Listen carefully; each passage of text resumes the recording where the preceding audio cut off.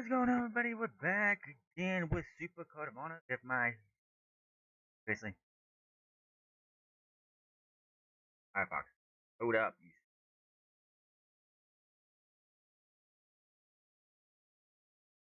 out of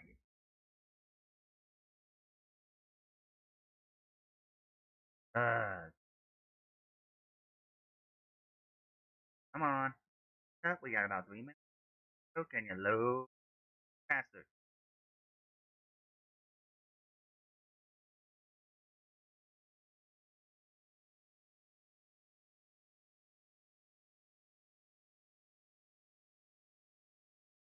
In here. Got it. So we are here.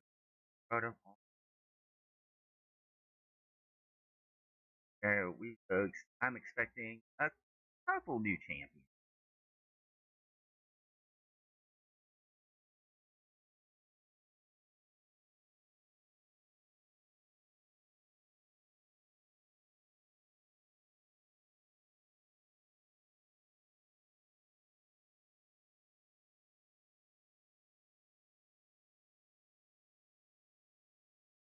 Is my microphone on? Yes, it is. Okay, we're gonna mute this just obviously.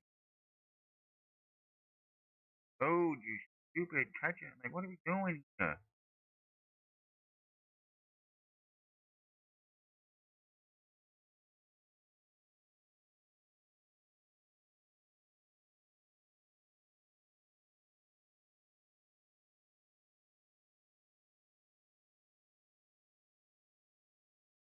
Look at what?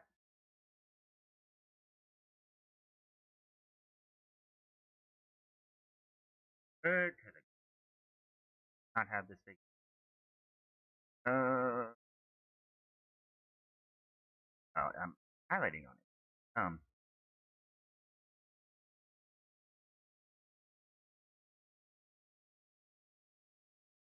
I in?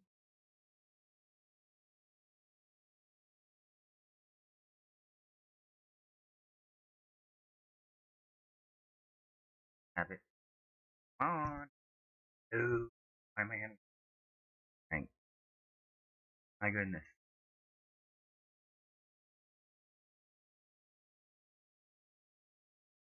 How was that? My goodness. It's been a fun morning.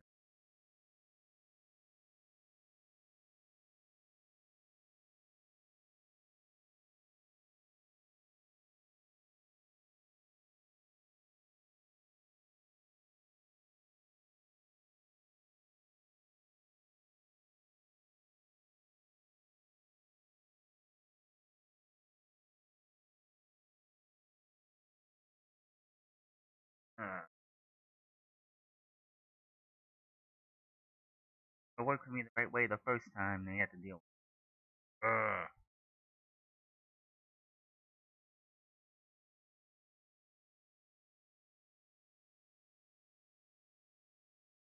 okay, hold on.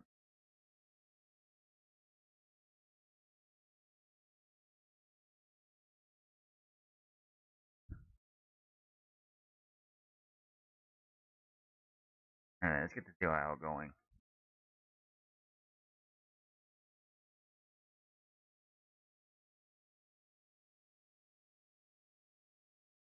Okay.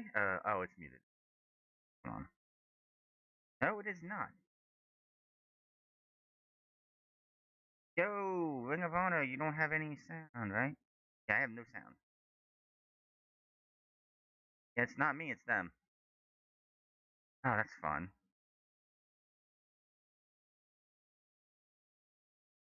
Audio, boys and girls, audio. It's not that difficult. There we go.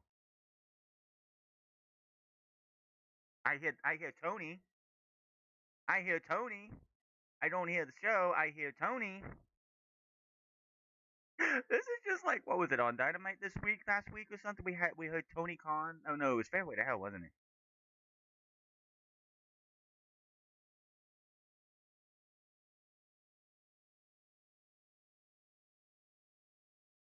Wow, that was something. Tony, you gotta get your audio fixed, man. There's no reason I should be hearing the audio for backstage. Ooh.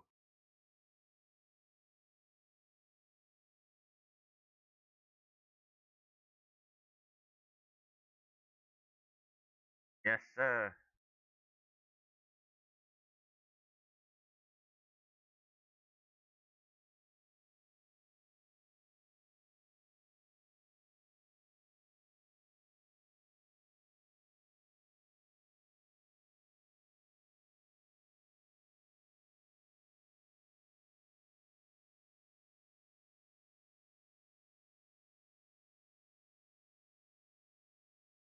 Oh, it's the first ever women's survival of the fittest. Did it need to be for the women's title? I don't think so, but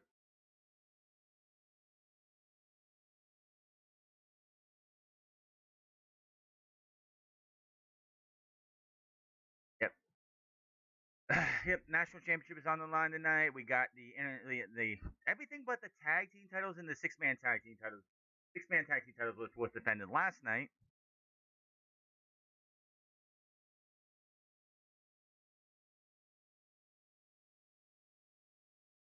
Athena finally gets the check off. So if we're gonna main event with the women, Athena will finally be able to check off main eventing all three pay-per-views for Ring of Honor. Because she's main evented multiple final battles, multiple Death Before Dishonor. She has not main evented a Supercard of Honor yet.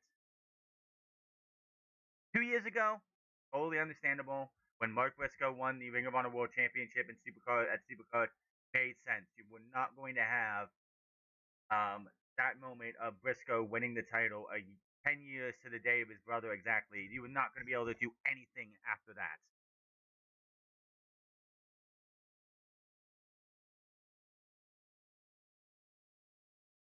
Diamante has been in AEW slash Ring of Honor for 6 years and has done jack shit except for win a tournament, a women's tag team tournament where she came out with Evilise for a while holding a fucking medal. Era Fox winning that TV title last night, that was great. I think Viva needs to win the women's television championship.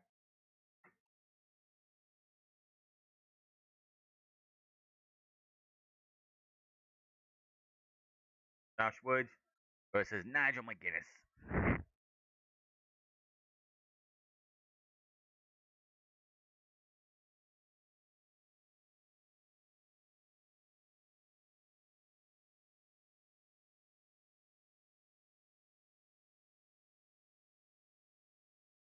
Ah, the Rascals are here. No Wentz, but we got Dez and Myron. Roosh in action.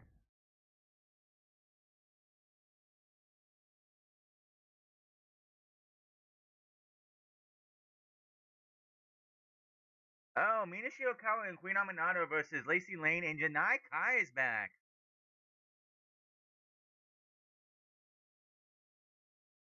Oh, of course you were gonna do that.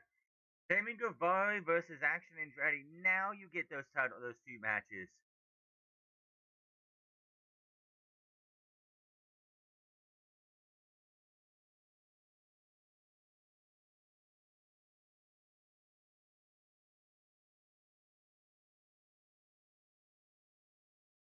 Right?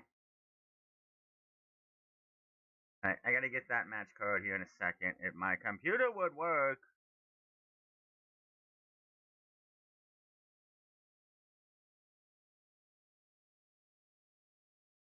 Why aren't the tag team titles being defended? Why are we not getting a tag team title match tonight? Why is Sammy Guevara facing Action Andretti? Like he could do that on any episode of Ring of Honor. Wait, where's the match card that just pulled him? Alright, now we got everything we need.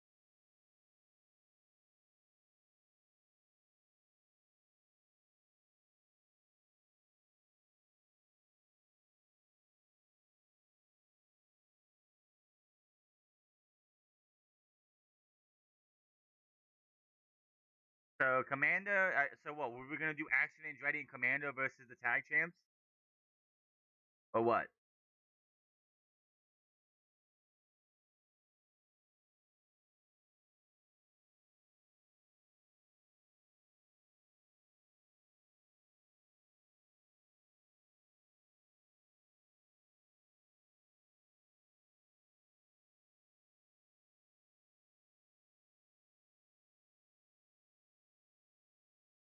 If here's the thing: if Beast Mortos isn't available, you should have made him. You should have made them vacate the titles and have two other worthy teams battle for them. That's simple. Poor Action Andretti, man.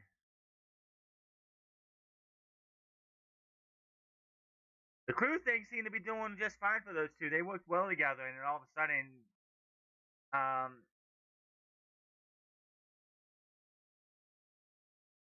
Leo Rush decided he wanted to go be Blackheart for some reason. I don't know about that one, man.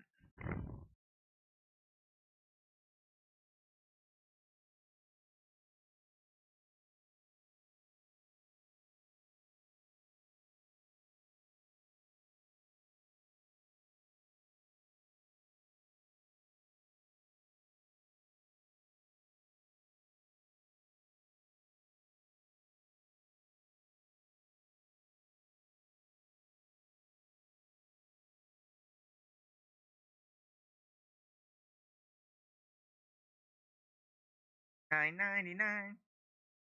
We'll get to that in a minute. Oh boy. Tonight. But Are we not $9.99 doing tonight's Desperate for event. Dishonor as our It next gets you Ring of special? Honor Because the each fact and that you're every mentioning week it at 8 p.m. on tonight Thursday nights already, and it gets you nearly 25 years of archives of some of the greatest wrestling of all time, featuring men and women that have defined the sport and where we're going in. Jamie, who told you that mustache was a good idea? Code of honor, unless Sammy Guevara is alluding to that. Now, I don't know if I trust it, man. Yeah. There it is. Certainly had turned a new leaf. We're going to kick things off here. Both these individuals. You see the clock on the top left. Fans, watch ROH.com, the Honor Club app. Very easy to sign up. You got 50 minutes and 55 seconds at this point. Oh, come on. To make sure you are subscribed. The head games that Sammy Guevara is so good at, man. It's great luchador wrestler that has it all. Very innovative. Been around for a long time. Has some great toolage.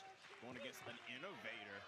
Great wrestler in itself in Action Andretti, man. This is a matchup that's so similar. I got to see who's going to have the hit in this.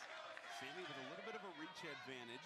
Action Andretti a little bit of a better flyer, I'd say. Sammy can tie you up a little bit more, but the quick reflexes. Yeah, people saying let's go Sammy, actually. Wow. Tell you what, man, the friendship relationships will have to stay on the LFI side. Wow. I don't know what's going on with Action Andretti and his friends right now. I'm just saying. Well, speaking of Blackheart Leo Rush, defending the World Television title at Supercard of Honor. Nice roll up here. That's title 1, 2. Beautiful. Challenging the new champion AR Fox. Cover here 1. And how about that last night on Honor Club? New champion crown. 1, 2. Trying to end this match quickly here. Action Andretti catches that leg. They're not having part of that. Guevara lands on his feet, though. That's impressive. Nice drop down. Almost catches Andretti. Andretti leapfrog and a beauty. It is Andretti. Ooh. And the face he made, it's effortless. It's like that wasn't a big deal for him. Well, the face of Guevara, though, says it all. A little surprised, maybe. I think just the surprise is that Guevara's not able to get into Andretti's head. Well, hanging around Leo Rush. Right. I mean, there's not going to... Whoa, wait a minute. Ooh. That's what I mean. These guys are so similar in their styles here. I want to see who's going to get the upper hand. It's almost going to take somebody to be aggressive. Somebody to turn the aggressiveness on. I think Action needs to shave his head bald, too. Kid's got something. I'm impressed. Wow, the seal of approval from Sammy Guevara. Caprice, I'm going to throw out a question for you. Do you remember... That was impressive. I have to give it to him. See here, Guevara. Do you remember who was in the opening match of 0 Hour last year at Supercard of Honor? This was a good one. It was Blake Christian and Jay Lethal. How quickly? Wow. Yeah. How quickly? And now what's the who's going for the world title? Right, Blake Christian. Right. Who has been absolutely sensational. Oh, look at this. It's an impeccable 2026. Oh, he's messing with the hair. Don't mess with the hair, man. The hair.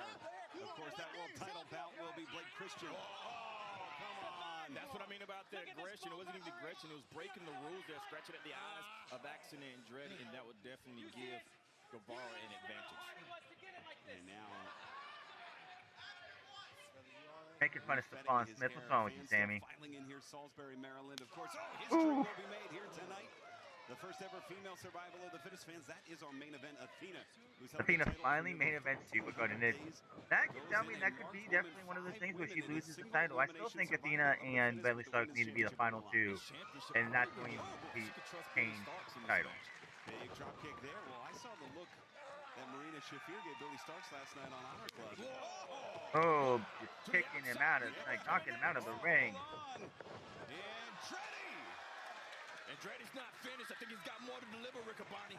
Certainly does. And knocking him down. Is 3 a charm?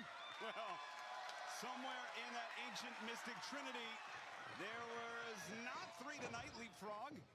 Wow, backflip over. Spiral drop kick. Guevara is special, man. Whether you like him or not, Sammy's not bad in the ring. He's not a bad person. And he knows it, and that's why he flaunts it. But he's able to back it but up. Sammy he has issues. One half of the ROH World Tag Team Champions. 3. He's just not somebody that Tony Khan's going to invest too much in on AEW television anytime soon. On the planet! I'm the best wrestler on the planet! Let's go! With 3 different partners, first ever athlete to do that, Caprice. And wanted to do it tonight, defending the tag team titles. Sango is probably the first person in any wrestling promotion ever to have 3 straight title runs without dropping the title. Nice kick there. Andretti now looking to finish the trifecta here. They're having a war on the outside. Sent him over. Landing on their feet. These high-risk maneuvers, man, they're really pulling them out early here. Well, they're going for broke. They know that Supercard of Honor, one of the tentpole flagship events for Ring of Honor. They know fans all across the world are tuned in to 0 hour. Oh, got him with a hip shot. Caught flush in the jaw of Andretti. Might have knocked him Something. out. Stefan's checking on him. I don't see him moving, man. He's got to do something fast. Oh, and Stefan And for the cover here. 1, 2, and Andretti able to get out. I gotta blame that on the cover, man. It took a lot out of both of them. And Guevara gotta blame that on the cover. No, really. And gave Andretti all the win he needed to kick out of that, and that's why Andretti's still in this match. You started to hear the fans come alive. Of course, Andretti cut his teeth in the Baltimore area, not too far from here. It's a lot of hometown. Even Zayda still like hometown favorites. The DMV, absolutely. Look at this. It's Guevara. Some hometown favorites, but this will always be Briscoe country to me, man. That's right. We saw that great package. You're in Briscoe, the Briscoe's area, and you can't get more Briscoe on here at all, like, at all. Yeah, man, I love it. It's Guevara unloading. That's the aggression that he needs, man. It's some things you need to do, and he's not letting Andretti recover here. He's smothering him with offense, making it hard for Andretti to do anything. And now looking maybe for that GTH fireman's carry position. It's almost like Sammy's gonna say, I haven't even broke a sweat. Yeah. That's not the GTH. You'd have him in the torture act. This is a risk because the crowd clearly now has gotten the head of Sammy. And Fallaway slam. Samoan drop. There you go. Wait a minute. 1, 2, Crucifix. and he gonna put Andretti away with that GTH. It's a nice trap. You can't overlook anybody, especially Action Andretti. He's made some huge upsets that way. I mean, you know what I mean? Absolutely. And what is with this showboating? It should be me. Me versus Bandido. I should be going for the world title. Delusional. Showing off. There's one thing that Guevara does well, and that's dictating the pace of a match. He's taking his time. He's not rushing. You look at this match on paper, it's going to be a high-flying, fast Sammy, this is the first match in Ring of Honor. It feels like he knows what he's doing inside there. He's slowing it down, making it hard for Andretti to get any type months, of I momentum. should say, not weeks, months. Right. When the speed Who else has Sammy had a match? It favored Andretti, and Guevara very smartly backed right out of that game plan. Slowing it down, and right here charging at Andretti. Andretti saw that coming. And the big boots get Guevara to separate, charges back in the back elbow. It's Andretti. Oh, a backflip and into a stunner. Didn't want to take that high risk and came with a Do a nice stunner. flip, they say. Damn. On Guevara as well. As both men are down, our opening contest, 0 hour, 7 championship bouts await at Supercard of Honor, which begins at the top of the hour. Fans, you have 43 minutes. Watch ROH.com, the Honor Club app, as it is Andretti. Back to one knee, Guevara. And, big right hand. And, caught again. is a big match for Andrade, man. Sammy may be looking past Andrade, but if Andrade pulls off a win here, the same thing that Guevara is saying about championships, why wouldn't Andrade say the same thing? Oh, especially. They need Second strike. time Andrade's been hitting that face with a knee, man. Oh, got with the Insaguri on the second run. Insaguri, excuse me, connects on Guevara. Hitting you, Nagi. Come on, come on, Ian. You're better than that. Irish whip reversed, handspring back elbow. Got the handspring back elbow. Not bad. This is the momentum that you don't want Andrade to get. You're right, Caprice. If Andrade can turn the dial up, if he can get the speed a little bit faster.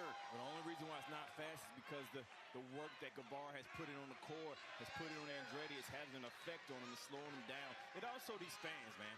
Fans behind Andrade as, and that's a smart move. Yeah, very intelligent fighter. Oh, but that's not, having his back turned is not. Oh. Whoa!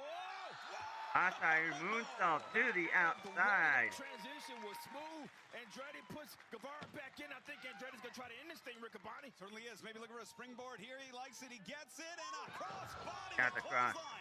Clothesline. Tried the first time. Didn't get it successful this time. This is bad momentum. And the running shooting star. How he beat Jericho in his first match. 2 and Oh. 4. Well, think about this. We know Lio Rush is challenging AR Fox for the World Television title. Right. We know that Andrade and Rush are trying to figure out what's happening. If Andrade pins one half of the World Tag Team Champions, Caprice, under normal circumstances, that usually warrants some kind of at least proving ground bout. I tell you what, man, Crew has really been doing some great things here, is all I can say. Oh, What has Crew been doing since like Lio Rush decided to become the Black Card? Guevara now. Back suplex up and over. No, it's Andrade landing on his feet. Instinct, man. Instinctively landing on his feet was Andrade. Has that wraparound, a switch waist lock. And the springboard from Andrade. Get the splash off of it. 2 and no. That was close. Andrade to his feet first. Collapse. Then Guevara collapsed. That's an involuntary action, Riccaboni, when your knees give out because your body's in trouble. And Andrade, if he can make a move here, split leg moonsault back to his feet. Andrade now, center of the ring. Gonna have Guevara charge in off Olay. Whoa! He caught him! That's it! 2, 3! No! Just a 2 count there. Guevara knows he's in a match now, Riccaboni. And imagine this, fans. This is what you're seeing here on 0 Hour. Right. The Women's World title, the Men's World title, the Women's TV Championship, the Men's TV Championship. I heard the national title's going to be on the national line, title, the Men's Pure title, the Women's Pure title, all to come. Special Pure Challenge. Wait a minute. Oh, goodness. You got 40 The hell was that? 39 minutes, 59 seconds. No, you're going to drive yourself crazy if you keep counting down, Caprice. I'm driving myself crazy watching this match. This is the first one. Oh, the up and over. That was not good. The alley-oop, the neck breaker, and here we go. alley-oop neck breaker, but he landed right on his right on his head. That's it. The cover 2. That's If Sammy can't hit that move right, he should never do it again. He's going to hurt somebody.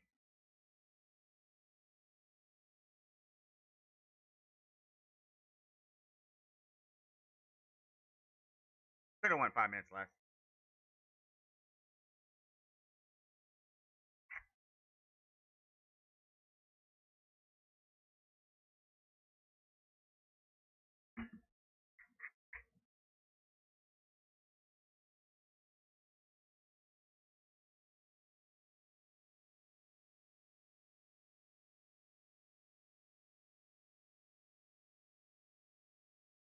Amigos, everybody's favorite pillar just killed it, hermanos.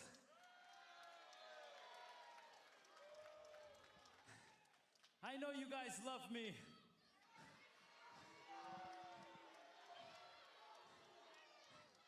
But if you can, try to make a little more noise for my partner, my hermano, what? What? Oh, we got Roos up next.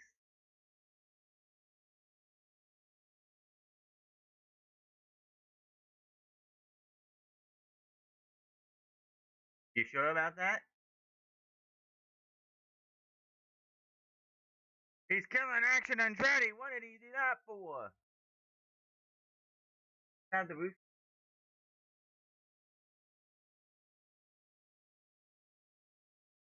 Guess I didn't.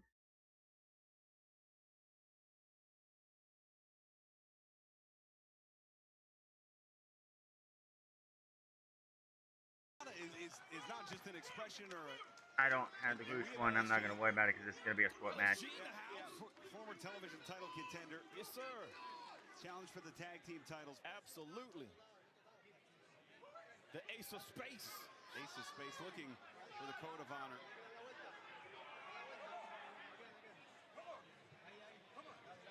Oh, I saved the Roosh. Oh. Shot to the jaw. Oh my goodness, this just started hard, man. Going right for the knockout blow. Oh, and steel punch in the jaw. You can knock somebody. Oh no, oh no. And then, yeah, wait a minute. LSG's in big trouble. LSG's in more trouble than he can imagine in that corner right now. Has the bell in the ring? Yeah, it has.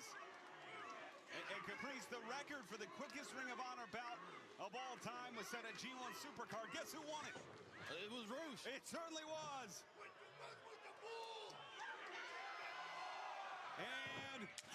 And that's that. Horns. To beat his own record. El Toro Blanco, the cover. 2. That's...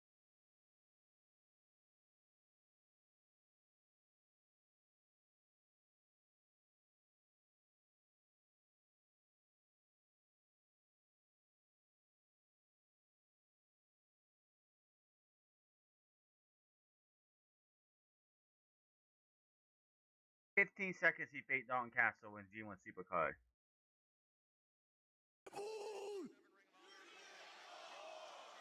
You get the horn! Okay.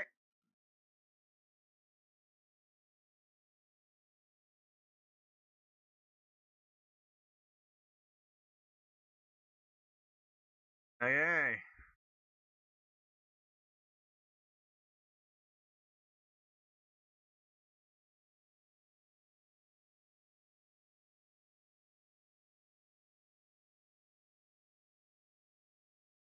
Still much from yesterday. Well, look, I ain't gonna lie. I've never seen anybody drink that much liquor.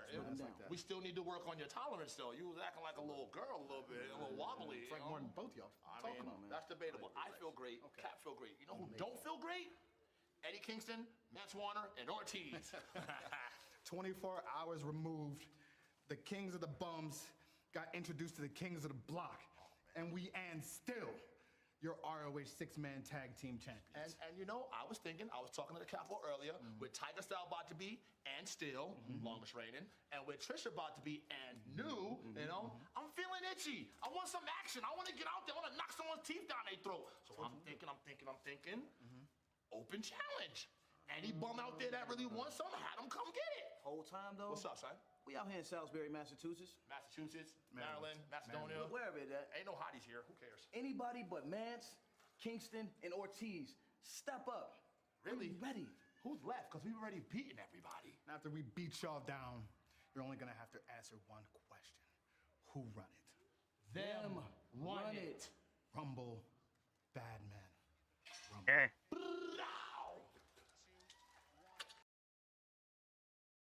Okay, so that's another match that I don't have because they just announced it.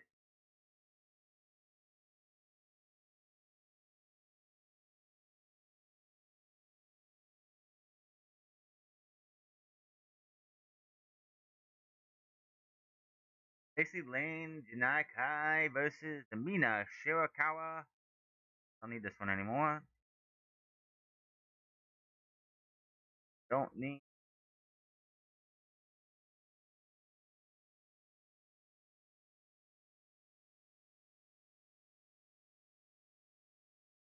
That one. We have to know that Lacey Lane is representing the Philippines. So she's from Miami, I'm pretty sure, one of those Florida places. You know, this would have been a perfect place to bring Casey Catanzaro in. Could have had those two back together as a tag team. They're a pretty good team together.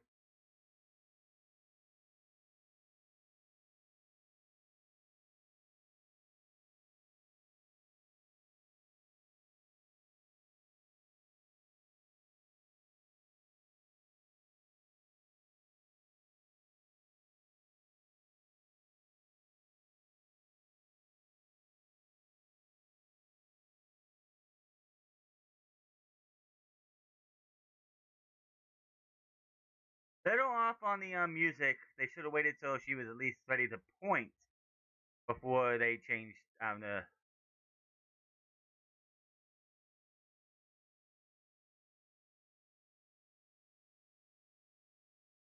Queen does not look to be in a good mood tonight.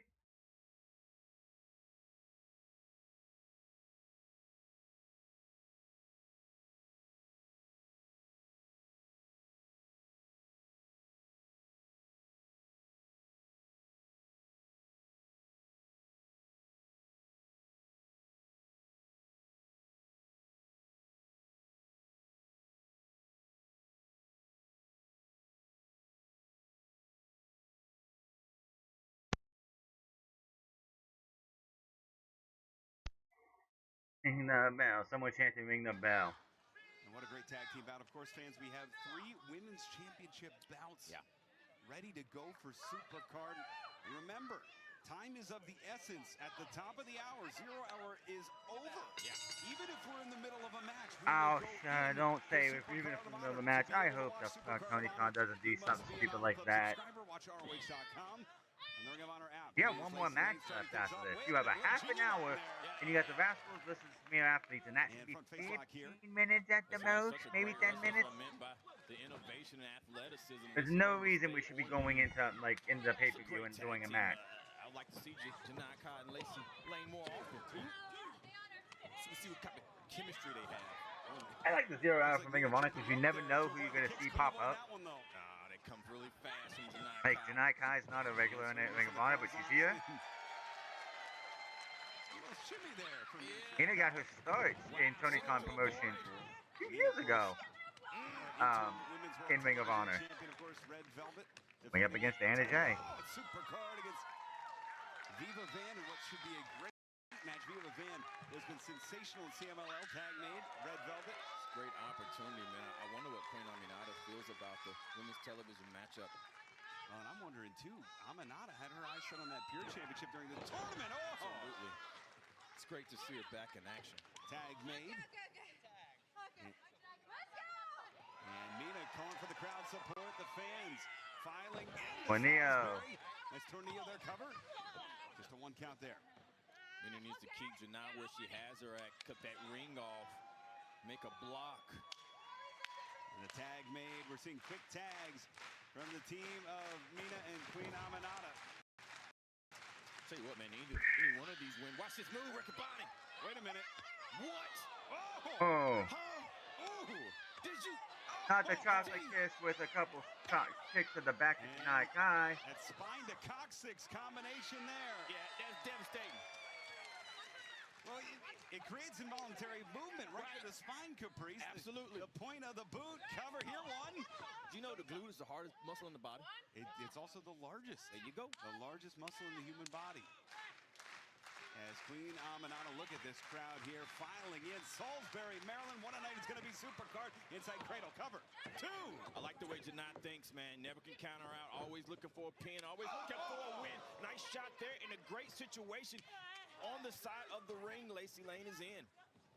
And Lacey Lane, look at that. That's a down. Oh, there you go.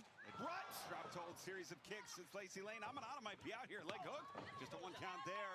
I love the intensity of all these athletes, Caprice. Yeah, they get some time actually here because, like I said, nobody has the Rascals and athletes left unless he's going to throw a standby match in it because Tony Khan loves standby matches. Any one of these women It could can be get 15 minutes. in the survival of the fittest match. Nice snap mare. And that is our main event here tonight. History will be made. The first ever survival of the fittest on the women's side. Athena. Oh! Athena finally gets to check off the box of Supercard of Honor. Including Trisha Adora, who of STP, in my opinion, has the quickest method to eliminate opponents in this single elimination match. Most dangerous finisher, you're right. A lariat Tubman can hit you out of nowhere. All you have to do is be in a prone position. Next thing you know, you're waking up. A lot of tension between Billie Starkz and Athena. Maya World and Athena protege. Yuka Sakazaki, a woman that nearly dethroned Athena, and then Zayda Steel. Oh, goodness! Zayda Steel has that hometown favorite. Right. Zayda Steel's got a lot of momentum, a lot of adrenaline coming into tonight. As Mina looking for that figure 4. Get that figure 4 on. Yeah, former interim Women's World Television Champion, Ring of Honor with that move. Oh! goodness. Oh my. Some smart moves there by Aminata, man. Going Wasn't straight for really a that smart thrust move kick because right to the Aminata midsection. knocked the hell out of The involuntary Janai friendly Kai fire onto Mina got Shirakawa. a hold of Janai Kai, which broke up the figure 4. Aminata looks great, man. Not missing a step here, but she's realizing that since she's been gone, there's been some women that have were part of the women division that won championships as well, and Janai Kai is one of them. Well, Aminata, who of course nearly won the Women's World Television title in the tournament to crown the first champion there.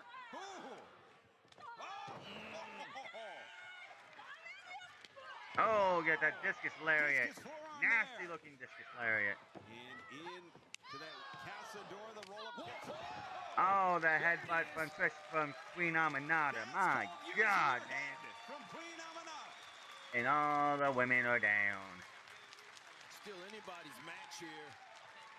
And this is just 0 hour fans at the top of the hour. We need you to join us. Watch ROH.com. Not only do you get Supercard live tonight from Salisbury, Maryland, you get nearly 25 years of the pro wrestling that has defined the 2020s and surely beyond Ring of Honor. And look at this. Now pairing back off. It is Lacey Lane, Mina Shirakawa. It is Queen Aminata. Things broken down, man. I don't even know who's the legal man. I'm glad I'm not Posey right now. I believe it's Mina Shirakawa and Lacey Lane. That was I don't know. combination, but you're right, Caprice. It has been so wild, so I thought it was Lacey Lane. I thought it was Janai Kai and Mina Shirakawa. The ropes. Oh! And a kick. And it's Lacey Lane. Wait a minute. And Oh, cannonball her. Janai Kai sent Aminata into the corner. There's Lane and Mina, it looks like. wow. At least 2.5 there. And Lacey Lane now with Janai Kai starting to get back to her feet. Maybe looking for a tag team combo move here. I wonder how Lacey Lane feels about Leo Rush right now. Right, the man that will challenge AR Fox. He's part of crew and Yeah, for the ROH World Television title. Big boot there. the blind tag made. Yeah, and block the clothesline. Oh, up the ladder. She wasn't even in the corner. She's halfway away from the ropes. What are you doing, man? And that kick connected behind the ear, Caprice. Absolutely knockout blow. Mina did not kick out of that. That's a great observation. It took the breakup of the pin. As Aminata delivering the forearm. Whoa. Oh, double chop to the chest. Double chop to the chest and the bosom. She just making them bosoms red. Controlling things, nice block The boobs there. red. Didn't block that. My goodness. You can't buy chemistry. And Janai Kai and Lacey Lane have a lot of it. And now taking advantage. Oh, 4 on the Queen Aminata. And Aminata trying Boobs gonna be, the boobs gonna be to fight tender later. off the 2-on-1. Off the ropes, touch the clothesline. The man gonna have to tenderize her. So, like, do the. Mina gets the 2 for 1 on Kai and Lane. Discus right. Oh, I hit the little mute button on the Back fist. Goodness. screen for a This could minute. be a knockout blow. Mina's not finished. She's setting up for that figure 4 again. The grapevine. Got her this time. Applied. And Oh, there's the headbutt. big time. Take out Lacey Lane. It might be a double submission, Riccaboni. Got her in the Texas Cloverleaf. And that's that. That is that. Fun match for the ladies. About 10 minutes-ish.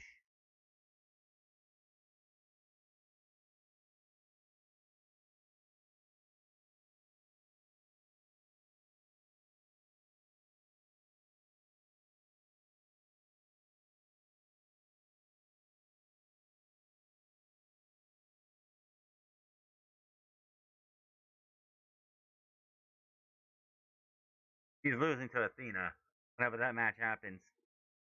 I wish they would have dates for each one of these, but they don't. We just know one match happening at Double or Nothing.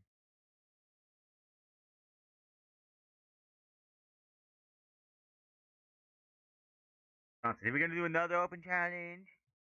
You guys know what tonight is? Jay, do you know what tonight is? But what is tonight, Lee? Tonight is a very special night because tonight is the night that Blake Christian finally beats Bandido to become your As new he Ring should. of Honor World Whew, Champion. it's about time, baby. We couldn't have done it without you, man. You see, this is how a mentorship is supposed to work. I give them a little advice, and then bang, bang, bang, opportunities come a-knocking. Unlike that stupid mentor that I picked for myself years ago. Who was that clown? Unfortunately, that clown was Samoa Joe. And now, Joe's walking around here with a new protege, Anthony Bowens. You know what? I actually don't mind Anthony Bowens. He's fast, innovative, bright future, but he's too stupid to realize he chose a fool for a leader. Let's not talk about it. Let's show them personally. How about tomorrow on Collision, right here in Salisbury, Maryland, we issue a little tag match. How about Joe Bowens versus Lethal Johnson, a.k.a. Lethal Twist? Accept the challenge, boys. That is Joe, if you're not too busy to show up. I mean, finally we get to see what Bowens does with the ops. Final match for this.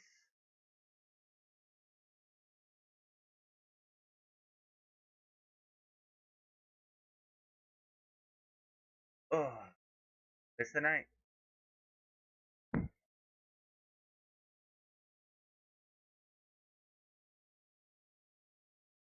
Oh, dang it, I did not mean to do that. Crap. Ah. Dude.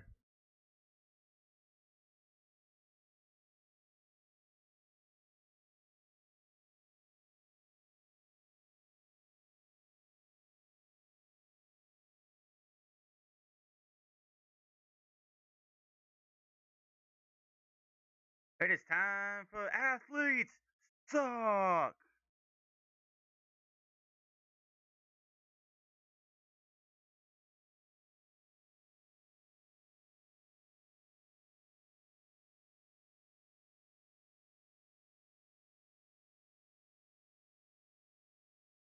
Athletes Talk! They're gonna lose here, aren't they? They should.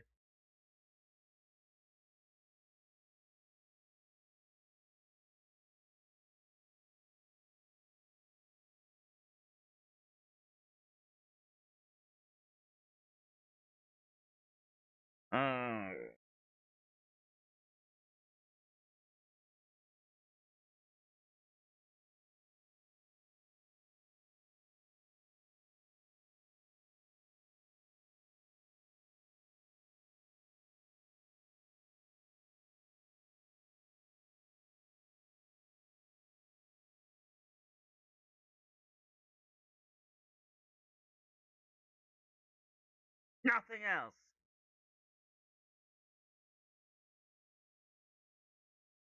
Ooh, Athletes Talk!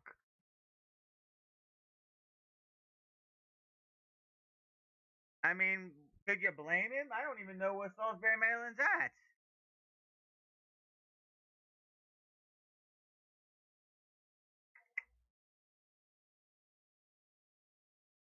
Wentz is with them. It's just a tag team match because there's only two members of the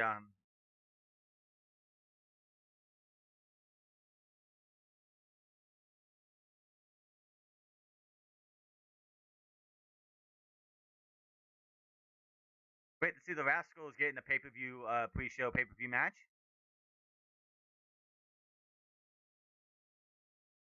You know, you have STP wanting an open challenge. Why are we wasting the Rascals on the Premier Athletes? You could have had the Rascals versus STP. I think it just would have been a bigger, better match. You have all three Rascals here. We could have had the Rascals versus STP for the six-man tag team championships, but no, we got to waste them on the Premier Athletes. Come on, Tony. You could have found two random slubs back there to get to job to these guys.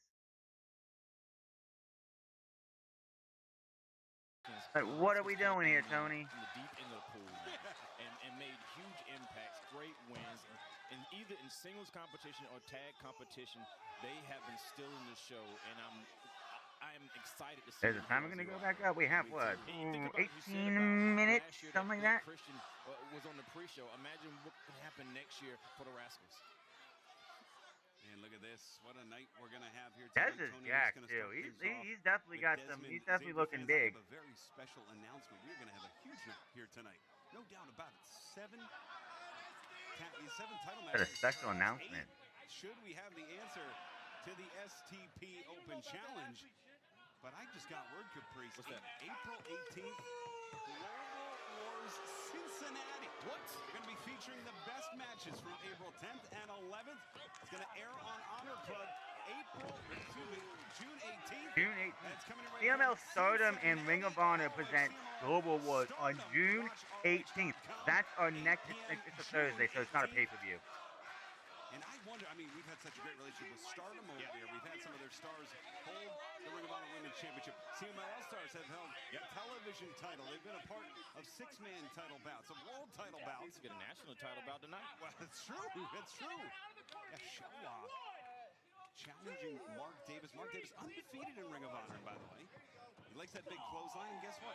Xelhua is a master of counters and a master of arm bars. We'll see how that works out. Speaking of counters, nice drop kick there by Xavier.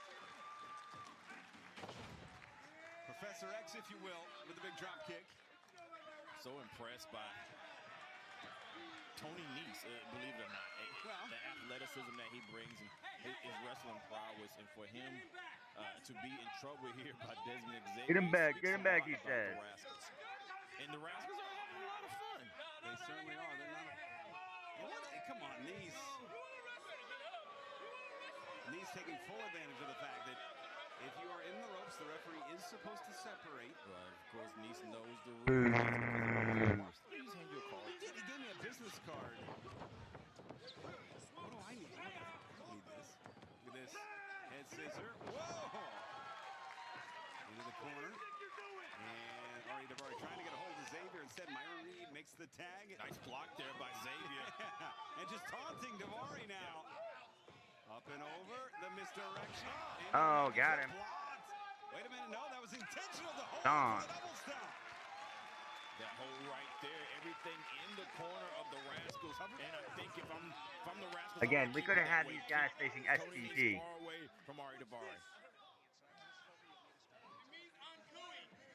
Myron Reed hoisting up on top. And he's trying to get out of that, man. He's raking at the eyes. And Davari swinging a miss on the clothesline. Oh, that Mongolian thrust tag made. And it is Davari exploding in the corner. And look at this ambulance chaser, Sterling pantomiming on every move. He's proud of his guys. Bryce, do your job, man. His elbow's hurt now. I don't know if his elbow's hurt, but I know if you think you can wear this the brace on there to keep your mind right, you're allowed to do it, and that's the rules that Mark Sterling uses to keep his guys at an advantage. And they've been undefeated for a long time, so it's working for him. Hey, man, does he have one of those deli counters that tells him how long he's not been injured? With his hand put on? I'm sure he does. Look at that. Great combination there. Series of kicks. Whoa! And Xavier with a running shooting star. Cover. Two. Tony Nese is distracting Brandon right there. That's Bryce Remsburg. Brandon Martinez will be our official later here tonight. And look at Myron Reed on the outside. Get him! Get him! Oh, wow! And that was out of the eyesight of Bryce Remsburg, whose attention was diverted. It was a setup, man. Where is Killer Kelly when you need her? Where is Killer Kelly when you need her? Sterling went DDT. Lance Xavier, do you remember what Sterling was insinuating? He was saying he had an insurance policy. And in Philadelphia, he cashed it in. It was Story Denali, that insurance paying big dividends here. That insurance poly has got a lot of wins for Mark Sterling and the premier athletes. Wow, this here. Oh, wait a minute. And Sterling, come on, Sterling's got that. See? He's got that medical device and he's choking Xavier with it. And Zachary Wentz trying to break things up. Can't get over there quick enough. Bryce got his hands full, man. It certainly does. He's getting on Zachary. He should be going. Oh, Desmond Xavier. The lights are dimming for Xavier here. Cover. Two. Two count there. The tag now made. Even everything. Ooh, they're just taking it down. They're going to town on Desmond Xavier here. Out here. The Rascals are still outnumbered. Yeah, it's still, Dez it's still looks out of it. essentially 4-3 when it's all said and done. Wentz is doing his best, but the premier athletes, everything is deliberate, everything is focused. It is a great game plan. The Rascals, hear the fans here in Salisbury, as this near capacity crowd continues to file in ahead of the top of the hour with Supercard of Honor. It's almost like the distractions that Mark Sterling have are planned out distractions. They went over these distractions. It's like having the clipboard out in basketball. Yeah. And the Rascals are just trying to defend themselves. They're just trying to get out of situations. But they're going against, you're right, a well-oiled machine and a great plan. And Davari looking for the back suplex up and over. It's Wentz connecting on Davari. Got him. Men are down. This match has reset in the neutral corners. Xavier needed that kick. He's got it. Now he needs to make the tag. See Myron Reed on the other side making noise. It went on the outside, trying to make the noise to let Xavier know where he is. Tag made. It is Tony Nese and Cobbs. Myron Reed. Myron Reed with the hot tag. Reed is so fast, man. Guillotine leg drop there. Myron all the way up, no one home. Now corner to corner, caught. Yep. Got him with the enziguri. Turn around, Reese. Right hand block, delivers a right of his own. It's 2 for Myron Reed. And we have an Irish whip. It is Nese who avoids the big kick. Oh, big old super kick. Super kick there. And it is Reed who is sizing up Tony Nese. Calling Xavier in play. They want to put this thing away. Double super kick. Thrust kick there. Gonna send Tony Nese for a ride, and I don't think Tony Nese wants to go. Oh. Slingshot neck breaker cover. 2. Davari breaks it up. He had Nothing you can do about that one, man. Nice save there by Davari as well. The only thing I don't like about Tony Nese and Ari Davari is Mark Sterling. These guys are great athletes. They're a great tag team, great wrestlers. It's a great match. It certainly is. And of course, this is just the 0 hour. Fans at the top of the hour, we need you to go to watchroh.com and join us on Honor Club. Oh, my goodness. 8 championship bouts. Big kick there. They may have eliminated Xavier right here. Myron Reed may be by himself in here.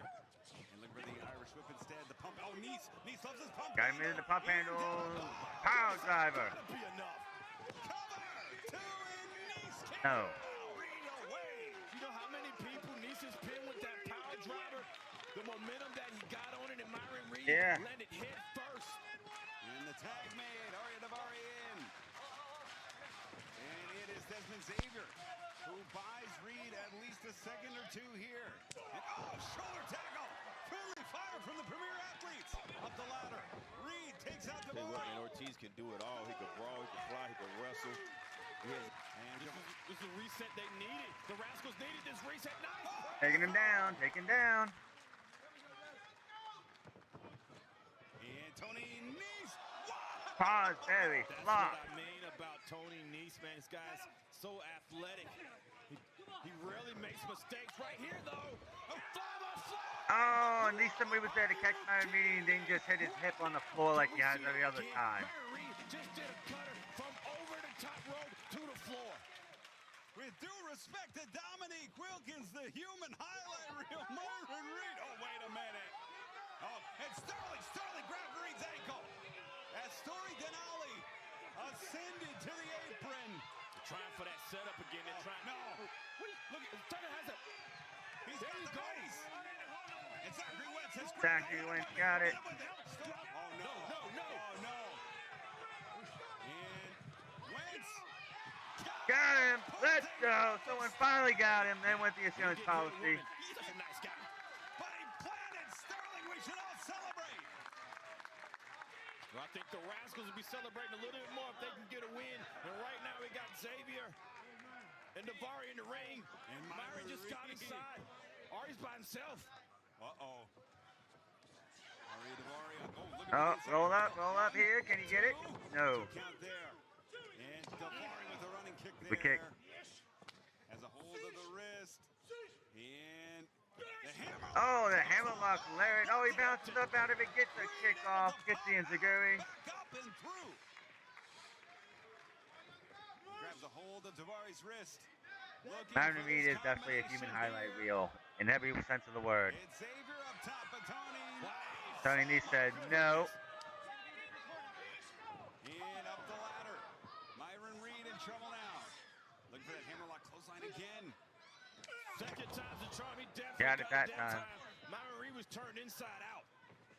Time to go for a magic carpet ride. As Tony Nese goes up top, 450. in trouble. Here comes that carpet ride. And Comes this that- move Daivari has named the magic carpet ride. That's an expensive carpet, too.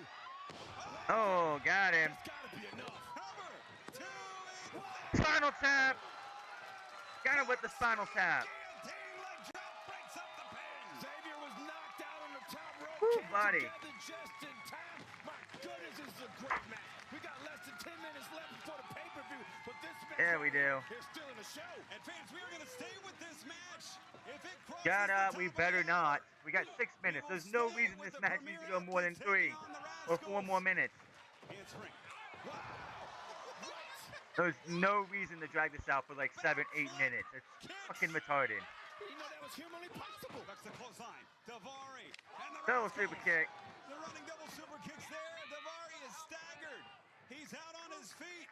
On Got him in the shoulders. torture rack. Position. They're going for it again. And Xavier. Double stomp. Stop. Dominator. Takes Nails it. Nese. There you go. Lead with the cover. 2.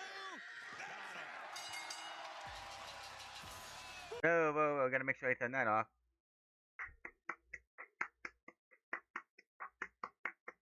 Very good match here. It's still got 6 minutes left. What are we waiting on?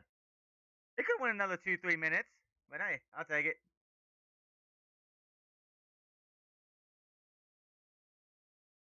Like I said, that would have been cool if we could have had these guys. I don't know who they got for STP. It better be an actual trios and not a bunch of randos. The Rascals coming in to face the STP would have been such a huge pop.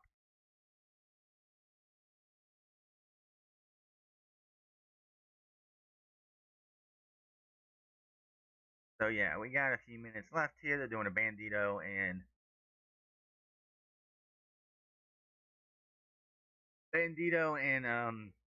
Blake Christian thing, which we don't need to worry about here. I can't wait to see. Like, Blake Christian needs to win. Bandido's not even a fixture on Ring of Honor television anymore. He hasn't been since Bandido, but burst on the scene at Forbidden Door last year, winning the tag team titles. It's like Bandido won the title last year for Chris Jericho. He was on like almost, I believe, every single Ring of Honor television show that Tony Khan booked. If not all of them, was on majority of them. And then Bandido happened, and we didn't see him on Ring of Honor anymore. So I'm like, we need to drop the title to somebody who's. And I don't want to be one of those things where, like, say Blake Christian wins the title, we're going to start seeing him on AEW television 2-3 months from now, and we don't see him on Ring of Honor television anymore. It'd be ridiculous.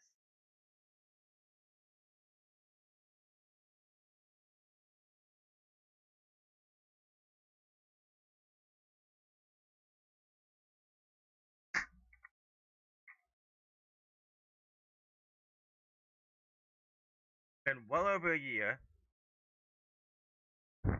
It should have been one-on-one at Final Battle, but Tony Khan was like, no, we're going to do a Survival of the Fittest instead.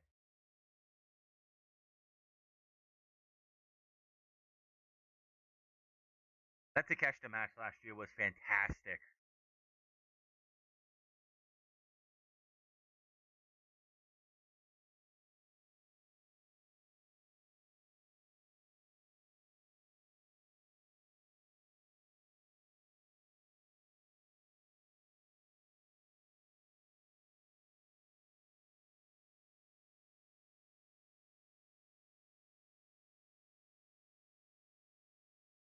Time to get this match over with. It's time to decide. It's gonna be fun. 4 minutes, boys. What's taking so long?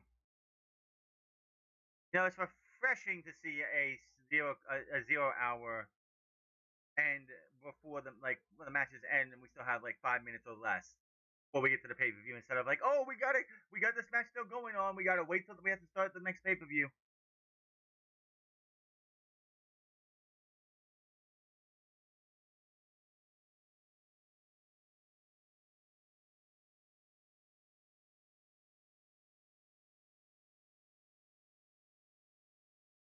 I think it needs to come down to Billie and Athena. Everyone else should be losing. Billie and Athena. I gotta get that graphics.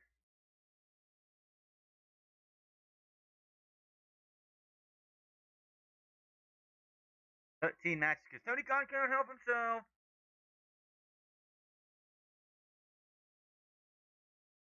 Every title but the tag team titles because apparently,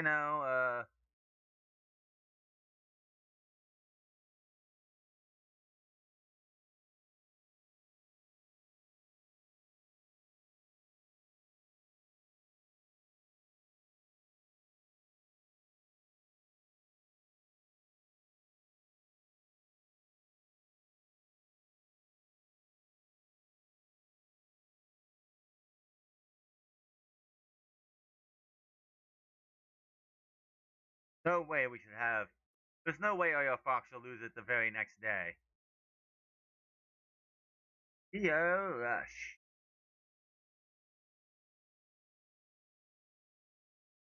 I think Viva Van should win. I don't think that the TV title does anything for Red Velvet anymore. I think that she's reached her ceiling as TV champion. She needs to move on. Josh Woods and Nigel Mcguinness. Honestly, that Josh Woods should win. There's no reason for Nigel to win this match.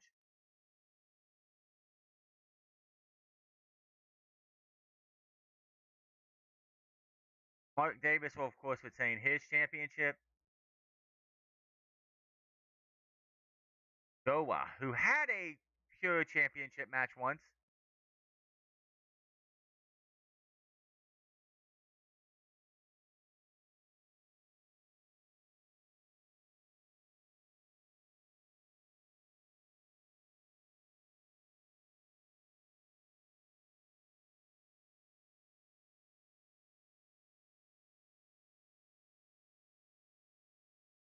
The only person we're missing is you. You.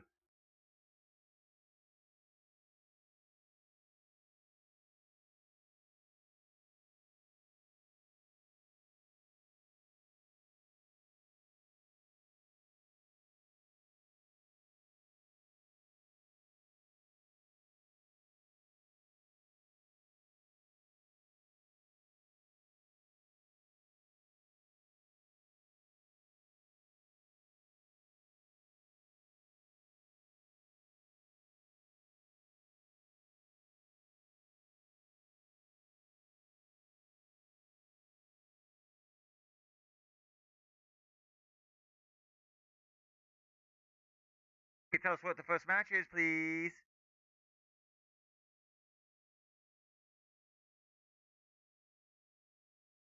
For B Square. Right. Big match coming up. It's a big show. Supercard of Honor will be here. 13 matches. Gonna be a good show. That's over. I'm off. And we'll be back on the other channel. Main. Huge. I will be doing Best of Super Juniors Sunday after done streaming. Main channel. Main streaming channel.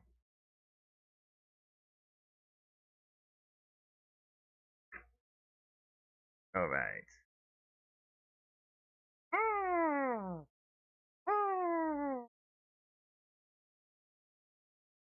Finally, Athena will took 4? Yeah, 4 supercards for Athena to main event one. 4!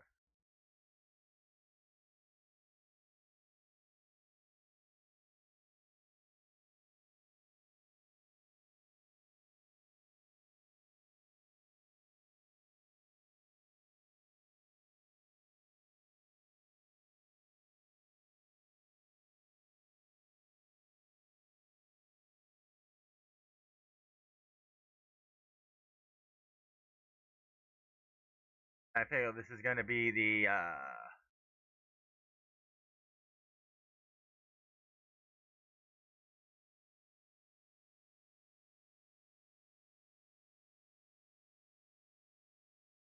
so this is the Josh Woods and Nigel McGuinness match.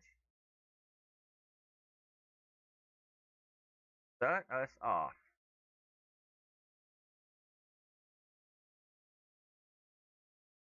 It's like every other match, all the other matches are title matches. Yep. This is the only non-title match we have all night. It's the goods, Woods.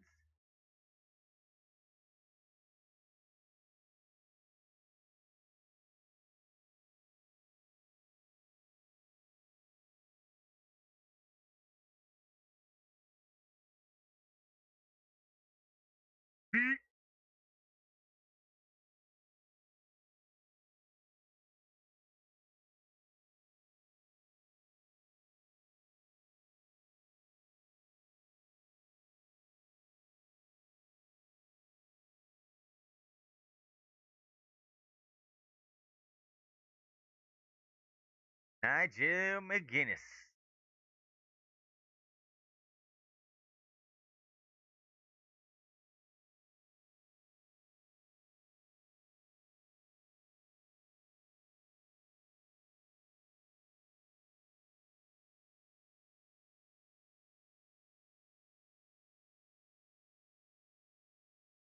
He got a shirt that has the Guinness in the style of the Guinness beer.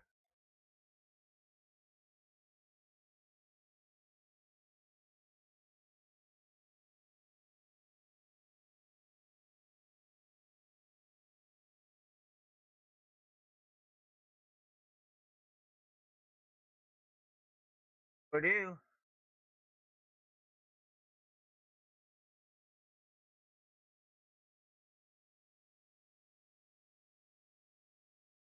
What's it, baby?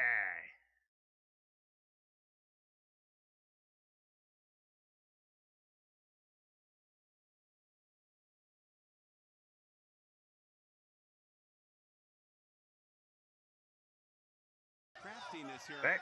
I think Yep. Nigel's First craftiness. matchup, Nigel Mcguinness versus Josh Woods. Everything after this is nothing title matches. Too much for Josh Woods, but we've seen Woods step into situations like this before and succeed. I don't know if it would be too much And for Josh Woods. Josh Woods, the power that he has is power that he can use. It's functional strength. Functional strength that Josh Woods has been using all his Ting, life. ting. Because all his life. I mean, from 6, 7 years old. 60-minute he's been a time limit. wrestler. Please He's let it been go. a pure wrestler. Game. Wrestling MMA, wrestling on the beach, wrestling national championships, defending in the cage. Josh Woods, all his life, has been a wrestler. So I don't think the mind game should be a problem, but one of the greatest minds in the world is the man in the ring right there, and that's Nigel Mcguinness, showing a little bit of frustration. As we saw just last Nigel's got a Josh wrestle Woods match defeating tonight. Angelico. Get a shower and everything, and then come back and be on commentary for Collision tomorrow. Pentaco following the bout from there. The thing I liked about Josh Woods there is the first rope break, man. You saw something change in Josh Woods. Like he woke the beast, like Josh went into beast mode. Certainly did, as we see an exchange here of wrist locks. It's Nigel Mcguinness turning that wrist and the elbow essentially inside out, but the point of the wrist into the forearm, now a waist lock from Josh Woods. Got a technical match going on right now. It is still rules. First-time viewers, Ring of Honor, Honor Club on fire. Supercard always gets some brand new viewers. And into the ropes he goes. That is a rope break. They need no rules with Bobby. Absolutely. Going to the collie. Going to that collie fight. Wait, hold on. Wait a second. Hold on. It's a break. What? That's that weirdness you were talking about. That is rope break number 1 used by Josh Woods. Josh Woods had his rope break taken because of the uncauliflower eel. Yeah, wow. I think that backfired on Woods. He thought he was going to get one on Nigel. If you use your 3 rope breaks, you can be pinned. Nigel went, okay, I'm going to mess the school year up and everything, and they had to call rope break for you instead. Imagine they called one for both. And that was witty thinking.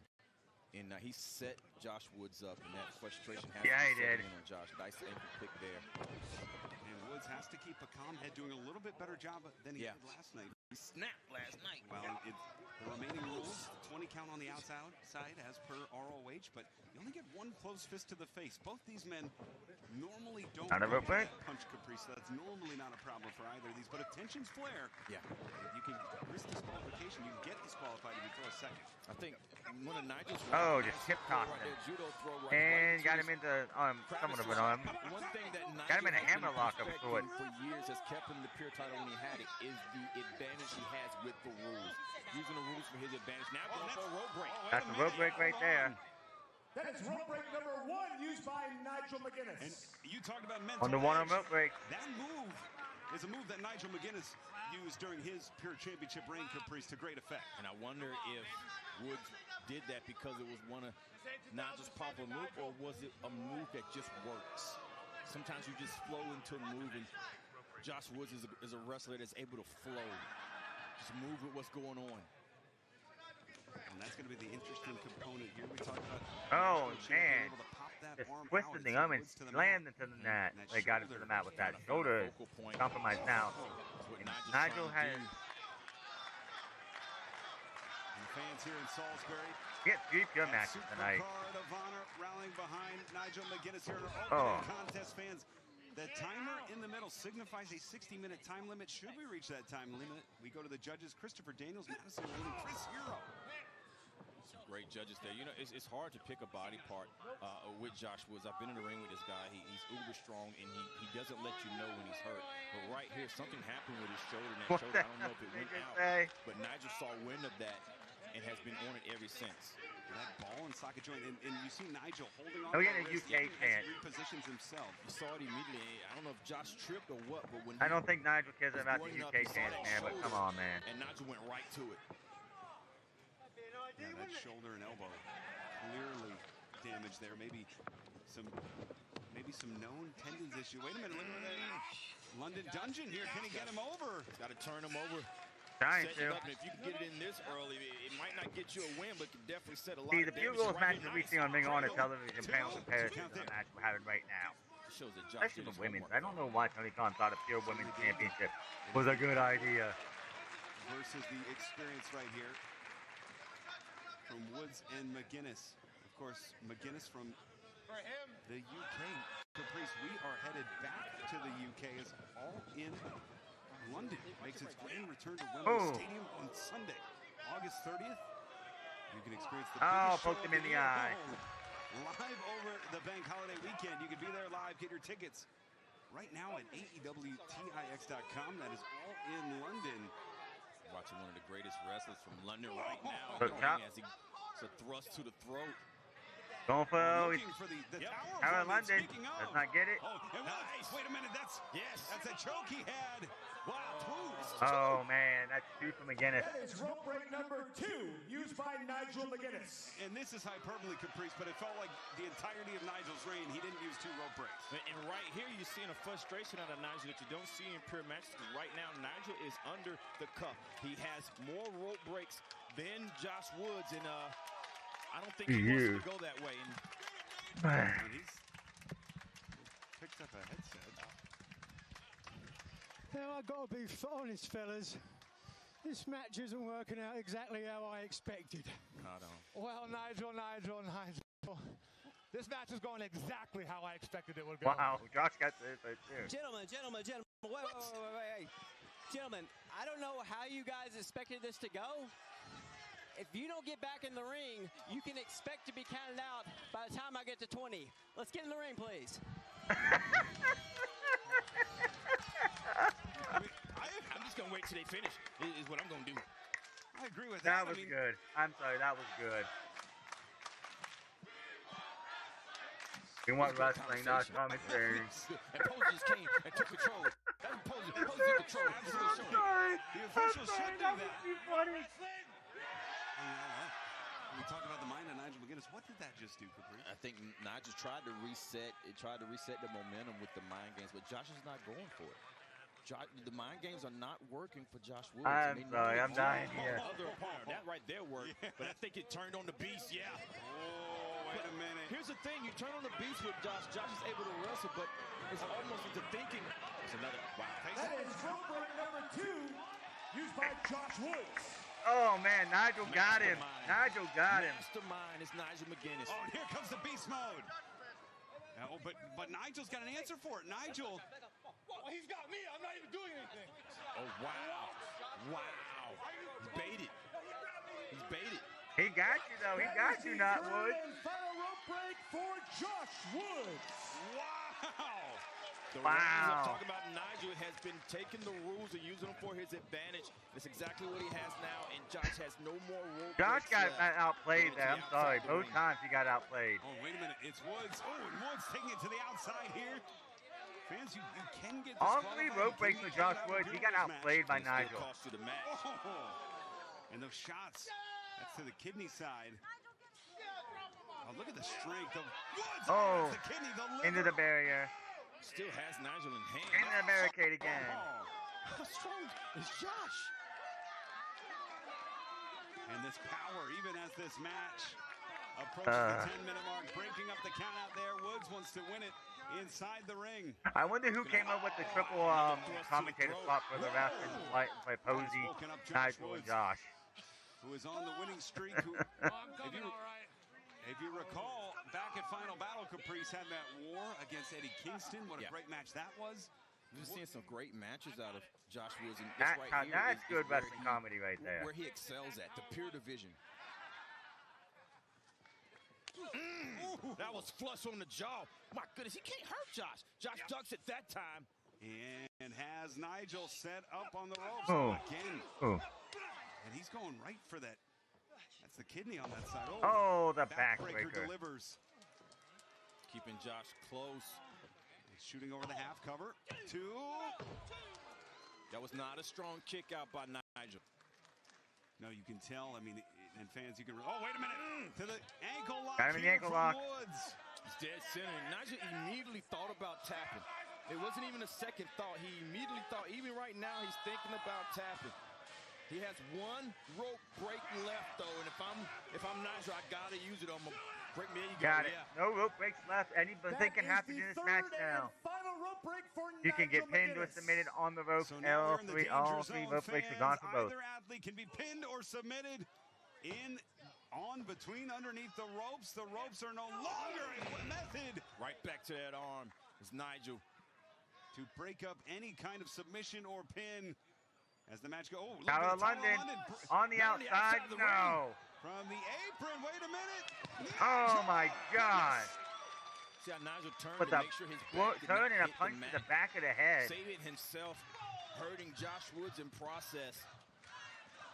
Now the rules favor Nigel Mcguinness. They certainly do. As Nigel able, and that you're right. If he would have landed flush on his back, it would have hit the affected area, would have hit that kidney, maybe the liver, and it might have taken Nigel out of the back as well. Nigel is an intelligent wrestler. He's thinking at all times, thinking ahead of the game, thinking in the game, and right now, if the women's pure title match doesn't go at least 10 minutes, we got an issue. Oh, forearm there. Remember, you get 2 close fists. Well, you got 1. Second results in disqualification. Is that all you got, Nigel? Josh asking for more. Those heavy forearms. Those counts are getting higher, man. Certainly are. We're at 13 now. As the war wages on directly in front of us. Woods getting the head start. Nigel maintaining a split stance. Well, you know you can win this match on a count out as well. So Nigel may be trying to set this thing up to slide in. Oh, wait a minute. There you go. Oh, Josh heard me. Yeah, we got to 18 there, folks. Very close here. The forearm connects. The forearm connecting. Josh Woods delivering the forearms, keeping Nigel close. Winding up, but too much time. Uppercut. Too much time on the wind up there. Too much time on it. Nice European uppercut. Whoa. Double boot to the face. Both men are down. My goodness, it's still anybody's match. What a great pure match we're having. Posey can count me in. They can both be down. Our first of 3 Pure Rules bouts here tonight. Nigel Mcguinness, Josh Woods. Both men have held the Pure Championship. Nigel, the second longest reign of all time, only beaten by the current champion in his current reign, Lee Moriarty. I don't know who would beat. I don't know. Like, it's got to be Josh. They got to be voting this for Josh Woods to beat Lee Moriarty. That's the only thing I can think of. The 4th thrust. He's taking the wind, the way that Josh Woods breathed. He's taking it away from Josh and making it very uncomfortable for Josh Woods. Swinging in, charging in, delivering the running European uppercut there. Woods is staggered. Nigel off the ropes. Woods with a forearm. Wait a minute. Nigel, Les Kellett caught. FYB. And FYF. Covered. 2. No. Josh has got to stay with them. Nigel's in a lot of trouble, but now Josh looks like he's second-guessing himself.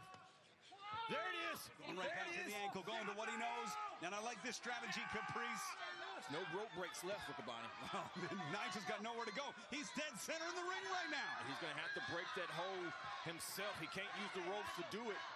I mean, it won't be broken if he grabs the ropes. No, yeah. Army crawling to the ropes. And Nigel, look at the desperation in the eyes of Nigel Mcguinness. Yeah, now. No rope break, though. Thinking about tapping and being roughed right back into the center. It's got to break it. Oh. Nice momentum shift right there. Yep. Pulling them back like that does give you a chance for them to get that momentum shift. Powering Woods into the turnbuckle heads first.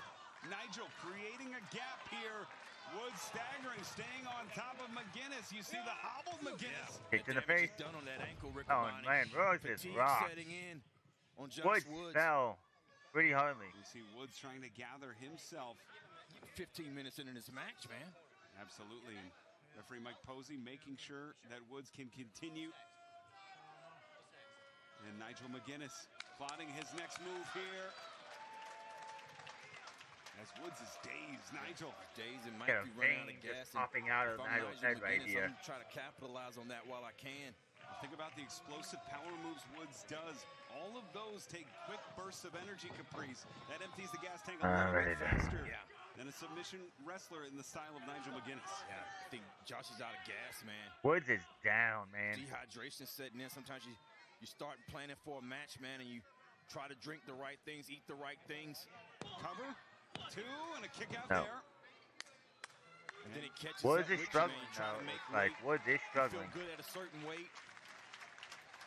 And then you get this deep into the matchup, and you think your power is going to win the game, and it's endurance that you need. Oh, looking for this London dungeon, trying to get that vertical position, standing enough, man. Standing over Woods, and then look at the way the elbow's behind the head right now of Woods. He's got it at a torque, man. He's going to make it hard for Josh to turn inside out to break it. And putting that pressure on the shoulder, the elbow. Nigel Mcguinness going for that, ooh, that chin lock through the ropes. Les Kellett clothesline caught. It's Woods. Gets caught. Waist lock here, spinning Nigel around. Forearm connects Woods. Again, Woods is staggered. European uppercut connects on Woods. Oh, driving back though. The power's still there. Les Kellett one more time. Got it that time. That may be a knockout blow. Leg hooks. Two and got it. Yeah. Wow. You heard the referee say stay down, but like, damn, I did not expect him to win. Nigel won though.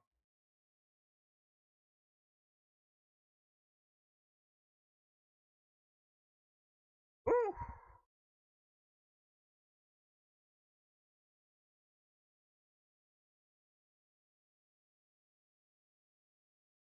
Yeah, I think Woods just ran out of gas in the match.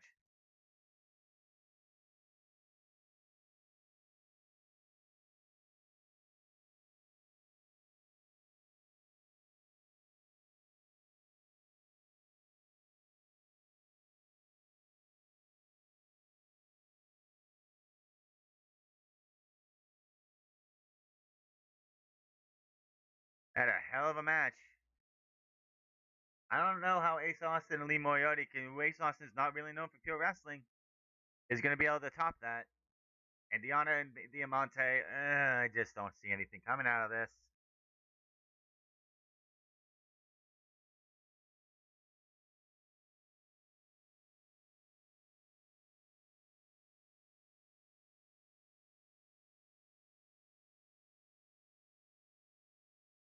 I believe it is time for Red Velvet to lose this belt.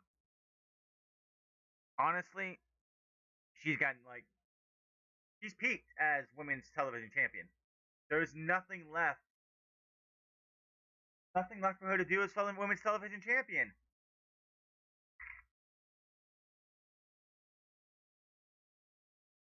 And quite honestly, if there's a title change tonight in the main event, Red Velvet should be the first shot. Because she is the former one. She's TV champion right now. The Viva band really hasn't won many matches.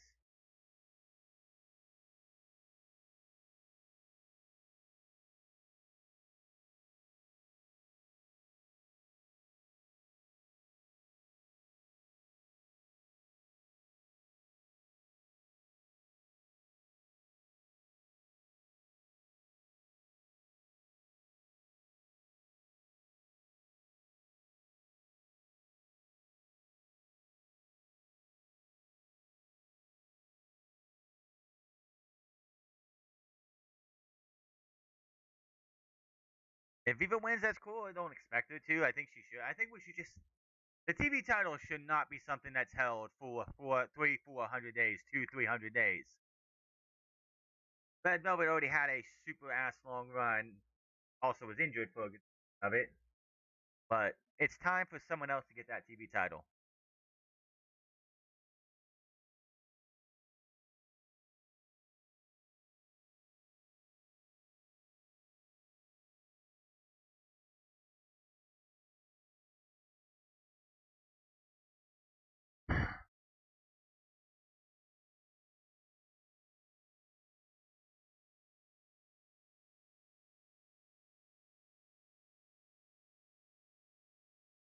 I get these on. Hungry. Oh gosh, you got a new entrance video. New music?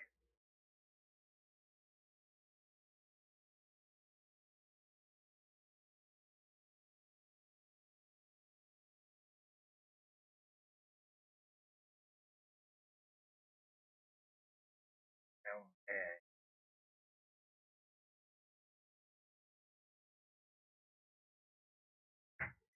It's time for her to move on from the Ring of Honor Women's Television Championship.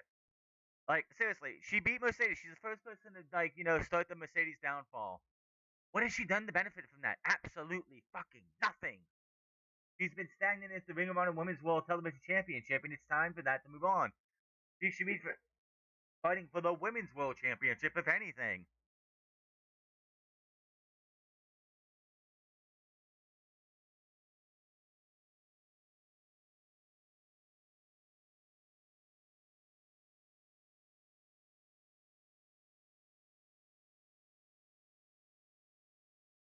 I don't know. They keep keeping the belt on her for so goddamn long.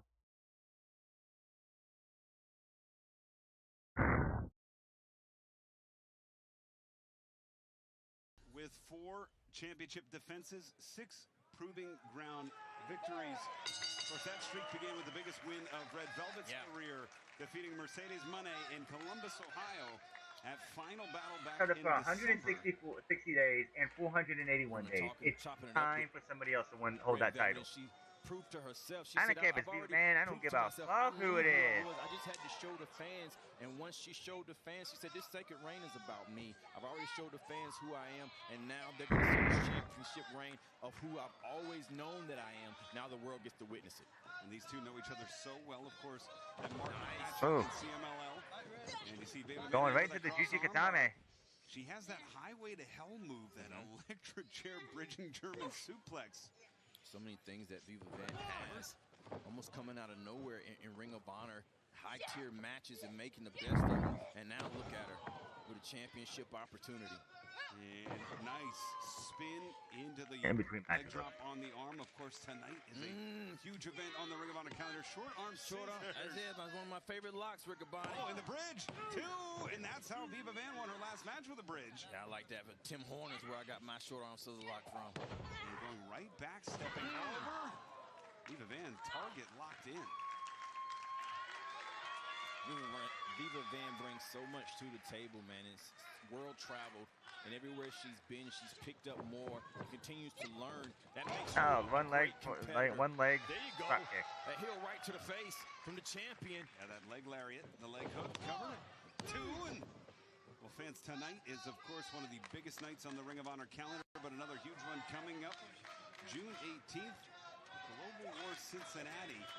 Featuring the best of Ring of Honor, CMLL, and Stardom. That will feature matches from June 10th, June 11th. That's Global War Cincinnati, featuring ROH, CMLL, and Stardom. And what a great partnership we've had with many organizations. And because that's one to remember for sure. Viva Van, that rolling heel. AEW is in Sugar Land, Texas the day before, and right there was a misdirection. The next, that's interesting. So Tony Khan's going to go from Sugar Land, Texas to Cincinnati, Ohio to do Global Wars. Not something that you would normally do, and that's what Excuse me. It's that unorthodox offense that Viva Van brings. And that Dragon Screw whip in to that. The next time. Like a neck breaker on the leg there. Yes, bringing in trying So to in Cincinnati separate on June that knee. 11th, so I think they're going to Is what tape Viva Van is doing, trying to find a target to Ring place, of but Honor the they'll week now before. stretch muffler. Stretch muffler for sure. So in Cincinnati the week before. And Like Viva in, Van, who's a member yeah, they're in Cincinnati. of Like the AEW's in Pro Cincinnati on Wrestling the Hall 7th, of on Fame, the has 10th and the competed in Ho 11th. Chi Minh City. So it wouldn't surprise me if Look at this going right they after that take leg. it And that, if before Viva Van that could take out or that after leg that. caprice, it takes away the spinning kick. It takes away Red Velvet's ability to stoop it up to hit that neck breaker. Takes away your ability to punch hard as well. You have to base off a kick. All punches come from the hip, man. You base it off from the floor. You have a great foundation. You throw them out. So she's taking away a lot of the offense from the champion, Viva Van, and it's working well here with this game plan. And another thing about Viva Van is she has a lot of footage on the champion. Well, that's right. Been a champion for a long time. She only held it for 112 days, did nothing with it. Red Velvet held it for 401 days, did nothing with it, basically, because she got injured halfway through. Mercedes did nothing with it for 16 days, and then Red Velvet has done nothing really much, except for a couple title defenses. It's time for this title to start being defended and lost and won on Ring of Honor television. Leg for leg there. You see even... Oh. Nice. Twisting a plant there from Red Velvet. Stays downstairs, connects with a spinning kick of her own. Gave up the knee, though. Yeah, gave up the knee. You can see right there that Red Velvet's knee is still in a lot of pain, but right here is leg for leg, and it's a dangerous matchup, man. It's who can recover first and whose offense depends on their base the most. As we see both women, the Ring of Honor Women's World Television title in the balance. Head to head, face to face. Head to head here, man. I'm in your face, man. Open hands. Oh. And it is Viva Van delivering a shot of her own. And both women. Oh, double leg and a double slap. Oh, man, I love this, man.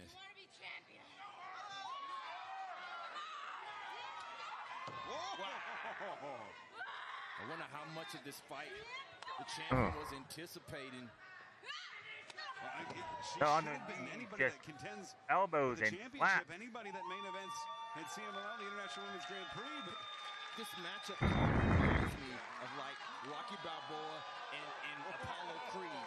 Like Apollo Creed making all these matchups, taking on anybody. Oh. Someone comes that has made their name somewhere else and give you a fight of your life. And that's what's happening right now. Viva Van's going toe-to-toe with the television champion.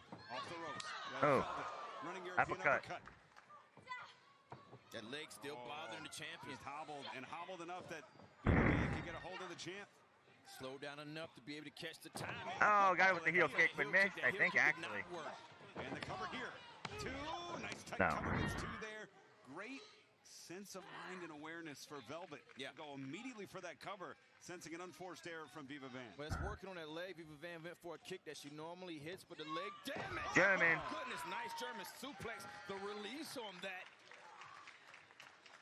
has the champion folded like a pretzel. And the champion is rattled in the corner. Viva Van charging in, no one home. It's Red Velvet now. There they are. Shots in the midsection. Shades of her late father, Prudencio Cardona, who was the WBC World Flyweight Champion representing Colombia in the 72 Olympics. Those are inherited, educated fists right there at work. Wait a second. Oh, a kick. Wow. That's the up kick for sure in the corner. That is on her. Like, it's behind his. Oh, the strength, the power. Got her up in the electric chair. Looking for the highway to hell. Instead, it's Red Velvet. Shots to the head. Swinging around. Roll through, Hurricane Rana. Viva Van. Uh-oh. Red Knees to the back of the head with the Meteora. Meteor right there. Red Velvet needed this control. Pull back to the corner. Viva Van is on her feet. Oh, Velvet has no idea. And Velvet's hobbled. Viva Van back to her feet. Back fist. Fist connects. Oh, big old fist. Double pin. Oh, that would have been so. That would have been so bad.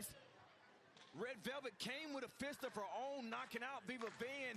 Martinez went for a double pin. I mean, somebody had to kick out. If one person didn't, it would have been a title change. I think Red Velvet realized she almost lost. Hold on a second. Two. No, it wouldn't have been a title change. It was a double pin. Two. Wait a minute. Two. Change here. Cover. Two. No, can we not have a roll up be the end of a title match, please? Ooh, swing and a That'd be miss. stupid. And again, whoa, Red Velvet across the chest there. Kicks out the knee. And Velvet. Ooh, Nope. Trying to square it up. Viva Van sent down. Got her that time. And Van in a bad way, in a bad position. Looking to take Viva Van. Straight out of her mama's kitchen. No, she gets caught. She caught her. The time that Red Velvet is taking to set these moves out, that's causing her, giving Viva Van time to recover. Right here. My goodness. Oh, the power. Viva Van planting head first, the TV champion too. And No. Spike gets 2 7/8. That was so close. The spike was so tight on their way that Viva Van stayed a hold of Red Velvet, not letting Red Velvet even move from the move at all, keeping that pin locked in. She almost won the championship a couple of One big move, in my opinion, Caprice, will end this 11-match winning streak. Will end this dream second run for Red Velvet. That's dangerous right there. Red Velvet was sitting into the turnbuckle. Your instinct is to turn Up again, around. trying for the highway to hell Red again. Velvet is out of it so much she went chest first into that turnbuckle. Oh, looking for highway to hell again. She's going No. for Oh. And Red Velvet, the power from the legs sends Viva Van back to the corner. Wait a second. Oh my no. Oh no. Someone's gonna no. She's dangerous. A career to be shortened. She's still trying to hit that move. And Velvet able to get out of it. The power of Viva Van to catch Red Velvet. Someone's career is gonna get shortened. And I No. onto Viva Van. Plasm. Cover here, 1, 2, could it be it? No. No. So much going on in short amount That's like, of what the time. hell I gotta do? High risk by both people. The champion able to think off her The feet the on the ropes, highway to hell still in the move is matchup not a in good the move. eyes of the champion. It takes way too Will much not setup let to do. that right there And is it's focus in, like she knowing needs to that have a move she like has to Red turn Velvet this thing off has if she here. wants to leave champion tonight. Show me that you freaking want to be champion. And Velvet, who I think realizes just the severity of this challenge, Oh. the capabilities of the challenger. She asked Viva Van to show her, and I believe Viva Van is doing just that. And the cover here. 1, 2, whoa. No. Took us too Nothing long. wrong with the He move, went nothing way wrong too with long the on pin. trying The to. champion just not ready to succeed. She was trying to pull her in so she wouldn't be able to grab the rope. Apollo It Creed, took way Rocky too long. Balboa. Midway through that first fight, Caprice, is Yeah. when the light bulb turns on. Yeah. When the light bulb turns on for Apollo Creed. In the rematch, it was on from the start. But here tonight, did it turn on too late for Red Velvet? Is Viva Van in the driver's seat? She's trying again for a third time. She's got to hit this, so it's like She just has to hit this move to win it. We know what she's going for. she's still won so for a many third time matches going to be with blocked, it. isn't she? But the champion not letting it happen. Oh, the power bomb! Cover! 2 new champion here now. No. Just 2 and 3. Viva Van needs a new finish. If you're going to have a finish, Whoa. oh wow! Back around. No way she It's does Viva this up Van. like Look this. at the No power. way. Squatting down, trying with everything she can. He to lifted lift her the up. Oh television my championship God. up. So many ways to get inside of this move. It's caught. 2. Could it be Viva No. Van? It's Red Velvet. 2 and no. No. 2 and a half there. Both women back to Get the a feet. better finish, Viva. I'm sorry. Cover to Red Velvet. Red Velvet survives. I'm sorry. Viva Van needs a new finish. She needs a new finish. That finish is garbage. That finish is fucking garbage. Like, I'm sorry. You have to, like, that takes way too much. Way too much to get into position to be able to hit your finish. You need something else. Going up for an electric chair, whatever the fuck you want to do. That's why she lost this match. Something that's actually going to be definitive. That's not a good finish at all to think about trying to go for. But Red needs to lose this belt soon. Red needs to lose this belt soon. She's had it for too long, and it's not doing. She's doing nothing with it. It's not helping her anymore. She's done all she can do. But yeah, Viva Van needs a new finish. That finish is not something that you should be building with. Red didn't even use her finish. She hit her with a spinning kick, and that was it. That was the closest Red Velvet came in this reign to losing that championship. Viva Van had her everywhere, but she tried for this awful finish. trying multiple times to do a electric chair like drop or something. A modified electric chair drop is not a good finish.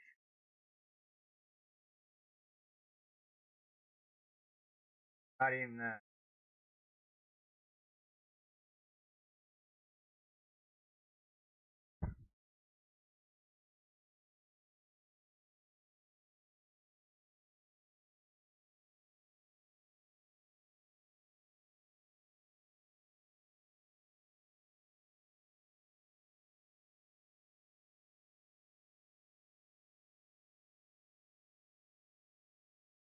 Thank God they got the title off of Nick Wayne before he went to Japan.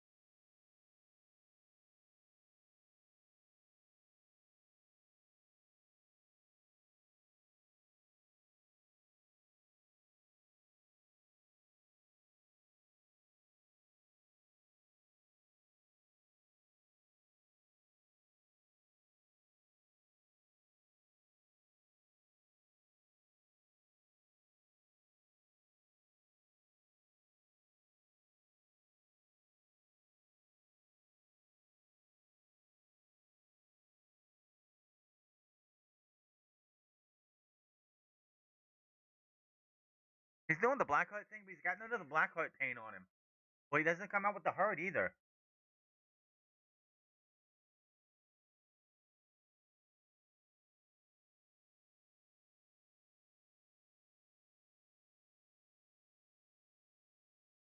Oh, did he paint himself this time? It looks like maybe.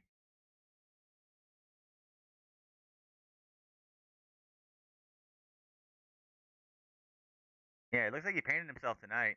Maybe. Not sure.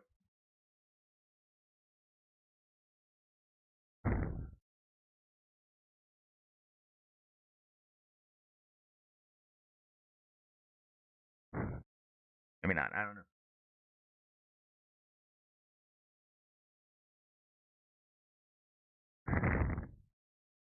No, he just got his tats on.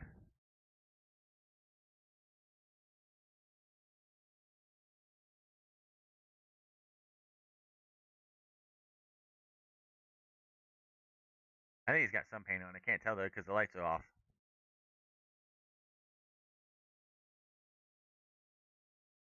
Yeah, I think he's got some paint on his face or something. Oh yeah, he's got a lot of paint on. Holy shit, what is this? Oh my god.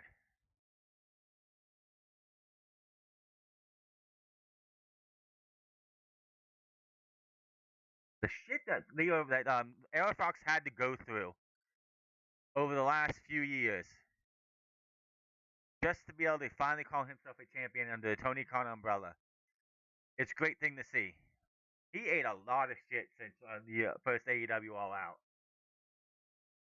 Like he was absolutely punished for like 2 years at least 2 years, maybe 2-3 years after he didn't go to like he failed to inform Tony Khan that he wasn't able to go to All In for whatever reason. Oh my god, those veins! He's got veins on himself and everything. He did paint himself tonight.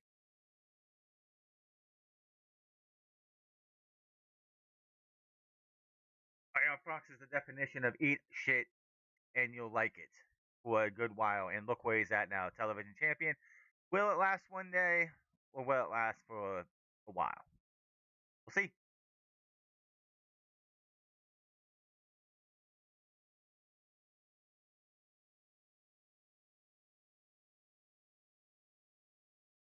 He won with a roll up, man. Guess it works though. A fighting champion thrown into the deep end. Lio Rush, of course, like you mentioned, he said he wanted the World Television Champion, and I know,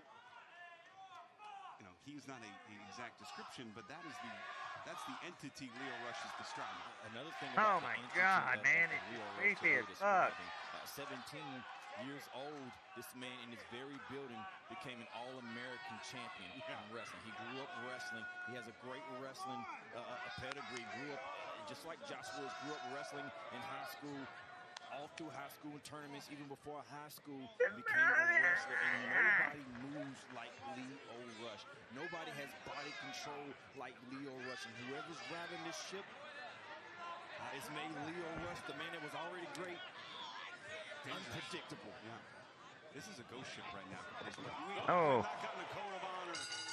No code of honor for you. Blackheart, Lio Rush. And you normally ask for it. You normally say, shake my hand. Absolutely. Lio Rush. The fans will. That is a misdirection. What do you do with that? Into go from Lio, from Fox. Honor.com for all your great apparel for Ring of Honor. Saw fans decked out from people from 7 unique states. And that's a different, that's the 8th. That's the 8th state. And that's a state of mind that the Black Heart is in. It's all in the eyes of Lio Rush, man. To me, it won't happen. It won't happen to me. What does that even mean? I mean, is he talking to us or is he talking to Man. himself? I don't know who No else idea he's what talking he's to. saying. But this is what I mean about the movements of Lio Rush here. And this is the same athlete. The thing of it is that Lio Rush doesn't wrestle any different. Yeah, something else is driving that ship. Like, man. I've heard he somebody just does the same stuff. It's just like when Balor is Demon. Balor doesn't wrestle any different than Finn Balor. He just goes a lot more. Charging into the corner. And off the ropes. Big clothesline. Sends Lio Rush down. You know, sometimes you find a wrestler and you're like, man, they're missing something. Or if they just had this edge, or if they were a little more aggressive, or if they wanted a little more. And that's what some people say about Lio Rush, because he's always been a phenomenal wrestler. But if ever there was an edge for him to get, this is it. And now trying to get the blood and oxygen out of the system of AR Fox, just to slow Fox down, who needs that to propel himself on his high-flying moves. You mean in all of this that we see with Blackheart, there's somebody inside of that putting a game plan together? Do you know how scary that is? It's scary, it's dangerous, it's spooky. There's 1,000 words you could use. I mean, you're gonna look at Stefan. Stefan is moving the way I feel. I'm talking a whole lot. Yeah. But if he came over here, I wouldn't be saying much. No, it's empty, it's hollow, it's vaporous. I don't know. It's such a combination. Look, and Fox is the one who has to deal with this in his very first title defense here. Swiping, no swiping. Swiping down. And Fox finally has slowed down Lio Rush. First opportunity here to take advantage of an offensive advantage. Rolling through, no, it's Lio Rush. You know, AR Fox almost 20 years into this game. He's seen a lot of things before. Yeah, he's seen some things in the stuff. Got Lio Rush because right Fox there. doesn't seem to be as affected as everybody else. Sometimes when you've seen things caprice, and you live to tell the tale. Wait a minute. Oh, the double stomp. I guess Fox is betting on the fact that inside of all of that is a human body, and all I have to do is take it apart and beat it. Well, everybody's heartbeats Look are... at that! Oh. Fox a bad man. Look at that. He's a bad man. Just show everybody his ways. Wall walk moonsault. What a move. What a move. And we take another look. AR Fox lighting it up here in Salisbury. Nobody like him. Knows when he's in control. The eyes. Yeah, the eyes of Lio Rush tells the story, man. Somebody else is driving that ship. And look at Fox charging in. Big clothesline in the corner. Oh, here we go. The crowd going. Yeah. Very rare to have crowd control while you're in control of your opponent, and that's what our television champion has right now. Oh, and he gets caught by Lio. Blackheart catches AR Fox. Ooh. That toss into the ropes across the throat again. Hot shot there, like hot shot Eddie Gilbert. And now on the apron, those rolling heels. Shades of Jushin Liger, a man that Lio Rush has teamed with in the past. A man Absolutely. who took Lio under his wing for a spell in Ring of Honor. Lio Rush has so much of a story to tell about his career. in and outside of the ring, overcoming so much. Same thing can be said about AR Fox, as AR Fox has tried Lio Rush on the top turnbuckles here. This is dangerous for both men here. In a cravat position, maybe looking for cutter. For that neck breaker, maybe a stunner. Oh, goodness, fighting the head. He's fighting him up. He's fighting him. Stefan, I know there's not much. I mean, they're way up there. Yeah, you can't bite waves, man. Stunner on the outside through the ring post. The ring rope. Caprice, you and I both know that padding is about a quarter-inch thick. It's protecting a literal steel buckle. That connects the ropes to the corner post. And nice rush. Taking a big risk there. Pays off. So many things that Lio Rush can do. Oh my goodness. He gets like a black, one black, two black, what are they called? Lio Rush in his hands. Fuck, what are they called? And it is Rush here, who now drives Fox into the barricade. Contact, yeah, he has one full black contact, and the other eye is played with a little dot like Kane used to have. Around right here to see what he has.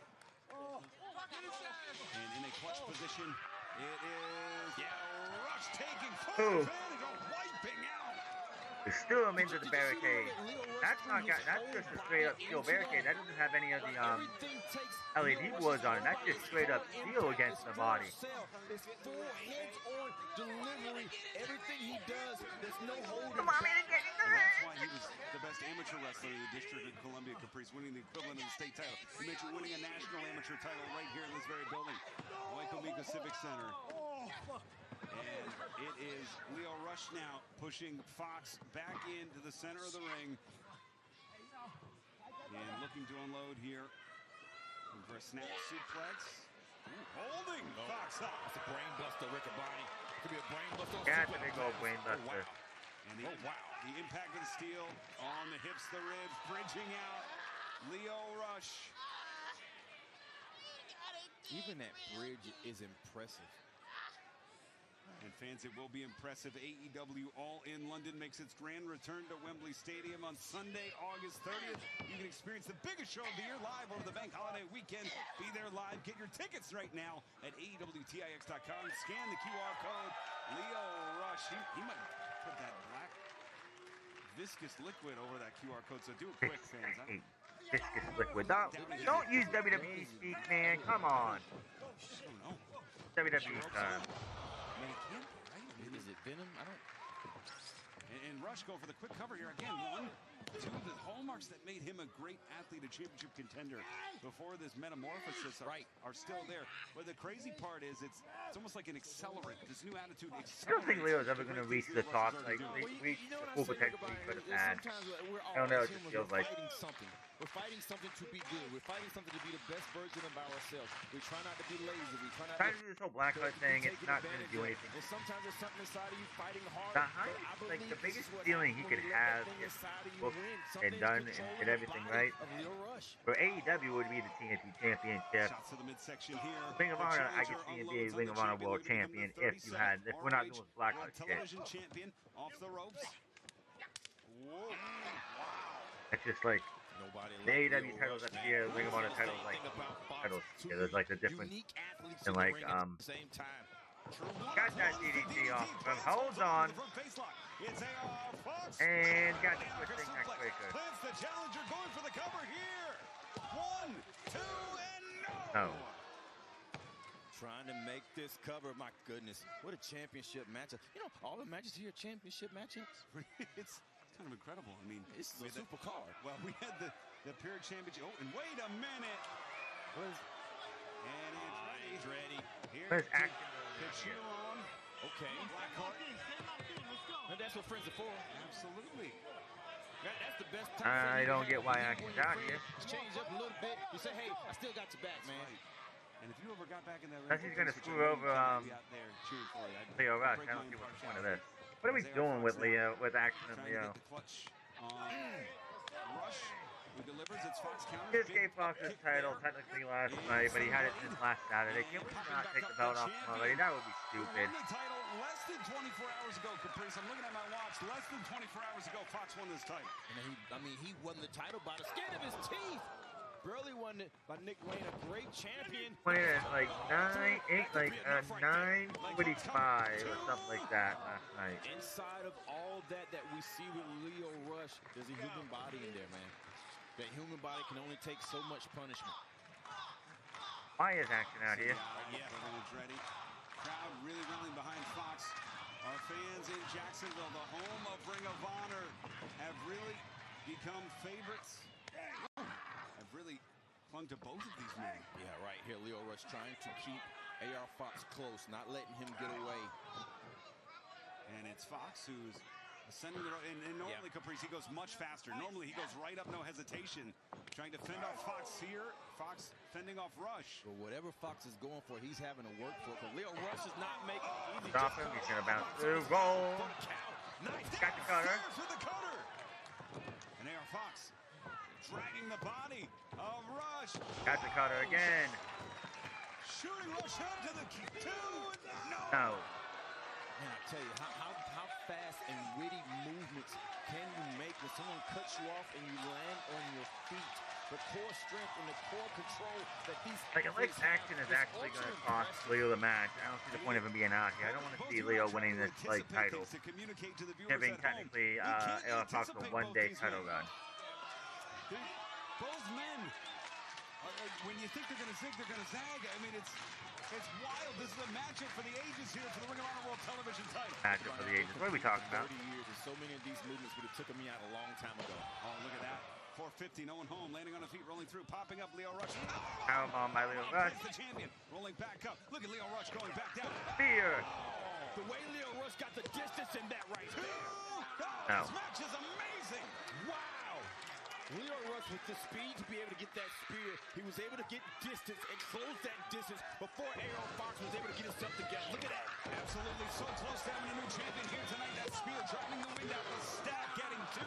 Nothing wrong with any of that. It is Lio Rush on the offensive now, who's cincing championship gold. His first title here in Ring of Honor. That would be his second new champion in less than 24 hours for the television champion. Incredible. And it's incredible that Fox is in great danger here. Look at the stretch here on the ribcage. You know what's been impressive about Lio Rush is that Lio Rush has the moves that he has, but he's added power game, he's added submission game, he's added so much since he's became Black Heart.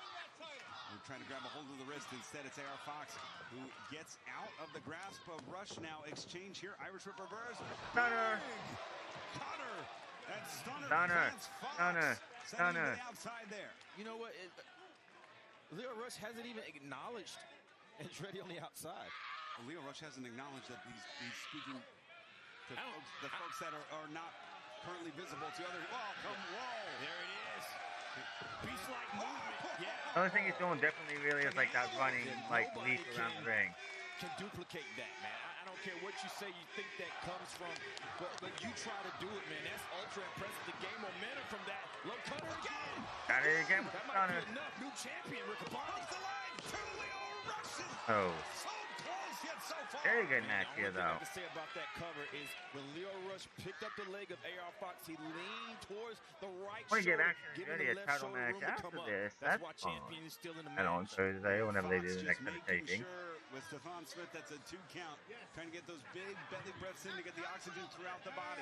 It is Rush to one knee first. Now grabbing the skull of AR Fox in a cravat. Now maybe looking. Holding on to it. Holding on, bringing it over. Now has a Kravitz locked in there. This could be a submission hold. Certainly could. And now into a front face lock. The transition here, bringing Fox back to his feet, has something in mind as he forces Fox to the corner. It's like a boa constrictor mentality that Lio Rush has. Biting him again. We're biting the head here. Just disgusting. It is a scary thing to leave AR Fox on the top rope. I mean, he's home on the top ropes, isn't he? Oh, come on. But again, maybe a little bit out of it there. Just trying to drive those teeth into the skull to break the skin to draw the blood of the World Television Champion. Oh, I have no idea. What could Lio Rush possibly have in mind here? Biting again. Fox not letting it happen. Yeah, that's what I said. Fox is at home on the ropes Fox, man. I don't know if I would put Fox there. Got him. Spanish fly. The running Spanish fly just looks ugly as can be. What a fast ascent to the top rope did Lio Rush make. It's that splash. Final hour. Final hour. It's got to make the pin, Riccaboni. Oh, my goodness. Black hug. Tell Lio Rush. No, he barely kicks out. Whoa. What a match. Move for move. I don't know how many people I've seen kick out a final hour, Riccaboni. I thought that was Couple. it. And this title means so much to both men. A championship that's been held by some of the top wrestlers, some of the greatest wrestlers of all time, including Samoa Joe, Jay Lethal, Adam Cole, Tommaso Ciampa. Got the title belt himself. Christopher Daniels. And this is a great matchup, man. Don't ruin it like this. What is he doing with that World Television title belt? I don't know, but he can get himself disqualified is what he can end up doing. Stephon Smith has no idea what's happening right now. And Lio Rush, who has that title going up top with it. And Stephon Smith, yeah, right. We got to get that out of there. We need this to be decided. We can't have a match. Wait a second. What? Action screwed him. Wait a minute. Andretti. Why did Andretti do that? Oh, Good. and Fox. You know what? Action versus Lio Rush could be a thing. Stephon, no idea. The 450. 450 from Fox. The cover to That's what I was hoping for. And he puts the sunglasses on and just, I fucked you over. Fox gets to keep the title for over a day, and let's see what happens with Lio Rush and Action Andretti.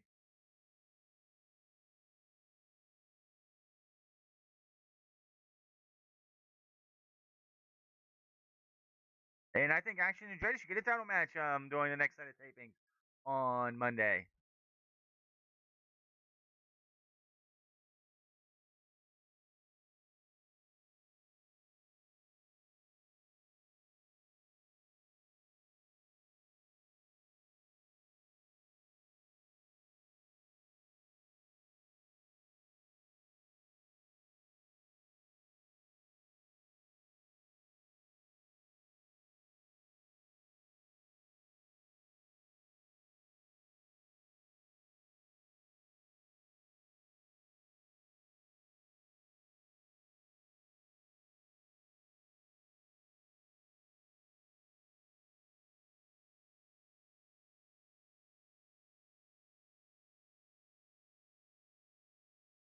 He's got these sunglasses. He just goes.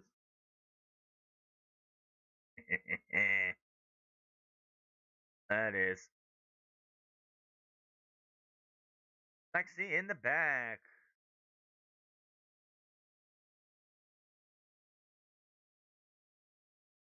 Congratulations on your win against Action Andretti. Now, I understand you wanted to defend your Ring of Honor tag team titles tonight, but unfortunately, due to visa issues with Beast Mortos, you're unable to. Now, on the bright side, in Mexico next month, you guys will be able to defend those titles, which is very, very exciting. You gotta be. Chica, What is? everybody's favorite pillar is about to talk. Now, while I love teaming with LFI, while I love running wild with my hermanos, that means brothers, by the way. Before I was teaming with LFI, I was a single star. I won championship after championship, gold after gold after gold. And that got me thinking about the AEW World Championship. No. Now I must ask you, do you climb a mountain to see the world, or do you climb that mountain so the world can see you climb it? No, Well, I'm here to tell you, I'm climbing that mountain Sammy. to be champion of the world. So, Darby Allin, I've beaten you before, not once, not twice, not 3 times. I've beaten you 4 times. And if No. you have the cojones, No. show up tomorrow in No. Collision right here in Absolutely Salisbury, fucking Maryland. not. No. And it's going to be number 5 and new AEW World Champion, Sammy Guevara, the Spanish. We're now getting ridiculous. This title reign needs to end. The title reign of that right there seals it. The title reign needs to end. Well, first of all, huge news for tomorrow night. This title reign needs to end. Now we're having Sammy Guevara challenging for the belt. Fuck that, man. No.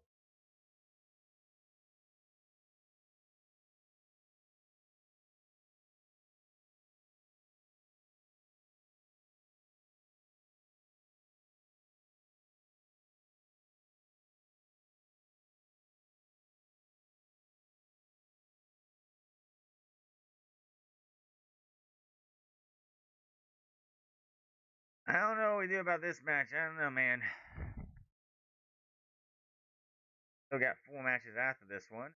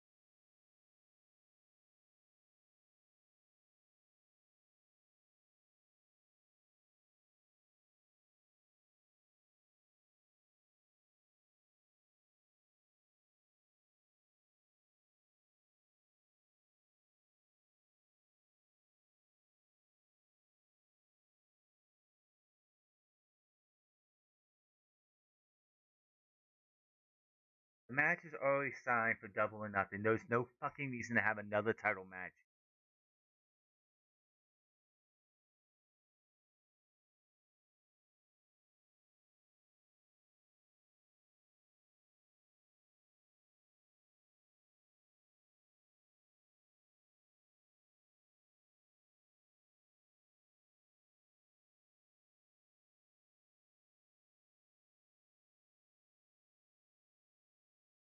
Tony Khan needs to give everybody a public apology for wasting our fucking time with a Darby Allin title run. Sammy, no. Sorry, no.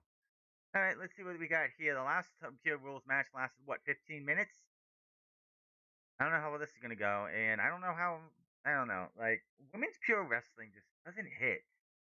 Hardly any of the men's Pure Wrestling matches, unless there's a certain talent. Like Lee Moriarty or Nigel Mcguinness, Xavier Jr. would be in there as well. Josh Woods. Like Ace Austin, I don't know. We'll have to see how that match goes with. Has been extensively training. Like, you have to be really into technical wrestling if you want to be good in pure pure wrestling. This bout. Well, endurance is definitely a big thing in the pure division that showed in the Woods and McGuinness match.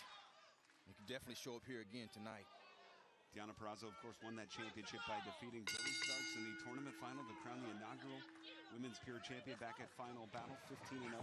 Uses 2 finishing moves. She likes that Fujiwara, which is that one-arm armbar. But if she gets the second, it's called the Viva de Milo. Look at this right away.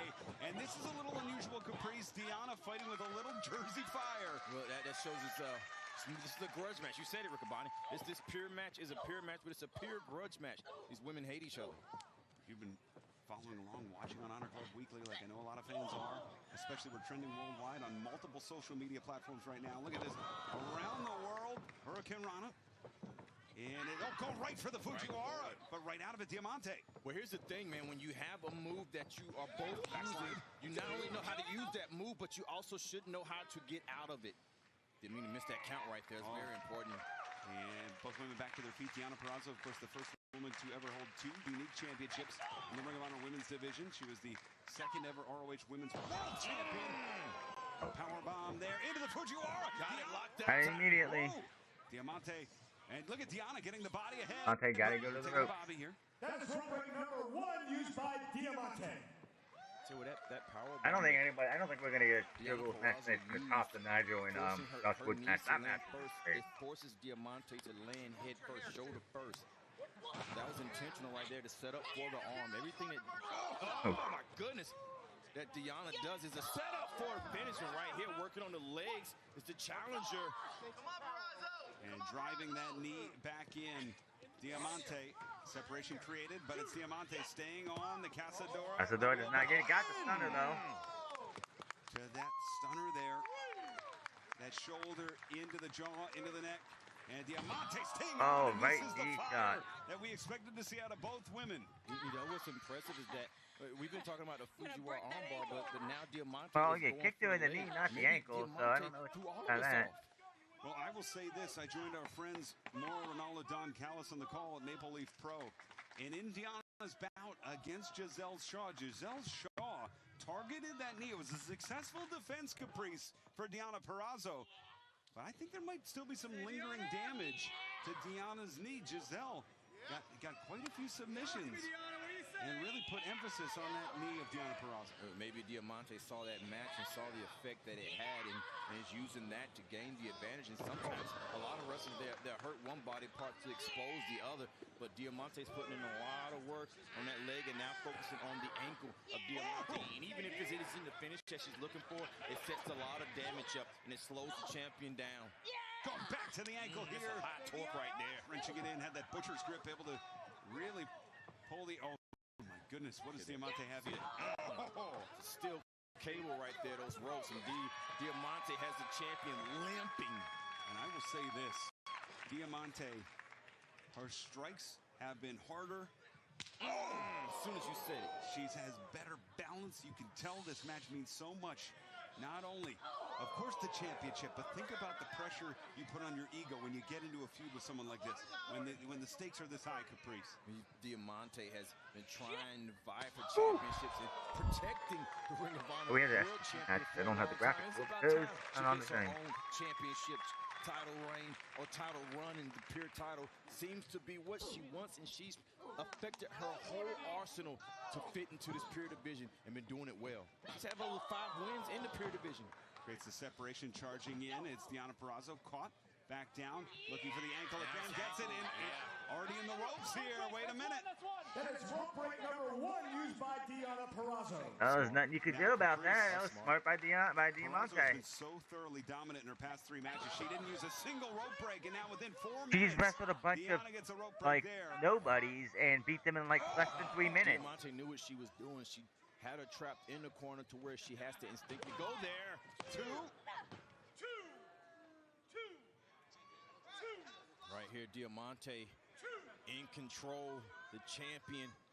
Well, firmly within the mind of Deonna. Deonna looked very phased after that rope break. Maybe got it in her own. I wouldn't say phased, frustrated just with looked herself pissed. after that. Oh. Well, I think if I can say this, I'm not either Deonna way. got one over on like that.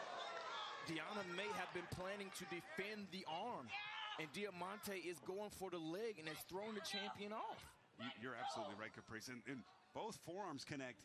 It is taking great restraint from both athletes to not land those close fists. Because remember, 3 rope breaks, then you can be pinned, submitted on underneath between the ropes. You still only get 2 close fists. Oh, wait a minute. That was your close fist. Diamante has been issued a warning for the use of a close fist strike to the face. Get one. Do that, Diamante. You know that. You get one. And we have seen athletes take advantage of that one free close fist. Oh, and that is Italian for something that I cannot say even on Honor Club. Right. But Purazzo also see people get close fist, get hit with that close fist to the face, and retaliate with their own close fist to the face. As a move, so right here. So it's been like that before. Frustration. And this is an interesting move because if Diamante feasibly can lock in a submission, That leg is trapped in the other ankles as well. Oh, that's a submission. The only way out of this is for Diamante to disconnect Deonna, which she does. Oh, goodness, here. There we go. Okay, there we go. But that is a fall. Increase to what's the equivalent of what? A 2-inch athletic mat here on concrete? But here's the thing, man. Diamante caused Deonna Purazzo to land twice. She hit the corner apron and she hit the mat. She hit the corner of the apron and then hit the mat flat. And right here, Diamante showing that you got to work on her top because she's fixing it again. The title changes hands on a count out in the Pure Rules. There's one rule that we did not mention during the non-title Pure Dream match earlier tonight. And 20 count. If I'm Diamante, I'm content with winning the Bryce title. Lensberg going a little bit with he shouldn't be like being like emphasis on the 9 and 10 because this goes to 20. It goes to 20, so he should like 9. And when we get to 18, you know, like get a little bit more emphasis supposed to get to 20. This is why Mike Posey does most of the Pure Rules matches. I don't know why he's not doing this one. Yeah, it's a focused game plan. A focused game plan by Diamante and it's working. And the champion, she can't even act like she's not affected. And Diamante, Dominion now. Her game plan is working. It's a great feeling when you plan out something to misdirect. This misdirection that Diamante has. She had Deonna Purazzo check it to defend an armbar and working on her leg. This is smart wrestling, man. It is, and it's also, not for nothing, Bryce Remsburg, in my opinion, you know, a top 3 official of all time. And it's making Bryce really question what is or is not a rope break. Oh, and Deonna rallying here, going back to that arm. And Mike Posey would have called that one of it. Yeah, now she's working on the arm. As you can see right here, hobbling, giving all she's got. Nice Russian leg sweep, staying with the arm, going for that arm bar. Right to the Fujiwara arm bar, but not enough. 1, 2. Smart counter there. Yes, we get it to 2. Boot to the face. Rattles the challenger. Deonna was too high on that arm bar. Diamante able to roll through. Deonna threw that kick, but that's everything she took, man. As both champion and challenger trying to answer the standing count here. Pure Championship hangs in the balance. Packed house here in Salisbury for Supercard of Honor. Ian Riccaboni, Caprice Coleman calling this great action. You know, we talk about high-risk maneuvers a lot, and a lot of times we're thinking about people jumping off the ropes. But when your legs has taken as much damage as Deonna Purazzo's, when she uses her legs, that's still a high risk. It certainly is. And the step over here, look at a grapevine. Maybe make that knee go left to right. Yeah, going for a figure 4 here, inside out. And you see the struggle here. Deonna had a counter, but then instead of the figure 4, very smartly, we've seen Diamante use this on Honor Club Caprice. Yeah, in a figure 4, but has it locked obviously Diamante, Diamante and Deonna Purazzo both still have take a rope break. Rope breaks. 2 left, or try to fight out of it. Get out of it. That's smart. Burning uppercut. Spitting uppercut. German. To the bridge. If you don't let your opponent breathe, then it's less chance to have to defeat you. One of the greatest matches I've seen Diamante in. It's a smart game plan. It's one of the longest matches Diamante's been in. I mean, staying on there and staying in control. Yeah. And the challenger has the champion really now going back to the arm. And Caprice, is this a smart move? Had the knee and the ankle going, now going to the arm? Well, she has the knee hurt enough. That's that arm bar. She's got it locked in. She's got it locked in. And now we need to see if the champion can defend this arm bar. Deonna slipping the hips out, though. Deonna has that right hip under. Diamante, I don't know if she could feel it or tell. Roll up, but Diamante able to roll out, roll over. Oh, and there's one. Deonna Purazzo has been issued a warning. Oh boy. Close fist strike to the face. Both athletes got to be real careful here. Deonna said, I know. Did you see what was happening to me? I had to do it. Out of the way. And tempers flaring here. Looking for this dangerous DDT. Cover. 2. Hook the inside leg there, but held on to the arm. Held on to the arm. And Diamante. Oh, the elbows now. This is personal, man. This is personal. This is Just adding this aggression inside is what Deonna is doing, and Diamante's trying to find her feet, finding her fitting to see where she's at in the ropes. She's trying to find the ropes, yeah. Ooh. That is rope break number 2 used by Diamante. And Deonna, rope break. she's got to know that she's had some great fortune. She's had some Now they've definitely gone over 11 minutes here. To 3 rope breaks on athletes. Diamante has only used 2 even after that.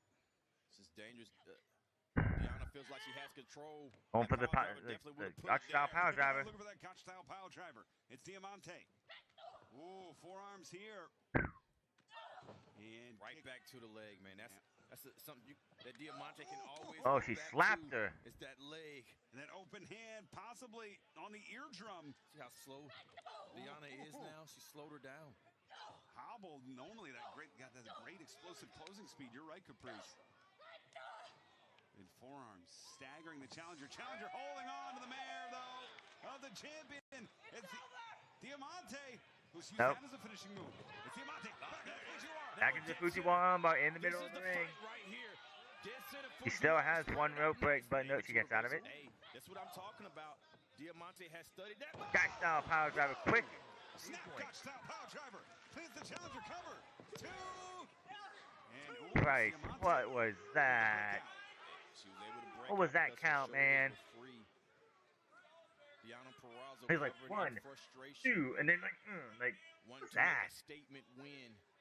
Yeah, and that's where the grudge match element of this comes in, Priest, because normally Deonna would have grabbed the hold of the wrists, hold the shoulders down. She wanted to add extra insult to injury there. If she was going to get this victory. These 2 athletes have been at each other's throats, their necks, their arms, the greater part of the last 8 weeks. What is this? Maybe a little too personal now. A little bit defiance by Diamante with the double bird. Of Deonna Purazzo. Diamante, the open hand. Purazzo adjusts the jaw.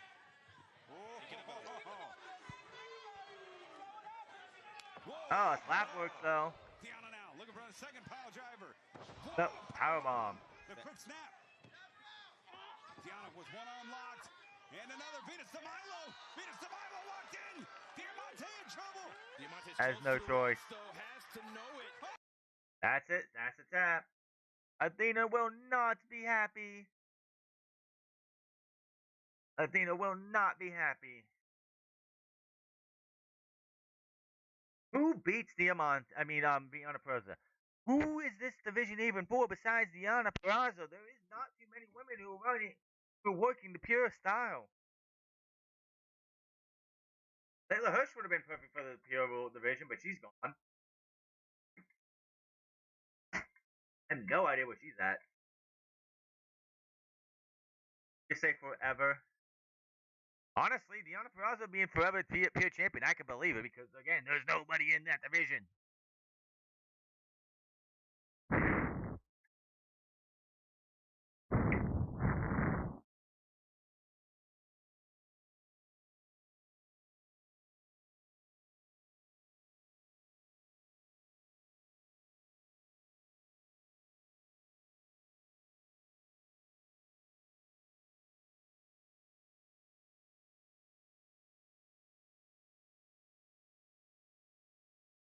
We're focusing on this too much.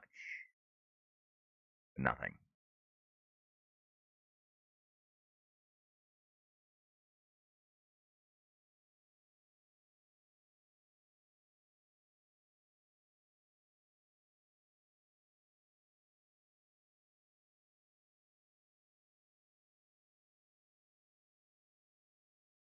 Action and ready here.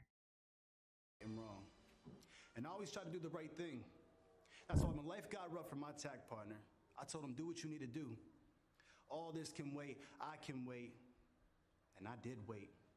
Call after call and nothing. And tonight I could have used my partner. But Leo, you wasn't there. Do you know what that feels like? To be forgotten. To be discarded and disrespected when you were just trying to do the right thing. It not only makes you angry, it makes you question everything. It breaks something inside of you, and at the same time, it awakens something in you. A fire, a desire to cause pain. And Leo, now understand this. Crew, is done. It's been done. It's been done. Let's be honest.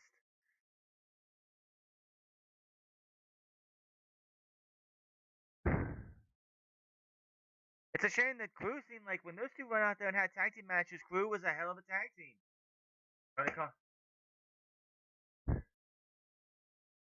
Yep, this title reign for Darby Allin has become an absolute joke.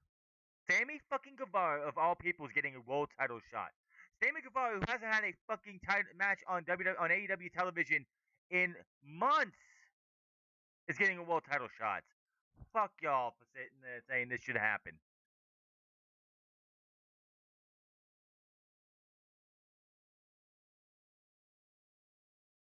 You have the contract signed for Double or Nothing. Any other title match that you have Darby Allin have now is like pointless. It's a lame duck match. Because no chance in hell Darby Allin's losing till he gets to the pay-per-view.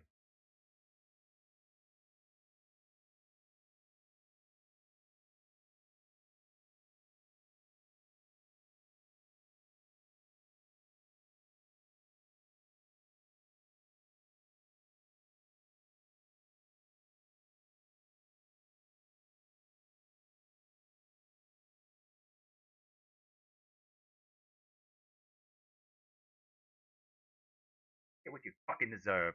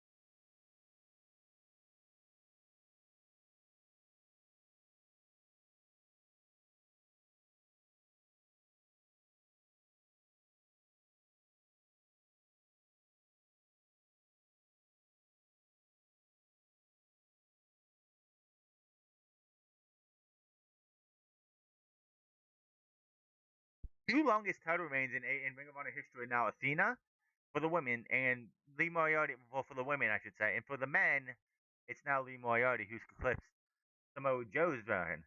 So there you go. Competition. And he's beating the best of the best. I mean, the dream matches against Nigel Mcguinness. Twice. He defeated Wheeler Yuta, the only three-time pure champion to win the title. Who beats him though? Because he's not losing. I just don't see him losing to Ace Austin. Beats him. And that match against the loss was not a pure match. That is a great call. Start things out. Pure Rules, Pure Championship.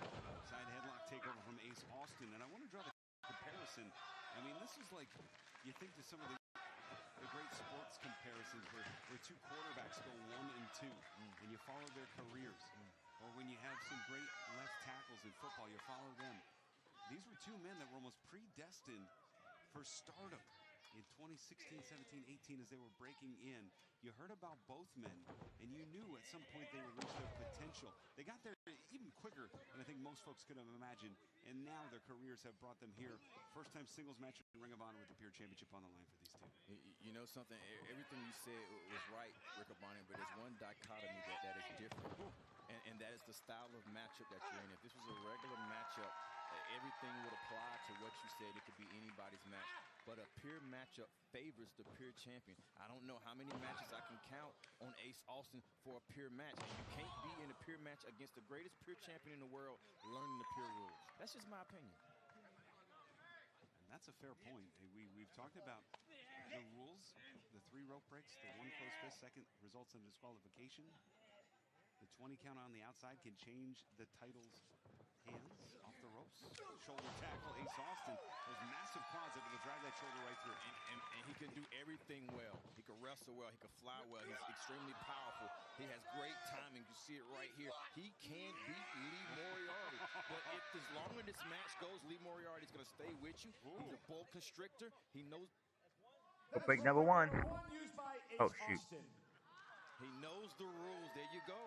And that's the issue, is a lot of people come in these pure rules matches don't understand the pure rules. They don't get them all the way.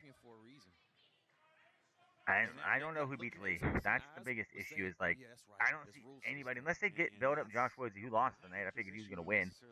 But unless they build up Josh Woods to get his second pure championship done. Which is funny how they're like, oh, well, Wheeler Yuta's the only 3-time pure champion. He's the only 2- and 3-time pure champion. Nobody else has held the title, the pure title, more than once, besides Wheeler Yuta. Nice backbreaker. Out of instinct.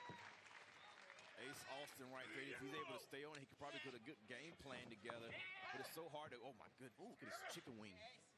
Open that chicken wing, nope. Shade the page out of Bob Backlund's playbook there. That's a pure wrestler. Oh, kick to the back. Kick to the back of the spine. Involuntary movement there. La Casita, 1, 2. 2 count there. Nice. Wow. Low ankle pick there. Crossing those ankles over. Rolls through, holds on to the ankle. And now twisting grapevine. It is Ace Austin who has Moriarty in a position for a Moonalock here. Beautiful. Oh, and the fingers are locked. Look at the positioning of Ace Austin, the center of the ring for Breeze. Now the champion has a choice. Does he want to break this move, or does he want to go through the ropes? And the pride of the champion looks right here. He doesn't want to go to the ropes. He's trying to break the move, breaking at the hands, pulling at the Comanches here.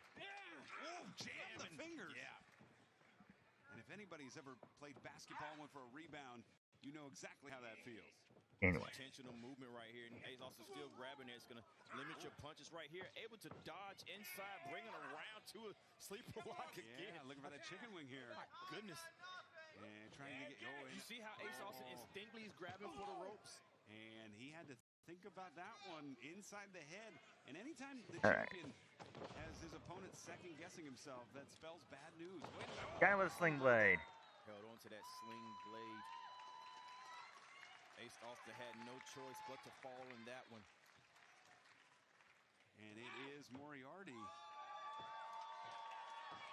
Little neck crank there. Listen at the neck there. Yeah, Moriarty's in full control here. And now it's like Ace Austin is scared to go to the ropes at all. It's like when you learn these rules, like, oh yeah, don't touch the ropes. Oh yeah, don't do this. You see right there, even grabbing for the ropes. Yeah.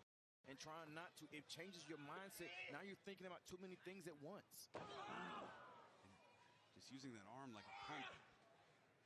And putting all the pressure on that ball and socket joint, but taking the wrist with it. Front face lock here, swinging out. Nice half-hatch suplex with a bridge. And cover.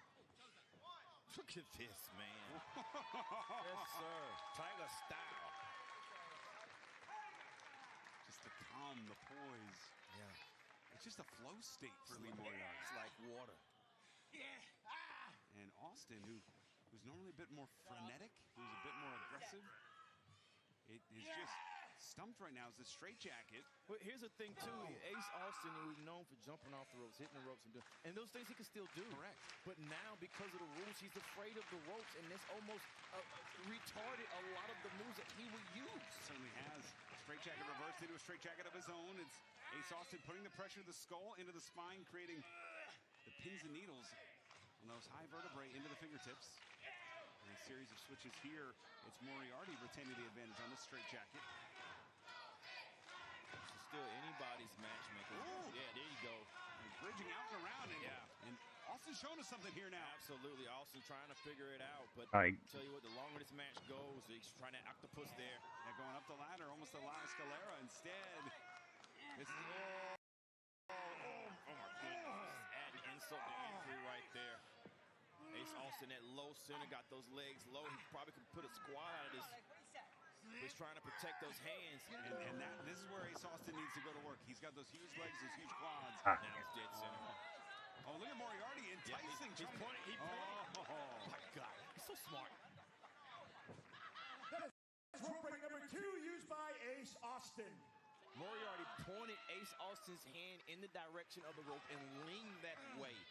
Ace Austin had to regain his balance by grabbing the what? The rope. My God. And it's Moriarty with those forearms.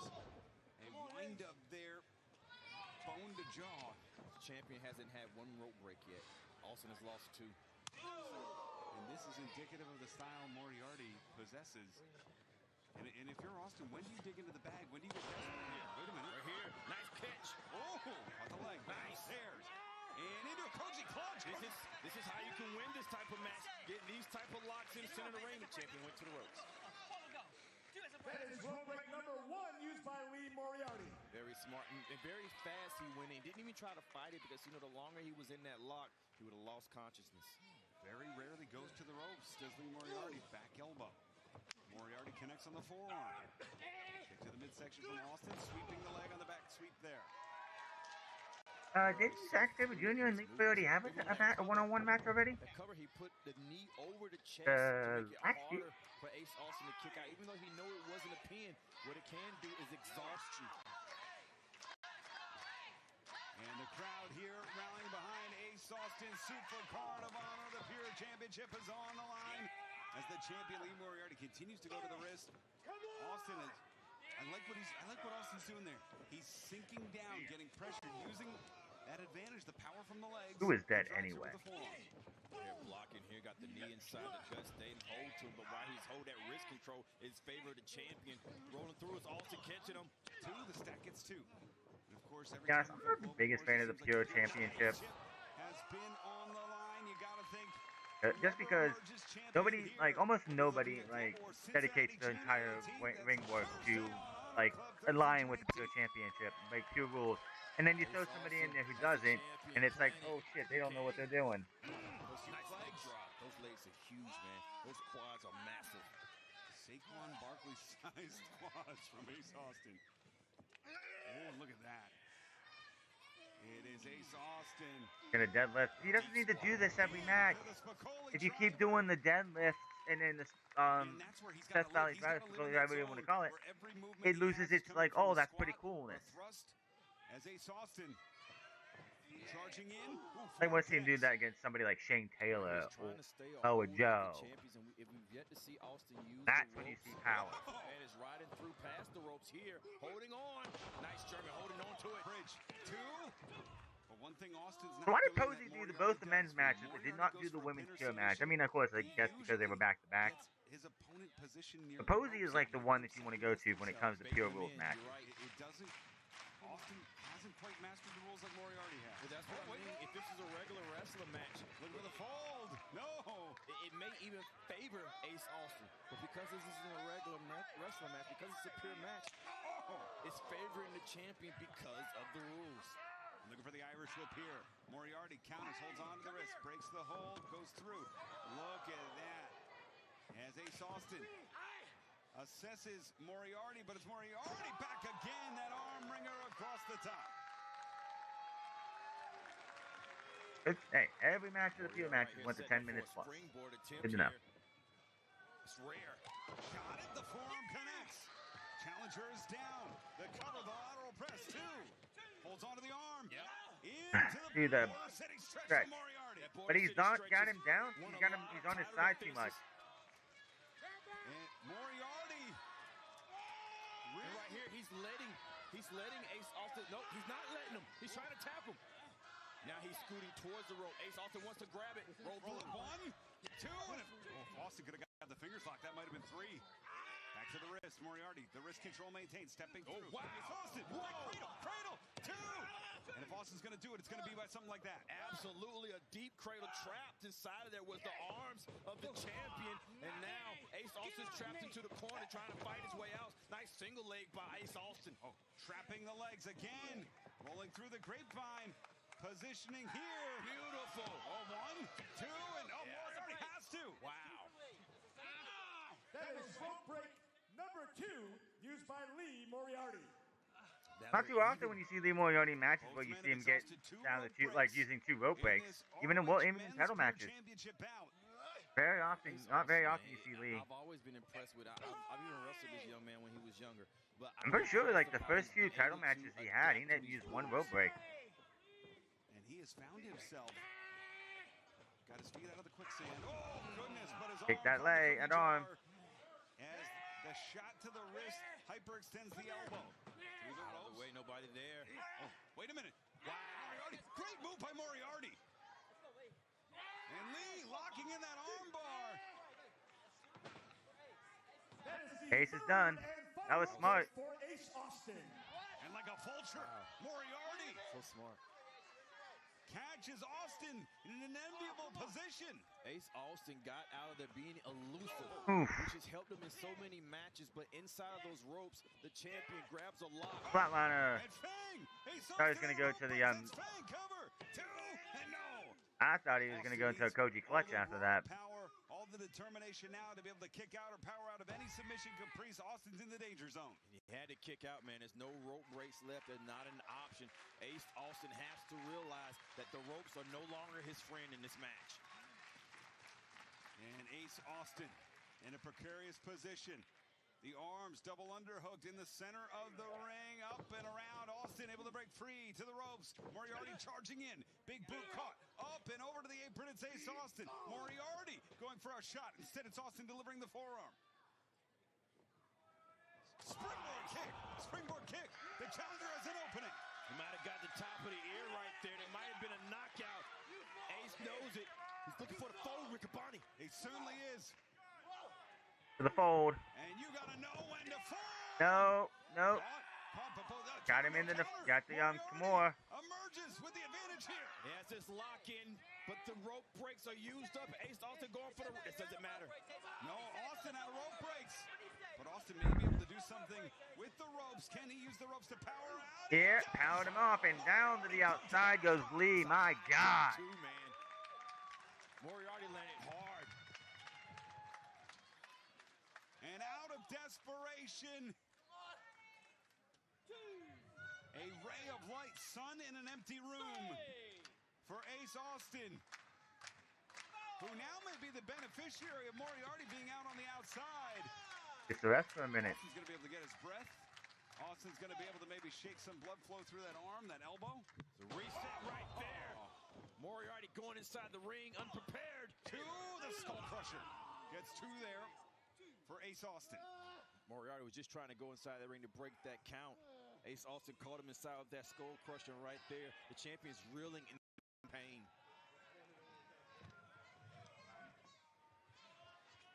And still holding on to the wrist. And looking for the German suplex here. Hands broken, standing switch from Moriarty. You see Austin trying to put the downward pressure, but that hand and that wrist is damaged. Has to sink down, he does. Good counter there from Austin. Oh! Austin holding on. Yeah, There's the Koji clutch. Back with the Koji clutch here. Koji clutch. He got the Koji clutch on. One rope break. He's in the center of the ring, needs to make a decision. Trying to find the ropes with his leg, thinking about tapping. My goodness, he's thinking about tapping, Riccaboni. There it is. Got the final rope break. That is the third and final rope Yep, hit for Lee Moriarty. 15 minutes. And both athletes have no more rope breaks. Championship bout. It is Moriarty who has gone 15 minutes now with Ace Austin. Austin has really shown us he can swim in the deepest of waters here in the Pure division. Yeah, Austin has shown me he can do anything, man. He can wrestle in the Pure, he can wrestle singles, he can wrestle tags.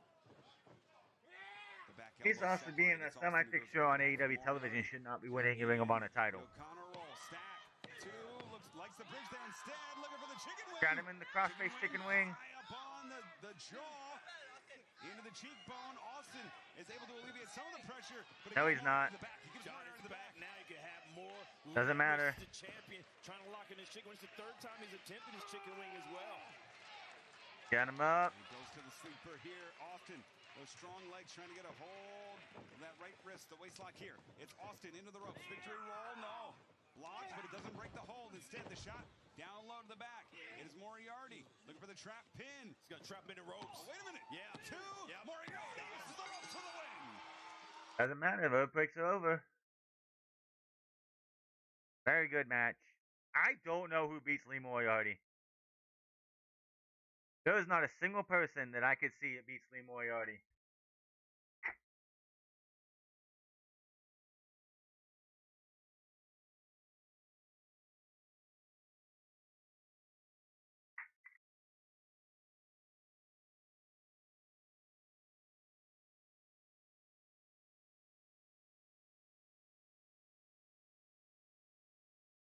Different time, man. 2 years ago, such a different time.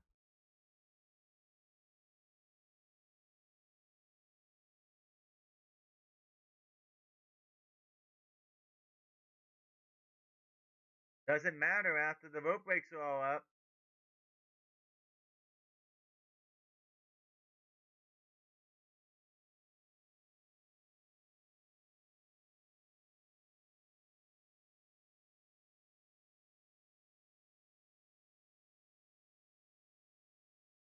And still, he's going 1,000 days probably. I have no idea who beats him. Like the whole Athena thing is like she should have lost to Billie Starkz a while ago, but like I have no fucking idea who they put take that title off for him for. They dropped whatever him and Shane Taylor were dealing with.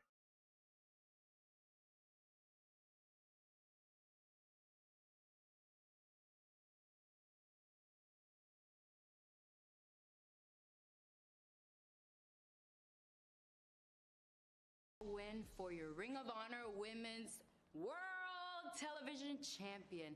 And man, does it feel good. It feels great. But you know what doesn't feel good? Watching Dynamite on Wednesday, watching the Owen Hart tournament bracket come up, and guess who's not on it? Why would you be there? Your TV champion. Why would you be there? I'm pissed. I'm frustrated, I'm angry, I'm jealous.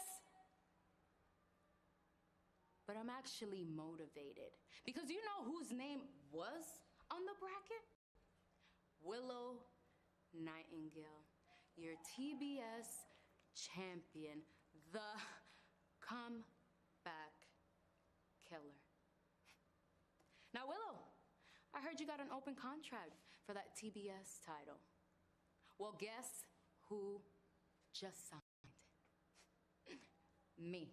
And not only am I coming back to kick your ass, I'm coming back tomorrow night on Collision to kick your ass right here in Salisbury, Maryland. Oh And boy. not only am I gonna kick your ass, I'm about to show you why the queen of TV is about to become the face of TBS.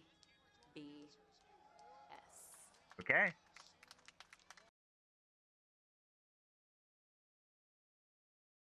Just making matches for tomorrow. Caprice, what's that fucking face where he's like,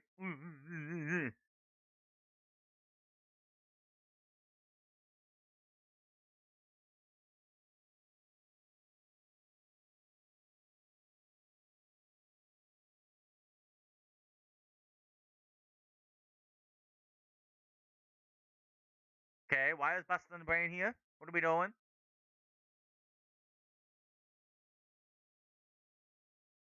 Okay, why does Bustin' not got a, like, why does Alec Price not got a shirt on? to assume you're going after those Ring of Honor tag team titles? Lexi, Hate that question. we wanted It's to so wrestle stupid. Beast and Sammy for the championships tonight. But the championships weren't defended once again. Well, when they are, myself and Alec Price will be waiting first in line. And Lexi, here's a couple factoids you might not know about Busta and the Brain. We're calculated, we're strategical, and we have a plan for any situation always. And Lexi, since the ROH Tag Team Division is so hot fire right now, if any other team's feeling froggy and wanna jump, Busta and the Brain are ready to go insane. Okay, we could have did without that.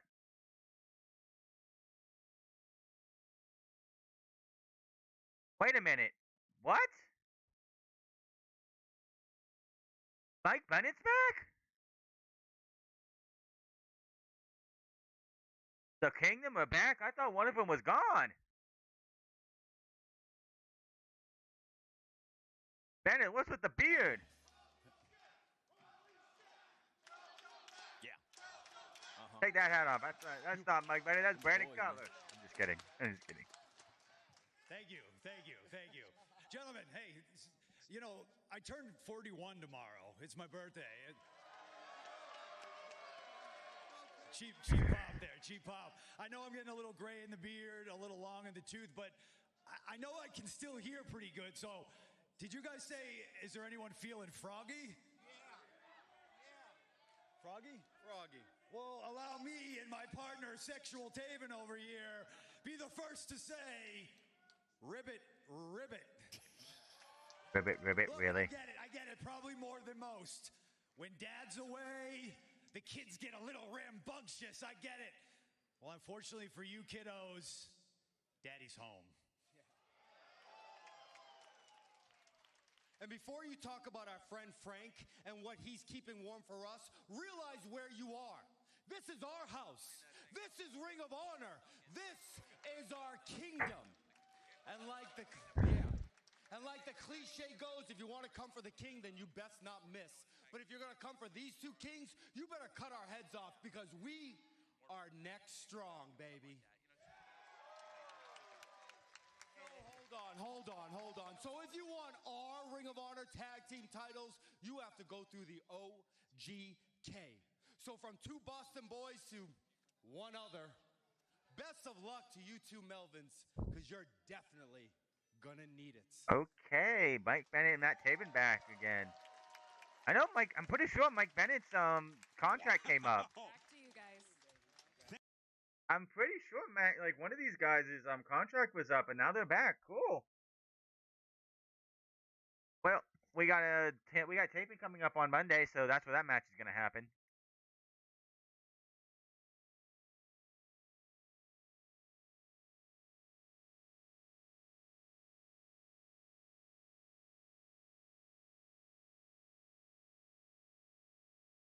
I don't have this graphic. Hopefully I can get it. Who is STP going to get?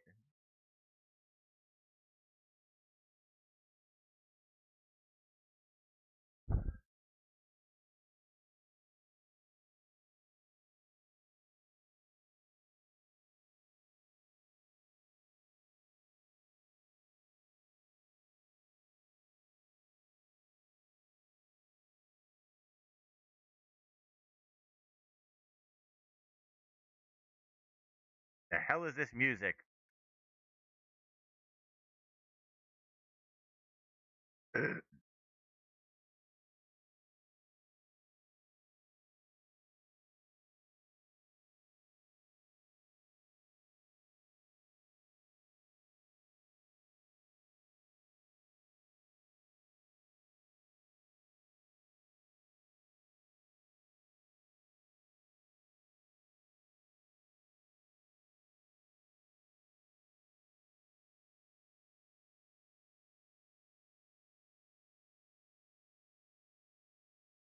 Oh, it was Matt Taven, that's right. Can't believe Matt Taven was like, hey, like Matt Taven and Bennett should be in Ring of Honor for as long as they're allowed to be.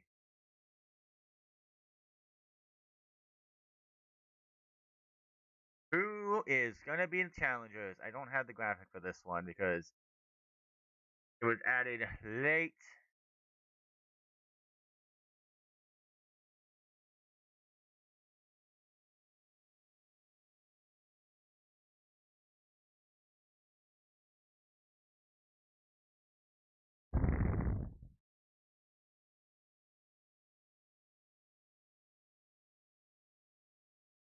Could it be? Could be the Bang Bang Gang.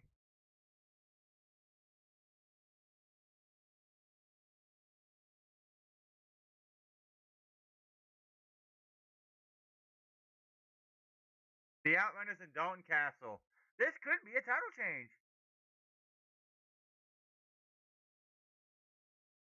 I doubt it because Tony Khan doesn't give anything to the Outrunners. Ugh. Hey, they're not wearing cigarette labels tonight.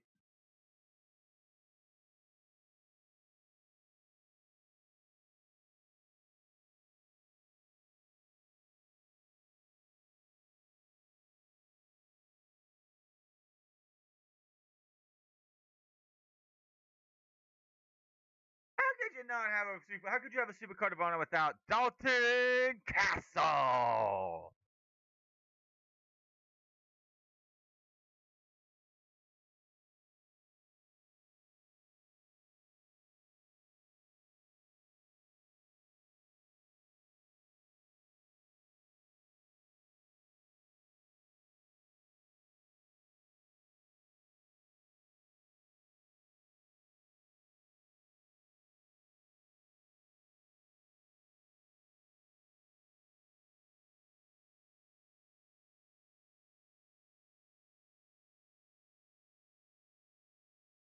I hope. You know, this could be a title change, but I don't know, man. Bring me a boy.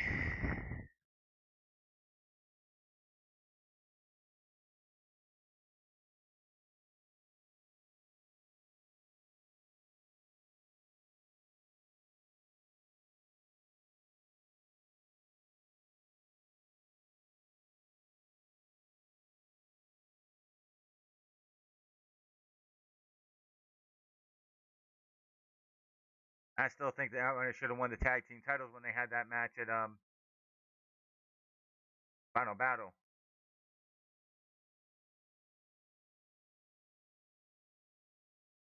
Dalton Castle really shouldn't be wrestling. He has a broken back still.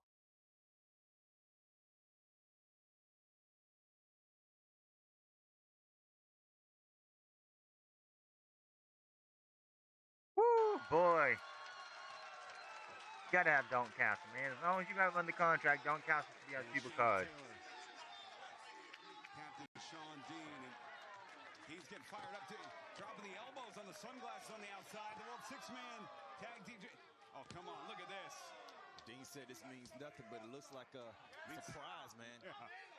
Well, if you issue a challenge and you say anybody can arrive. We've said it for weeks. There's no team hotter. It was running hotter than the Outrunners in Dalton Castle. Well, if I'm saying to the promotions, I could think that, Dalton Castle on another planet right now. They're doing tour somewhere. That's true. So we still have the national title. Yeah, national title. I think would be the next match. I don't have the graphic for this one. A very accomplished artist as well. Sells out immediately, much like Moriarty. Sells out immediately with his own. We're going to start. A great win for the National title, the Ring of Honor World title, and the Wing title. But say the same about Dalton Castle and the Outrunners, right? In the midsection, both teams. I mean, these winning streaks go back a long way for both teams. And in the corner, and I think this is the matchup most fans hope to get is Truth Magnum in there. Starting things with Carly Bravo, the big right. Man, this is a title change. I can see why they didn't do it. I was like, rascalz could have been in this spot, but they had a match earlier on the pre-show. But yeah, if you can do a title change, I can see why you would do it with these guys instead. There's a lot of history in all of this. I'll tell you what, the Outrunners tag made were accused by the infantry of stealing their finishing move, of stealing boot camp. That's right. They call it a total recall. Yeah. Oh, nice back suplex there, and that led to a great series of matches. And no love lost. The history baked in there. And the Outrunners won something, man. One count. Dalton Castle as world Was what, 2 years ago? We were people, including myself, advocating for them to be the ones to beat the Young Bucks, and I think that was originally going to be the plan. And then, because it's going to lead to FTR versus the Outrunners in a feud for the tag team titles, and then Hurricane or whatever happened. And Tony Khan was like, no, we're going to keep you guys babyface for now. Like a Marine. Yes. Yeah. Screwed over the Outrunners. The most impact he could have in the match.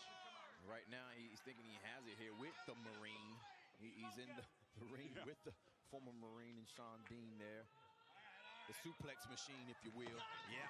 Nice low ankle pick, rolls through, holding on to it. And this is from years and years.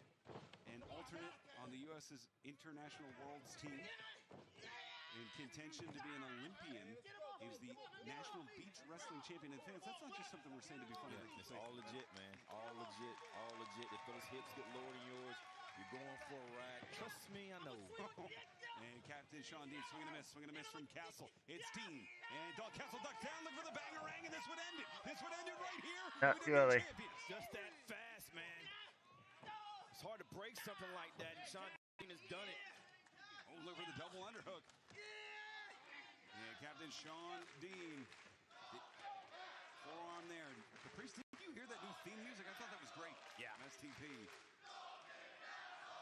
STP always surprises me with greatness, man. Oh, now shot. That knee to the back. Dalton Castle wrestled as world champion with a broken back. Legit. Yeah. Defended his world title. Won the world title with a broken back. Yep. Defended it with a broken back. Now he's back and he has that brace on. But you know what? You can't get mad at people for taking a target that's pointed at him, man. It's tag made. Just like you talk about Mark Sterling's elbow, not giving him problems anymore. I mean, you say the same thing about Dalton Castle's back. And that is a rugged man. Carly Bravo. Truth Magnum. Oh, that's a man's man. And look at Truth getting fired up. Give me another one. Eating them.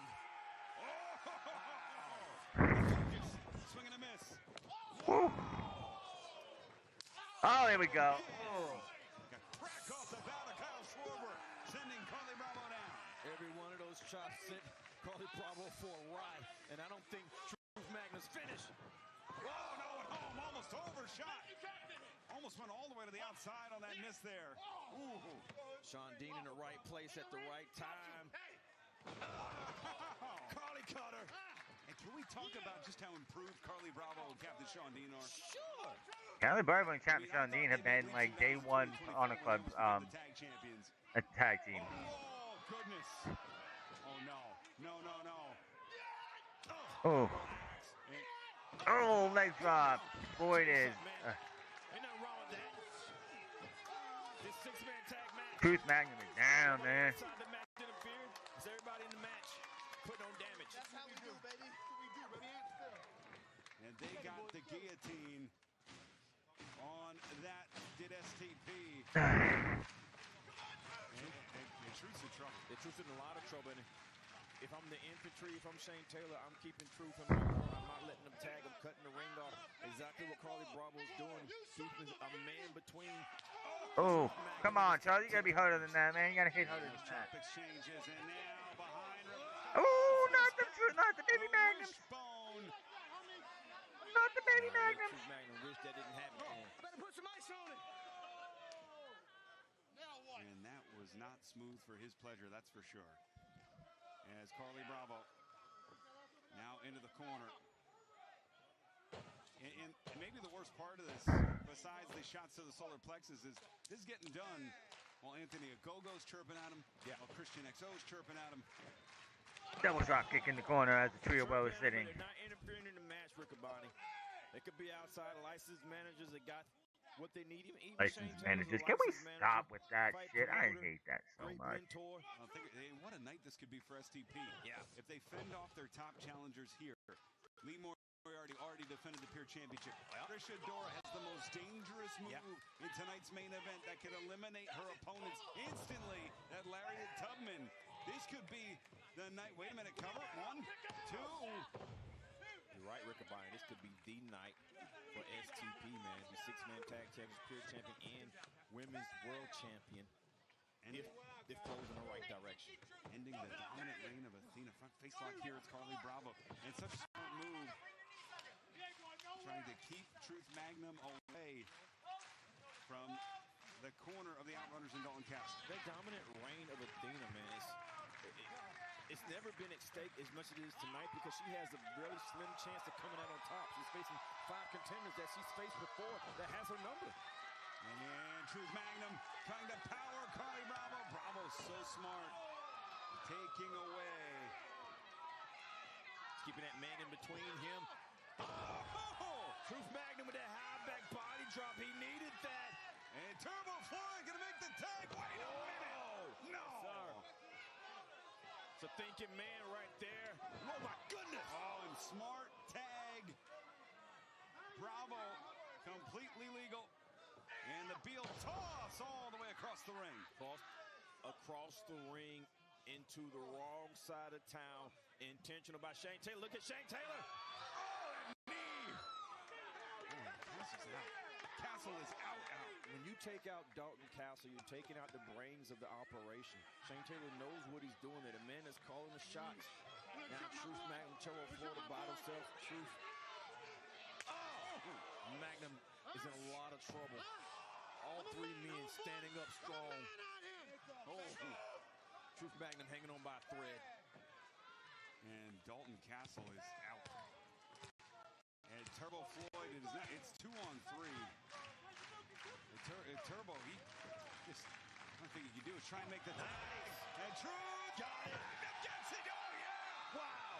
Ducks the double clothesline. Big drop kick. Staggers Taylor. And those huge rights. Those heavy rights from Turbo Floyd. Turbo Floyd has been waiting to get in. Aiding and batting body slam for you. And here comes another. And 2. Down goes the captain. Oh. Can we get the use? Son of a bitch. Here we go. Caprice. Feel the electricity. Not gonna happen. Shane's gonna be like, nope. Shane Taylor collapsing Turbo into Truth. Shane Taylor having none of that. And it's Taylor. We'll swing and a miss. Uh-oh. Oh, he's out. Oh, my God. That was a knockout blow. No, it wasn't. I don't think he got him. I don't think he put full force into that because usually when he does that, the man's not moving. Floyd's still, Turbo's still moving. Turbo is still moving. Yeah. And Turbo Floyd's as good as out. This pack attack in the corner. Uh-oh. Uh-oh.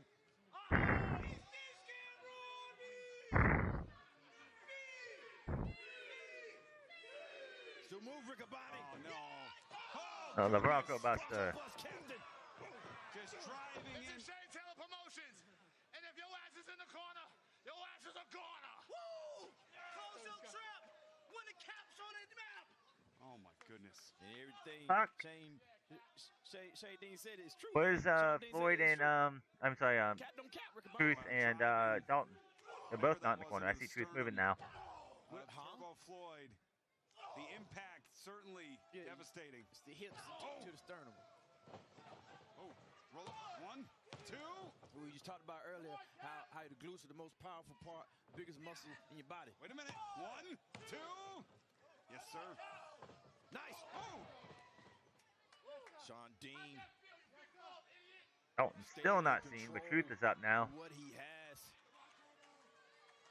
Turbo Floyd out of the way, but he's heading towards the corner. Wrong corner, wrong corner. Infantry. Yeah, the infantry have just. Wait a second. Turbo Floyd.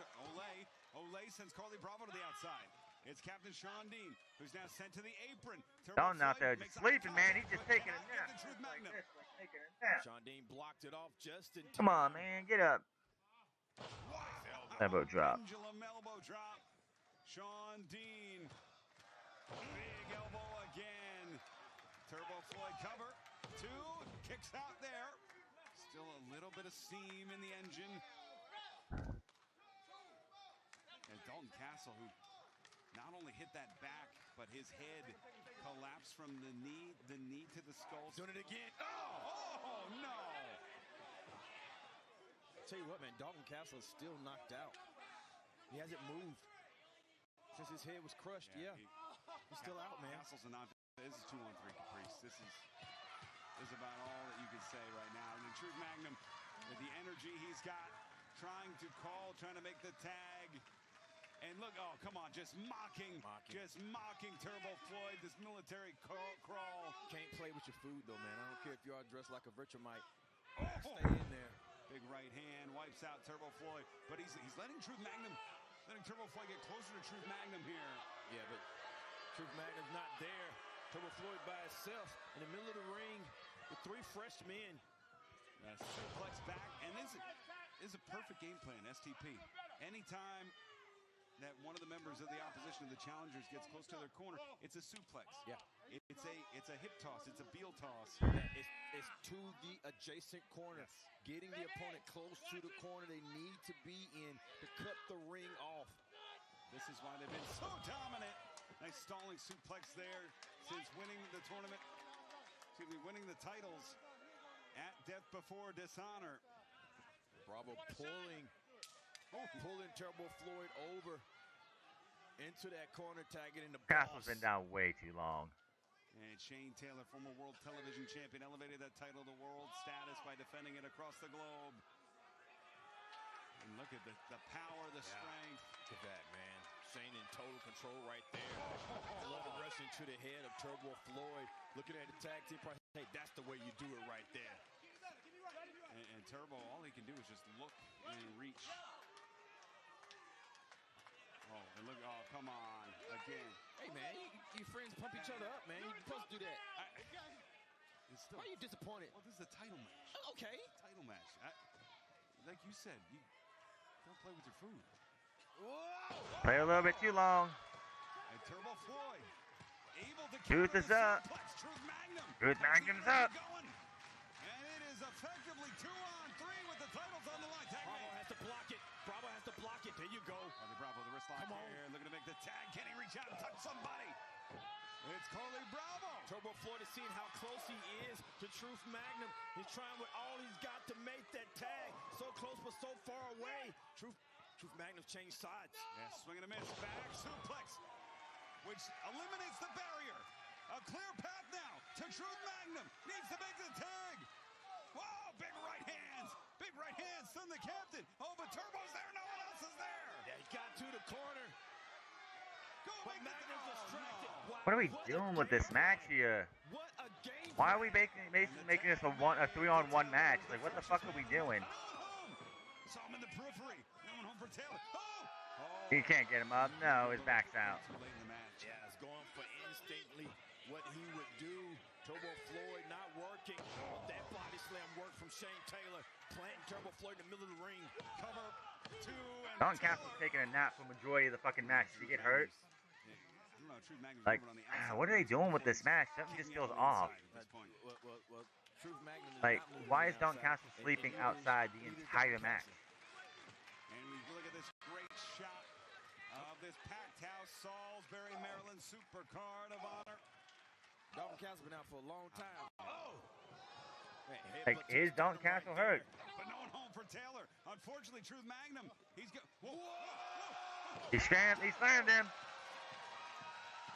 Magnum, Turbo Mania's running wild.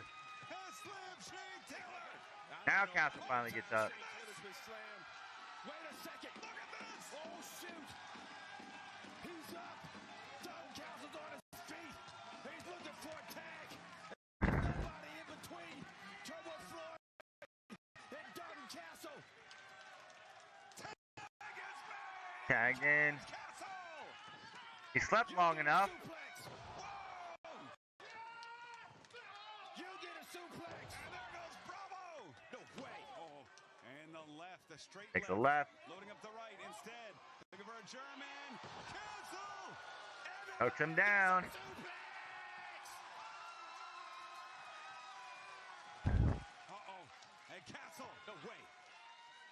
Are you kidding me right now?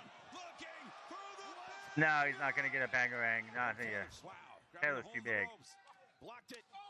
Shot right up into the stern. Oh, come on. This is how. This was decided last night. This is a distraction.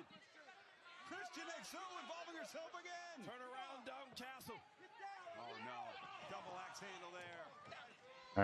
Christian did okay. what she was supposed to do. Made that block. She didn't touch anybody. And for the second night in a row, Christian XO changes the balance of a World Six-Man Tag Team title defense. The backhand Castle. It's 3-on-1. Setting up. What's Truth doing?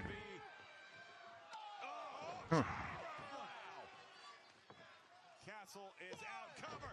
No. And Truth Magnum. That may have cost him Riccaboni. The match was over, but if you're the infantry, you're supposed to make a block to the guys that are remaining. They did not make the block, and Dalton Castle's by himself. That may cost him Riccaboni. Shoot to the head. That's a big mistake. Here comes the infantry looking. For two to the head, but the Outrunners. No, Outrunners pull him out. Boom, double barrel. They got two something else. Back elbow. Revenge for the Outrunners and Dalton Castle. He got him up. Bang! Rang! Do it, Riccaboni. If they can get the pin. Who's the legal man? That's the biggest bangerang ever. That's a banger-dang. What are we doing? It should be over right there. Dean is stuck.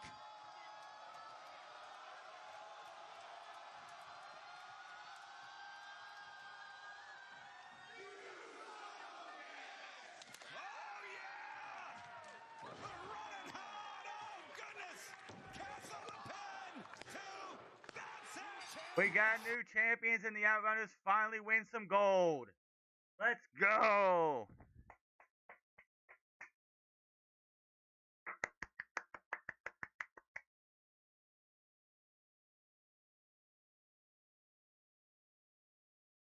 The Outrunners got some gold finally.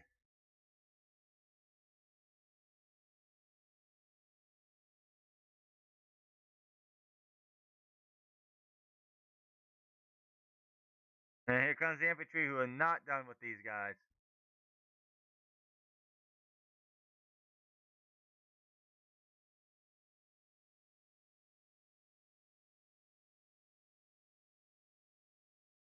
Moriarty joining in. Uncharacteristic of Moriarty. Yeah. Yo, it's the conglomeration. Oh, it's at least one's Cassidy. Well, I see what we're doing tomorrow in Collision.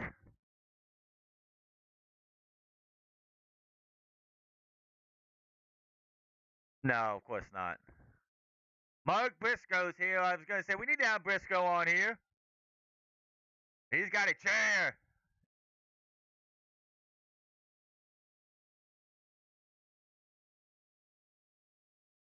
You had to have Briscoe here tonight. What are we doing?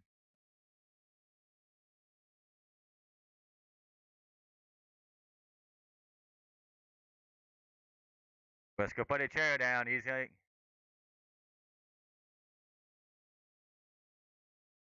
oh, no, not this. These devastating punches. These devastating. Oh, Go-Go's chest has got to be hurting. Ducks the right. Oh, that chair shot. And Briscoe standing up for Castle and the Outrunners, clearing STP. Conglomeration. Watch out, Turbo. Certainly have. Oh, they run away. Retreats. STP retreats. You had to have well, Mark Briscoe here somewhere. Boy.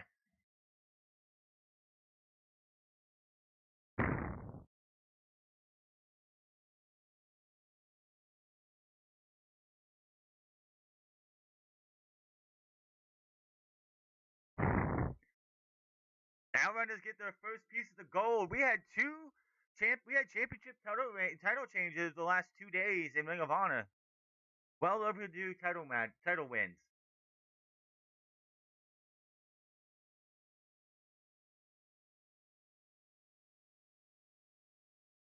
Wow. I'm sorry for the Outrunners. They finally got some gold, man. Well, silver, but gold.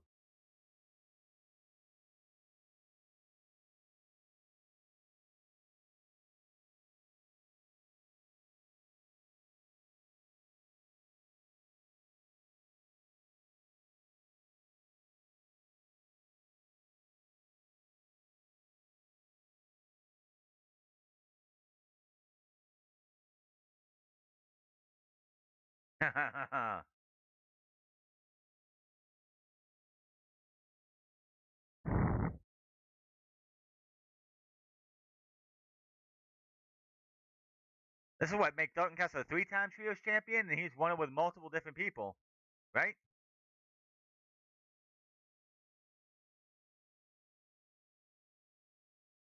Briscoe get to have his cameo at Ring of Honor Supercard. I mean, it's not a Supercard without Dalton Castle or about Briscoe. Come on, man.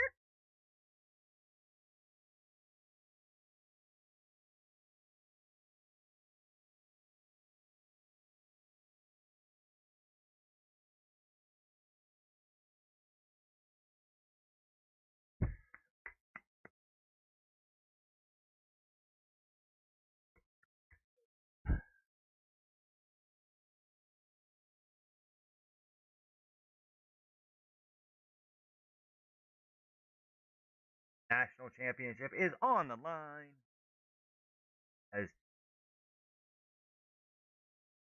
Xelhua, who's had a pure title championship match on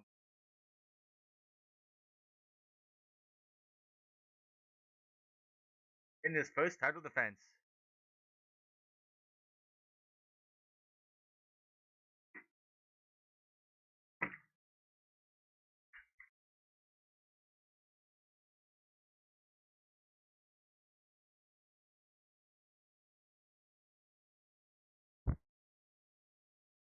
Xelhua.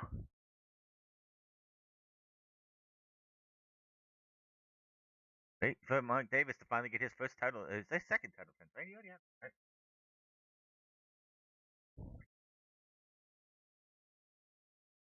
No, it's not. This is first.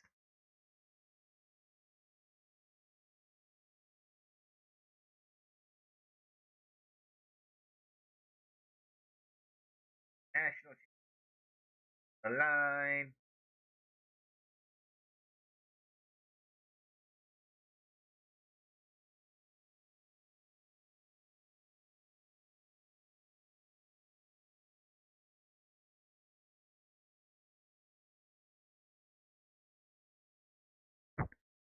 Like, damn, but Jack Perry didn't get to keep the title long enough to have it defended at a Supercard of Honor or a new Ring of Honor pay-per-view.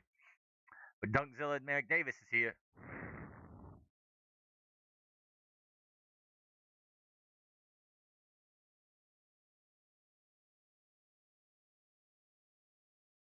Well,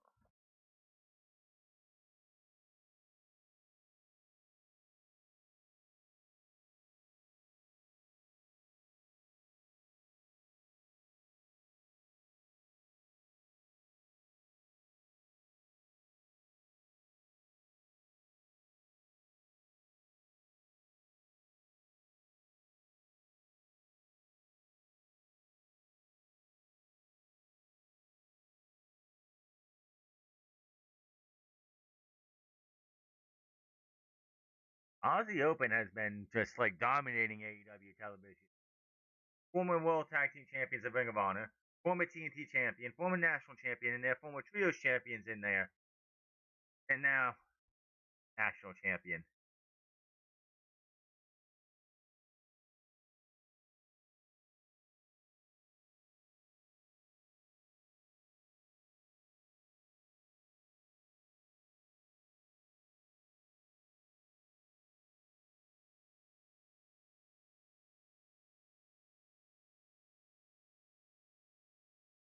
Test for Davis as he puts the AEW National Championship on the line against Xelhua.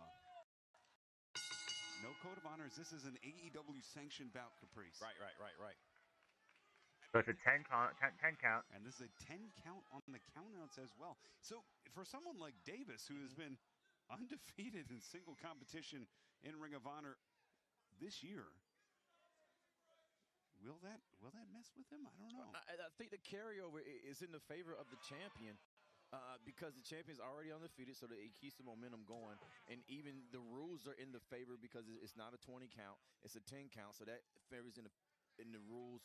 That favors the champion as well. Xelhua has to be. I like the fact that they follow the rules of the company that the title is based off of. If it's CMLL Championship, it'd be CMLL rules. Japan Championship would be a New Japan rule. This is an AEW World National Championship, so it's not a 10, not 20 count out there. It's a 10 count. Matches, you know. And then, of course, winning the national title, arguably, I would say that's the biggest win of his career. Arguably, that's definitely the biggest win of his career. They've got a rubber match coming up. Look at here, Davis trying to get control of Xelhua. Xelhua's kind of like a throwback, like Aztec wrestler, like the first luchadors ever. Well, what's interesting to me here is Xelhua a bit of an unknown quantity. Davis has a known quantity. That looking for that rubber match maybe is Jungle Jack Perry, but. Well, the rubber match will not be for the title. It will be for the Owen.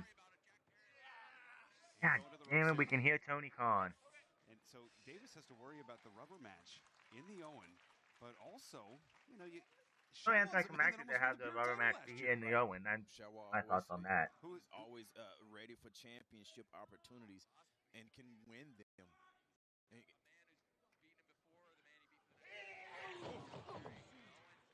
A big boot. And of course, don't forget about Stadium Stampede too. Tony, we can hear you. But somebody in the truck. You get the bigger money matchups, you get the high-profile more matchups, and Davis has done nothing but respond. Look at the physique, look at the speed cover. 2.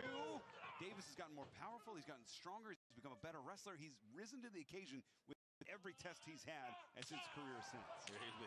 Out of all the things that Davis is doing, Davis has to focus on Xelhua, the man in the center of the ring. That's who he has to be. 2 lateral press gets 2 and bridging out. That beautiful, man. It's beautiful. I hope somebody at the scrum will say something. I doubt it because they're not listening like we are, but. In a wrestler, and I think Lee Moriarty was showing the same thing. His show was Leo Rush. Oh, look at that. Nice wrist lock take over there from Xelhua. I think one advantage that Mark Davis has, though, with Xelhua. Oh, he's going for the Paradise Lock, right? No. Oh, Davis so smart to power up. So a pose going on, Xelhua. And that barrel chest. Being part of the Don Callis family, having like the alchemist on your team. Yeah. Someone that is one of the greatest luchadors ever that you can talk to about someone like Xelhua. Well, their experience runs deep. And think about having Rocky Romero in your camp as well. Men that know Mexico, Japan, inside and out. Of course, Davis, the Aussie, wait a minute. Arm locked. Xelhua's trying to get something to work on with Mark Davis. So Mark Davis is making it so hard. God damn it, Tony. What is with your audio? Oh, nice shoulder tackle there. And of course, you know, Xelhua's got a lot of momentum too. As Xelhua picked up a huge win in Arena Mexico team with Blue Panther defeating Virus and Lee Moriarty, the pure champion. And it's been Mark Davis though. As the thunderous chop sends Xelhua in position. And the violence on display, the power of Davis. A hard-hitting battle here between Davis and Xelhua with the AEW National Championship on the line. At stake. And I can appreciate Mark Davis's focus here with the loaded dance card he has. Xelhua has an opportunity here. You have to stay focused one match at a time, but there's a big future that we're talking about with Mark Davis that does weigh in. We have to think about what comes next, but we have to think about if it comes next with the national title or not. That's a great call, Caprice. And the punt through the sternum. Any shows, I don't know what's going on with their production, but I should not be hearing Tony Khan calling lines, like speaking, like this company is 7 years old. 8 years or whatever. Yeah, 8 years soon. 7 years, 8 years, whatever. I should not be hearing production botches like It's this. amazing I should how not be a hearing default Tony low Khan would on body slam comms. someone is huge. It's Mark Davis, but when you're in control and you're that close to a body, it's what your body goes to. Nice Irish whip into the corner. It is Davis, who now charges in. Oh! A thunderous clothesline, and again, high up on the breastplate toward the collarbone. But you know, if Davis is able to lay these in, he's definitely setting up for that big lariat that he ends everybody with. And it is Xelhua now, who's in a It does take away from the shows. It really does. As Davis off the ropes. Oh my goodness! I was trying to figure out what Davis. Yeah, I was doing the math, Riccaboni. My math was mathing. Certainly was. Xelhua crashing in to our broadcast table again. What a shot that is. Look at that. It was scary just seeing how fast Mark Davis was moving, and then I noticed he was moving in our direction. And this is an AEW sanctioned bout, so this is a 10 count. It's a 10 count, and showing that Mark Davis will take this 10 count for a victory. Xelhua has to gather his wits about him. And this is interesting too. In CMLL, there's a 20 count as well, Caprice. I mean, so what is Xelhua used to? I mean, this is a wrinkle. 2 seconds left. Oh, we are at 8. Got to get in there, Xelhua. Xelhua able. He heard me. Got in there. He got in there though. Yeah, I think Xelhua for a minute he was like pumping up and everything. He was gonna take a rest. CML like WWE and AEW and like most American companies are the only ones that do 10 counts. Ring of Honor does 20, New Japan does 20, I think some UKs do 20, CMLL does 20. Like, it's just so jarring to be able to go and say, like, have someone say Xelhua, who's not wrestled in the Ring of Honor or AEW that often. But, like, this is like I think his first AEW sanctioned match. To go from 20 count, which he's used to having to worry about a 10 count. You can get any better than that, man. As Xelhua forcefully perched up top. Look at that. Oh, goodness. Going for the mask of Xelhua. There is. You already know how close that is. Absolutely. There's no greater disrespect, disgrace. And not only that, but the looser he gets that mask becomes an issue to Xelhua. It spins around your face. It makes it hard to breathe. Xelhua blocking it. Yeah, Xelhua able to step out, step through. Look at this. Finally got that arm. And going to that arm that delivers the lariat. Great strategy here from Xelhua, who's up top. Nice across the body. Shades of Mil Mascaras there, diving off the top. That press buying him time, did not stay on for a pin, but bought the time that he needed. You see right there, Xelhua shaking his head because that mask is loose. You spend so much time tying that mask tight, making sure it's over your nose and through your mouth, that when you loosen it up, man, it becomes a distraction. And the open hands delivered. Xelhua now. This reversal from Davis off the ropes. Ooh, the headbutt. Yes, sir. Flying headbutt. Nice. Oh, wow. That snap Arm drag. And grabs a hold of that wrist. And Xelhua looking to sink down. Oh, you bent at the hips, not at the knees, Caprice. Yeah, oh, wait.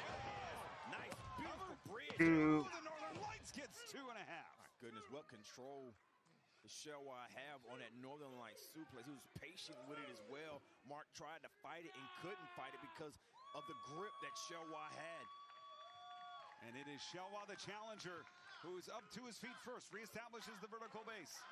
Xelhua, who has the hammer lock, back elbow. Davis trying to fight out of it, knows that right arm's in trouble. The only reason why Davis was able to fight out of that is because he was in close range of Xelhua. Wow, drop it. Wow. Yeah, Xelhua's prepared to catch that arm, Caprice. Look at this. Ooh, hammerlock. That's impressive. Oh. Hammerlock drop right there. Cover. 2. That could dislocate his shoulder, Riccaboni. Certainly can. And look at the black and blue, where that head of the shoulder on the right arm of Davis. Yeah. Those repeated elbows, the repeated blows. You know, we were saying this so long that Xelhua was trying to find a game plan on that arm. Davis made it so hard for Xelhua to work on that arm, but he's been able to penetrate the armory and get this arm in trouble, and we could see the damage, man. I don't know if the camera could pick it up, but you're right, it's black and blue. And Xelhua, who's now up top. Delivering the shots to the forehead. It's gonna bust Davis open, man. His forehead, you can see the veins. And Davis staggered down to his knees, collapsing in exhaustion. Xelhua knows he struck gold here. And that may have disoriented Xelhua a little bit. Is the pace more deliberate here? Oh, got goodness. too close, yeah. He got too close to Davis. Grabbed that headlock to try to maintain control. Wow. And that's a 260-plus pound man delivering. Oh, no. Oh, here we go. I know what comes next. And the slingshot. It's Davis, the right arm. What? Whoa, whoa. Trapping the leg into that grapevine. And now maybe both legs. No, Xelhua maintains control of that left ankle. Oh, twisting through. Goodness. That knee left to right, wrenching in the submission. They had to be dislocated. And Davis in the center of the ring. Davis with little margin for error here. He's in trouble, man. He's in trouble. Something happened to that knee. You can see in the face of Davis. Oh, Davis buddy. is in trouble. And Davis. Xelhua is like he could be seconds away from winning the title. Doing everything he can. On that power advantage. Man, he got to the ropes, but I promise you the damage is done, man. Something happened to that knee. President Brandon You can see Martinez right doing there this on match. Davis's face, something happened to that knee when that torque happened. Xelhua knows it now. Either Aubrey or Brandon usually does the luchador matches like this. They both speak. They both are bilingual. And the left knee of Davis. Got that? They like. And it's Davis now. Got the style driver. Is that it? That might be it. It's gonna buy him time. Maybe get a win here. Cover 2. Oh. Even with that win, Mark Davis had his leg in the air, not able to get a full base to make a full press on that cover. And what a back and forth battle this has been. It has been a fight for the AEW National Championship here at Supercard of Honor. With those legs as weak as they are, man, how much power would that lariat have behind them if you can't drive from those hips? Ooh. Yeah. And big knife edge there. Perched up top, it is Xelhua. It's a high risk for both people, man. I don't know what Xelhua's going for. He's got big Mark Davis in the corner. And as long as Davis is sitting, Davis is in control. Yeah, razor thin operating area here.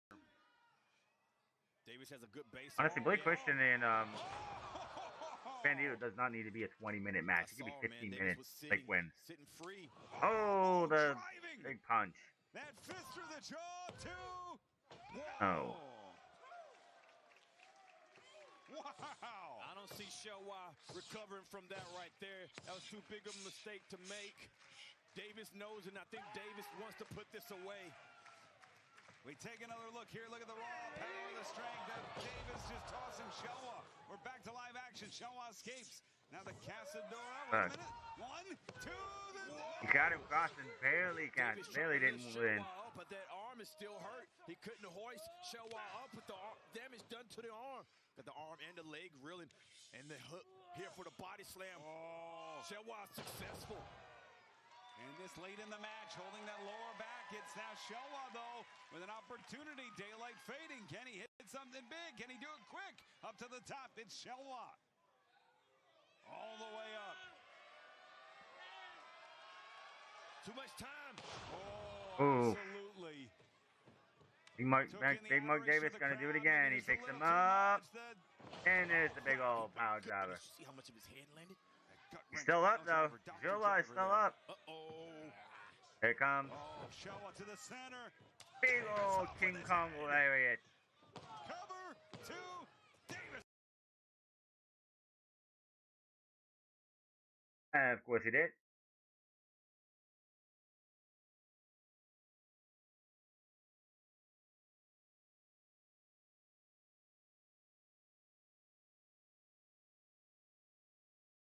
Very fun match.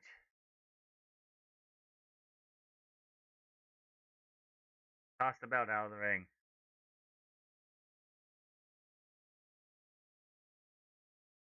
You gotta go ice that knee.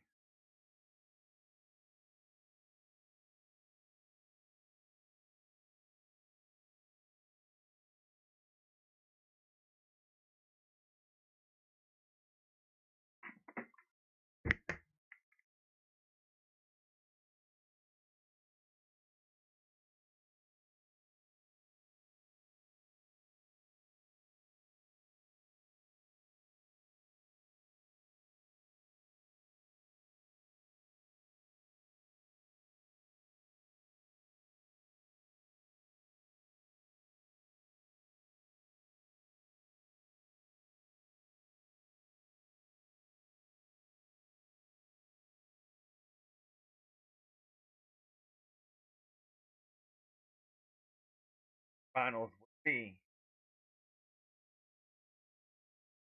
It's time to end this title reign.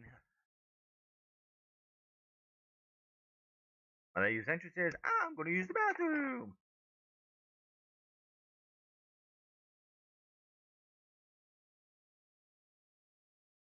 I want to congratulate you tonight on Lexi, shut your face, know your place. And you know what?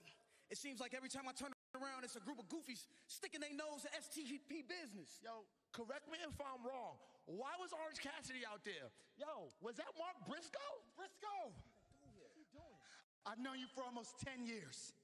You know what happens when people get between me and my championships. But since you boys want to fight so bad, STP will gladly beat y'all asses down anytime, anywhere. Hey, yo, Shane, don't worry. We're going to get our six-man titles back. But I got a better idea, right? How about we don't wait and we do this tomorrow night on Collision, right here in this dirtbag city of Salisbury, Maryland. How about that? Hey, let's even sweeten the deal. Any member of STP versus any member of the conglomeration. Y'all got some championships that we want. If we beat y'all, we want those next. Yeah, I like that. That sounds absolutely perfect. Hey, conglomeration, we got you in our sights. So expect disrespect. Rumble, bad men, rumble. Yo, tomorrow's going to be a big night. Anything else happening before I go to the bathroom? I'm gonna wait for the entrances. That's what I'm waiting for. I'm gonna start ready to pee.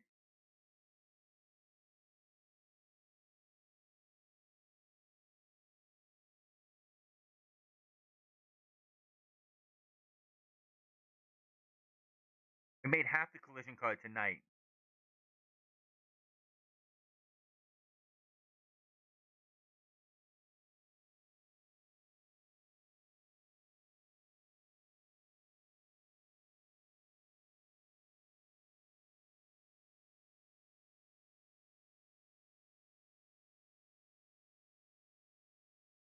Hey, they're just doing collision. I got these maps.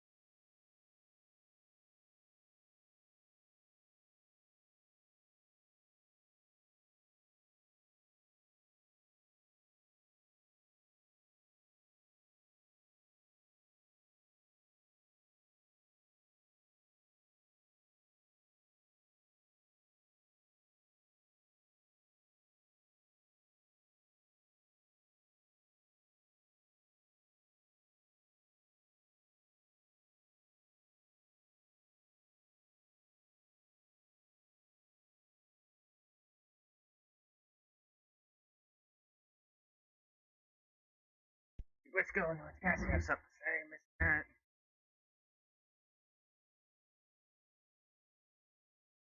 Night, so we accept your challenge. And I tell you what else is real good and convenient is that I need to get tuned up for this match Wednesday night against Tommaso Ciampa and our other partner. We're going with Kyle, right? Yeah, I'll call him, but yeah. Yeah, give him a call. Yeah. Kyle O'Reilly needs to get tuned up for Wednesday night against John Moxley. But STP, don't think for a single second that we overlooking y'all.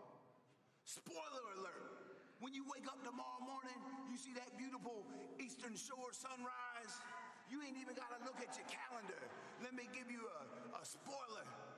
The word of the day is hometown ass whooping. And it's going down right here in Salisbury, Maryland, baby. From Sandy Fork, Delaware.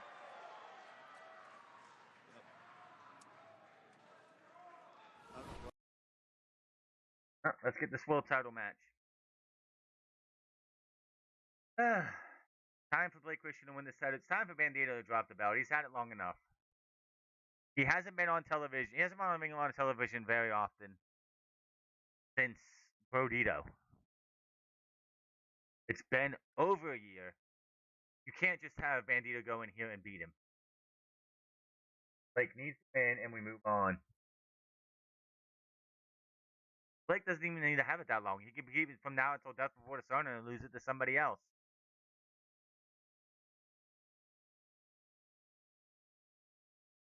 Don't really know who you could do.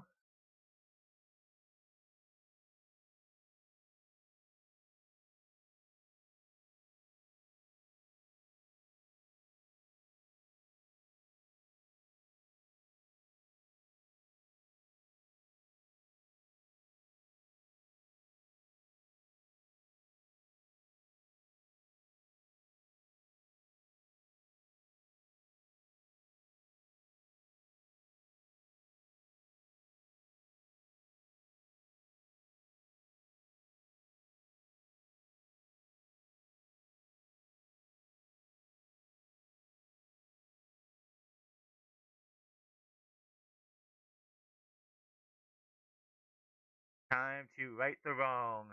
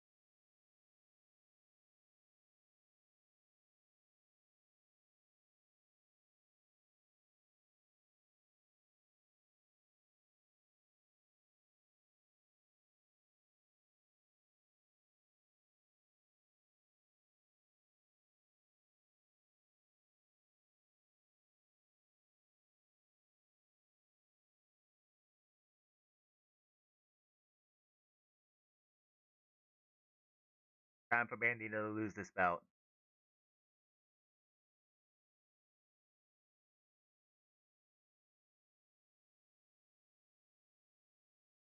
Been over 12 months.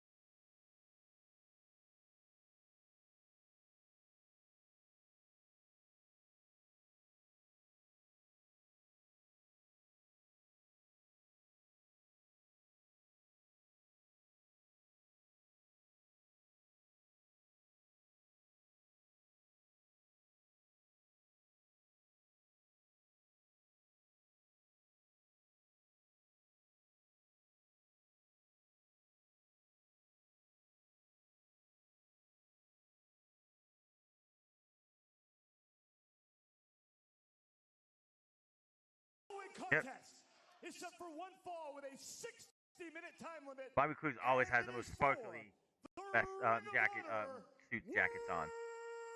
Championship. This match can go 10, 15 minutes. It does not need to go 30. He's accompanied by Jay Lethal and Lee Johnson. Wrestling out of Jackson, Tennessee. Weighing 180 pounds. he's representing the Lethal Twist, Vanilla Baby, Blake Christian. His opponent, to my right, is wrestling out of Torreon, Mexico. Weighing 211 pounds, he is the Ring of Honor World Champion, the most wanted, Bandido.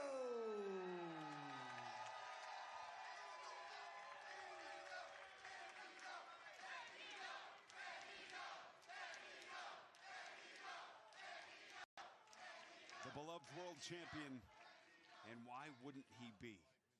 Defending the title in the United States, Mexico. This needs to be his last title defense to lose tonight. Chased down the champion in Australia before he got his title shot. Bandido is a man of the people. And make no mistake about it, this is a situation where both men are right. Bandido had the schedule just of a madman. Yeah. With the Ring of Honor World Championship and the AEW World Tag Team Championships. Meanwhile, Blake Christian's not wrong either.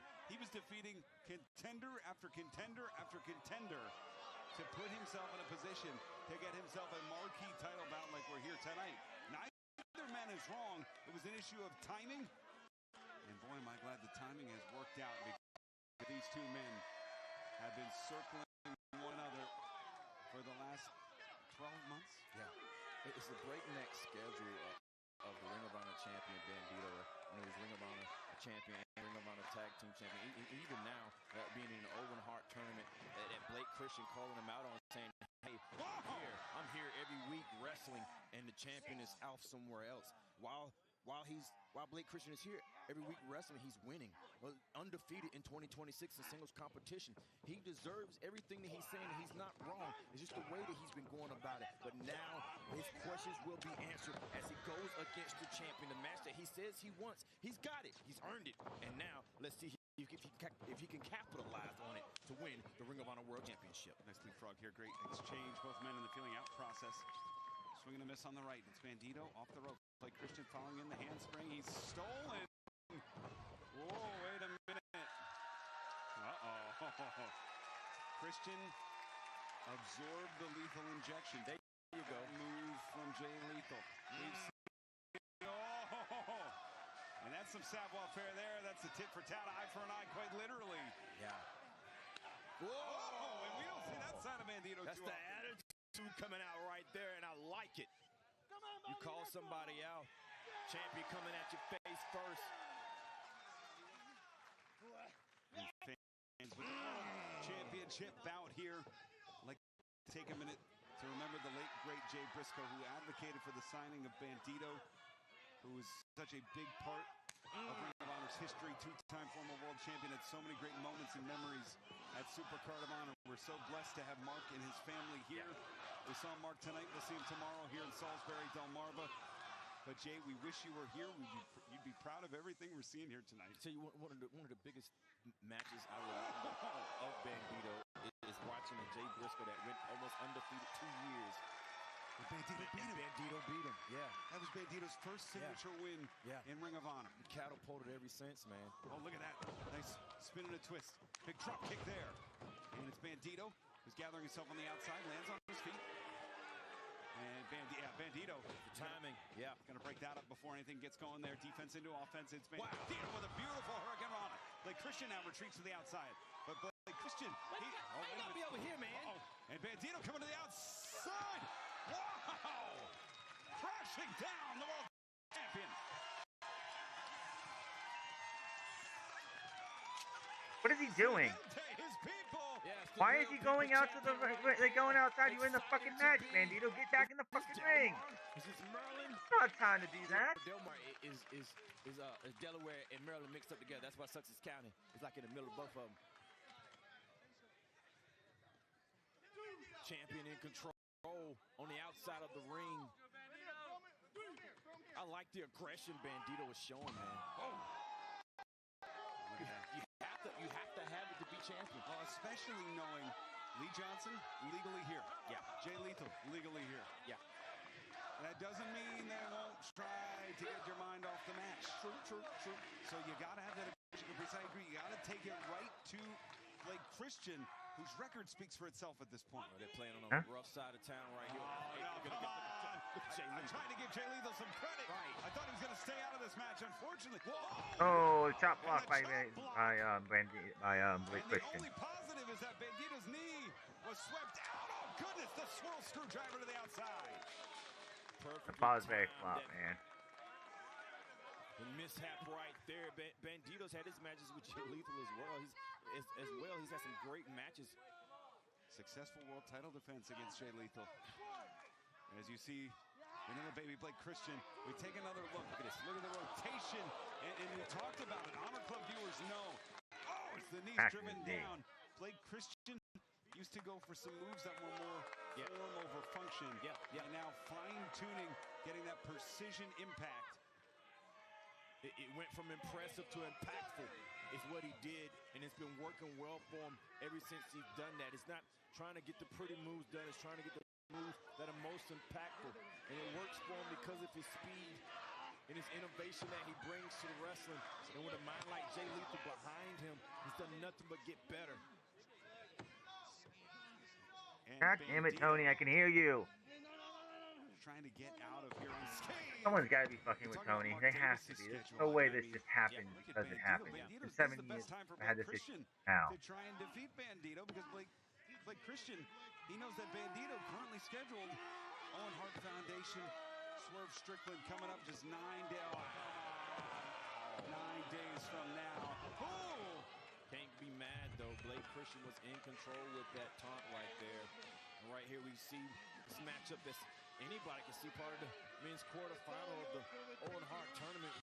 Swerve, the former champion against the current, will he be current champion? Well, that's the question mark. That's the question mark. And I mean, obviously Bandido trying to make his way to All in London. If you win the tournament to get the title shot at the AEW World Championship, could make history, could be incredible, could be the first person ever to have both the AEW World title and the Ring of Honor World title.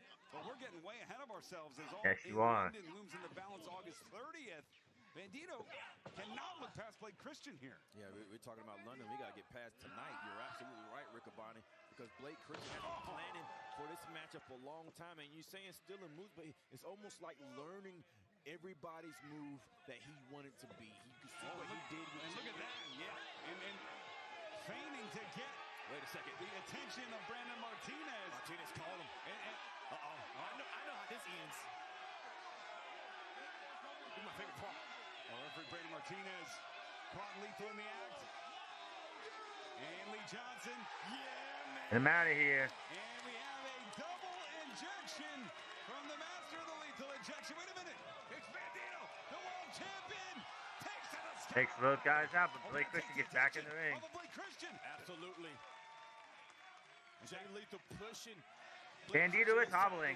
Bandido is hobbling. He's got a limp. Driver, 2 popping back up, 2 count there. Bandido does have a limp on that knee. And Johnson and Lethal got to leave, but Christian, and Christian, if he just focuses on Bandido here, it's an amazing opportunity to get a leg up on the world champ. Literally, leg up. Get it? Ha ha. Christian have in Ring of Honor. He came out by himself to prove that he could win matches by himself, and he's gonna have to prove it again tonight. And now with Jay Lethal and Lee Johnson leaving, he definitely has to do it by himself. But if he believes himself enough, as he says he does, he can pull it out tonight. His game plan is definitely working. Nice DDT to the leg there of the champion. Looking that knee up, man. That knee up. On that knee following that chop block. Damn, man. Say Bandido on that chop block is that the foot didn't get caught in the apron. That could have been a lot worse. And the short arm scissor here, Caprice. That's a high short arm scissor right there. Putting additional pressure on the neck as well.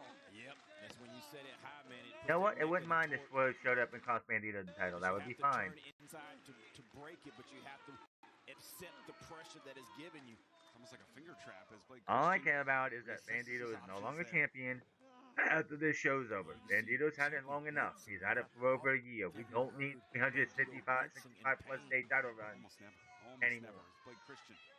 It's ridiculous. To go all the way up top.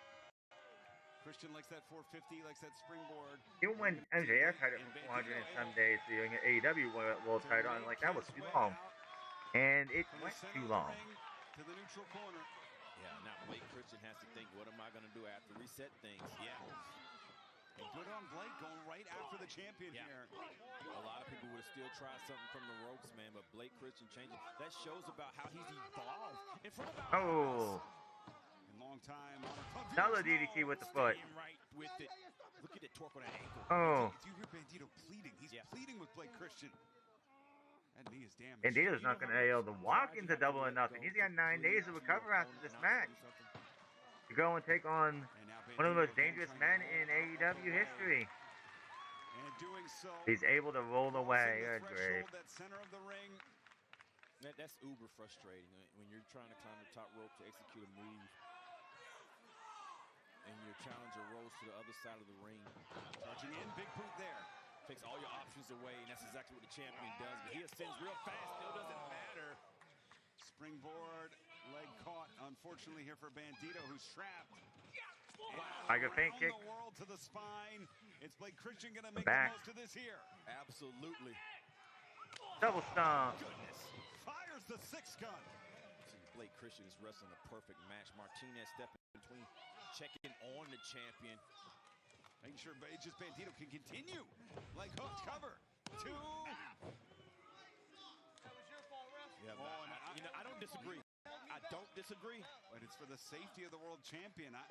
And that was the same concern Christian had, if you remember, at Survival of the Fittest, where he believed the referee got involved a little too much. I don't disagree, man. Bandido took that move, and Blake was going for the pin. He could have went for the pin and then checked on him. I mean, that's an argument. This just adds to the arguments that Blake Christian has. That after a while, you can't deny him. It's just the way that he goes about enforcing them. We see the challenger with the champion by the hair, the shots to the midsection. Bandido winding up, open hand there. Ooh. And it is Blake Christian off the ropes. Turn him up. One hand cannot keep it up, though. Look at the body scissors into the triangle choke, getting locked in, and he does. Got a triangle on him, but Bandido's got you. Battling out of that one-handed press slam. Speaking of one-handed, though, Bandido's got the lift. He's still up on his feet so he can lift him up, and he does. And now with 2, the grip. Bandido. Powerbomb. Did not keep grip, so no pin. Champion. He's fast, he's strong, he's resilient. He's most wanted for a reason. Well, we take a look at the replay here. Bandido unparalleled power. One arm driving 200+ pounds of Blake Christian through the mat. Come on, baby. Come on, baby. Oh, he's talking to the knee. Talking to his legs. He's like, hey, come on, wake up, man. I've been in that situation before, man, where you know what you need to do, but your body is not in position to do it. The problem is it's cartilage and tendons, it's ligaments. It's not musculature. It's not something you can get blood flow as easily. Oh, and the Kimura here. Doesn't quite have what he wants. And gets face first on the turnbuckle by Bandido. Bandido's able to face you with. Look at this. Beautiful.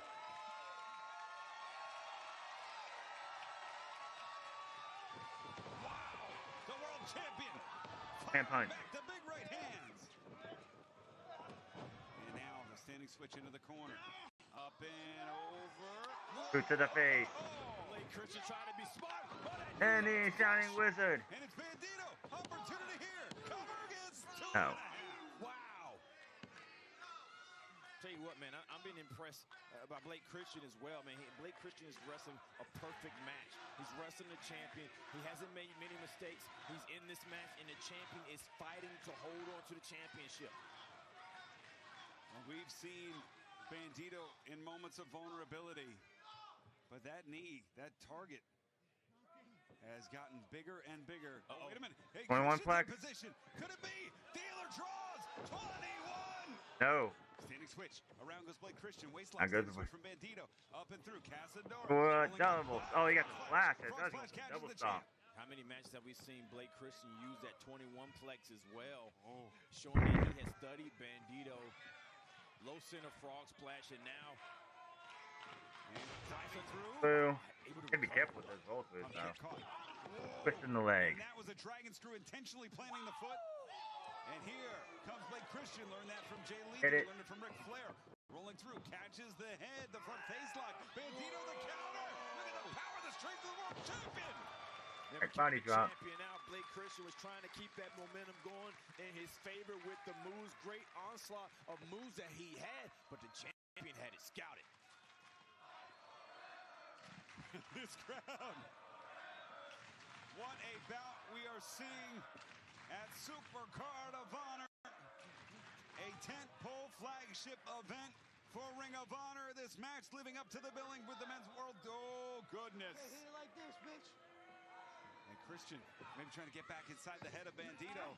Wait a second. Springboard. Wow, springboard. Northern Lights. Get a 21 flex, but with the Northern Lights instead. One for the other Northern Lights. Brandon, what are you doing? Get down there. And Brandon, like, he has a Northern Lights spin, and Brandon Martinez sits there for like 5 seconds, like, oh shit, I gotta get down and count. What Bandido's gonna do. You don't see the same Bandido match twice. He's always bringing something different to the table. He's fighting whoever he's fighting, and that's how his moveset happens. It's so impressive. And if you like this action, fans, remember, June 18th, Thursday night, Global Wars Cincinnati, ROH CMLL Stardom. That's definitely going to be a tape show. It'll be taped the week before. Top to bottom tonight. They're doing 2 shows in Cincinnati the week before, where it's on Thursday. Look at Christian. Yeah, Christian knows exactly what he's doing. Buying that time by putting Martinez in the way. Ripcord. And up and around No. Christian. Big pump kick. Back up. It's Christian. The savate kick there. Staggers the champion. The champion couldn't even find his balance, had to go to the ropes. Yeah, he's trying to clear his way out, though. Blake meeting him on the outside of the apron. This is dangerous territory here. Look at a women's Survival of the Fittest match. This match does not need to go that long. Off the ropes. Christian out. Bandido. That shoulder into the seal. Christian had that well scouted. Is now looking at the champion. The champion is between the pole. I don't know what Blake can do from here. We're about to find out. Oh, wow. Goodness. Satellite DDT through the turnbuckle onto the floor. Still has the champion. If I'm I'm putting the champion in the ring. Well, let's take a look at this. Caprice diving through, spiking the champion, and then the second impact as Bandido's body crashes in to the barricade. Yeah, he didn't have a place to like land, so inside, maybe to get a pin. And the only thing the champion could do is dead weight him. And Christian smartly getting the champion back in. The world title cannot be decided. And it's Christian with a lethal and Jackson got it. Holding on. And Christian with the cover. 2 new champions. No. Wow. And we talk about this a lot. When you use an opposing wrestler's finishing move, it's not quite patented. Doesn't quite have the impact as the man that made it famous. Christian, on hobbled legs, got the best he could and still almost put away the world champion. It may not have the same impact that Jay Lethal's move has. However, the impact does affect the neck. And the neck is affected of the world champion. And Blake Christian knows it. And Blake Christian now lining up the world champion. And diving. Got the spear. Goodness. They would hit a spear on the apron and slide himself back into the ring for a second. Man, he is making the best out of this opportunity, and possibly it could be Ring of Honor, where we could be looking at our world champion right now. Blake, what is he? Why are you looking at me? I'm taking up for you, man. Oh, come on. No. I'm getting out of here. I already know how this goes. So I'm going to move out the way. I ain't even going to argue. Go ahead and do your job, man. That's what we're here for. Yep, clear all of it out. I don't need it no way. It's almost the last match, the main event. Go ahead and do what you got to do, man. No. You ain't have to push my drink over, though. I kind of Blake Christian. He'll get you another one, Caprice. Madness in his eyes here. Danger's got the champion on the table. And the challenger. Oh, goodness. And Blake Christian, who's got the champion in danger. Christian trying to end the champion. It's Bandido. Deadlift. The power of Bandido. And it did not break because AEW tables do not break. This is incredible. They actually reinforce these things.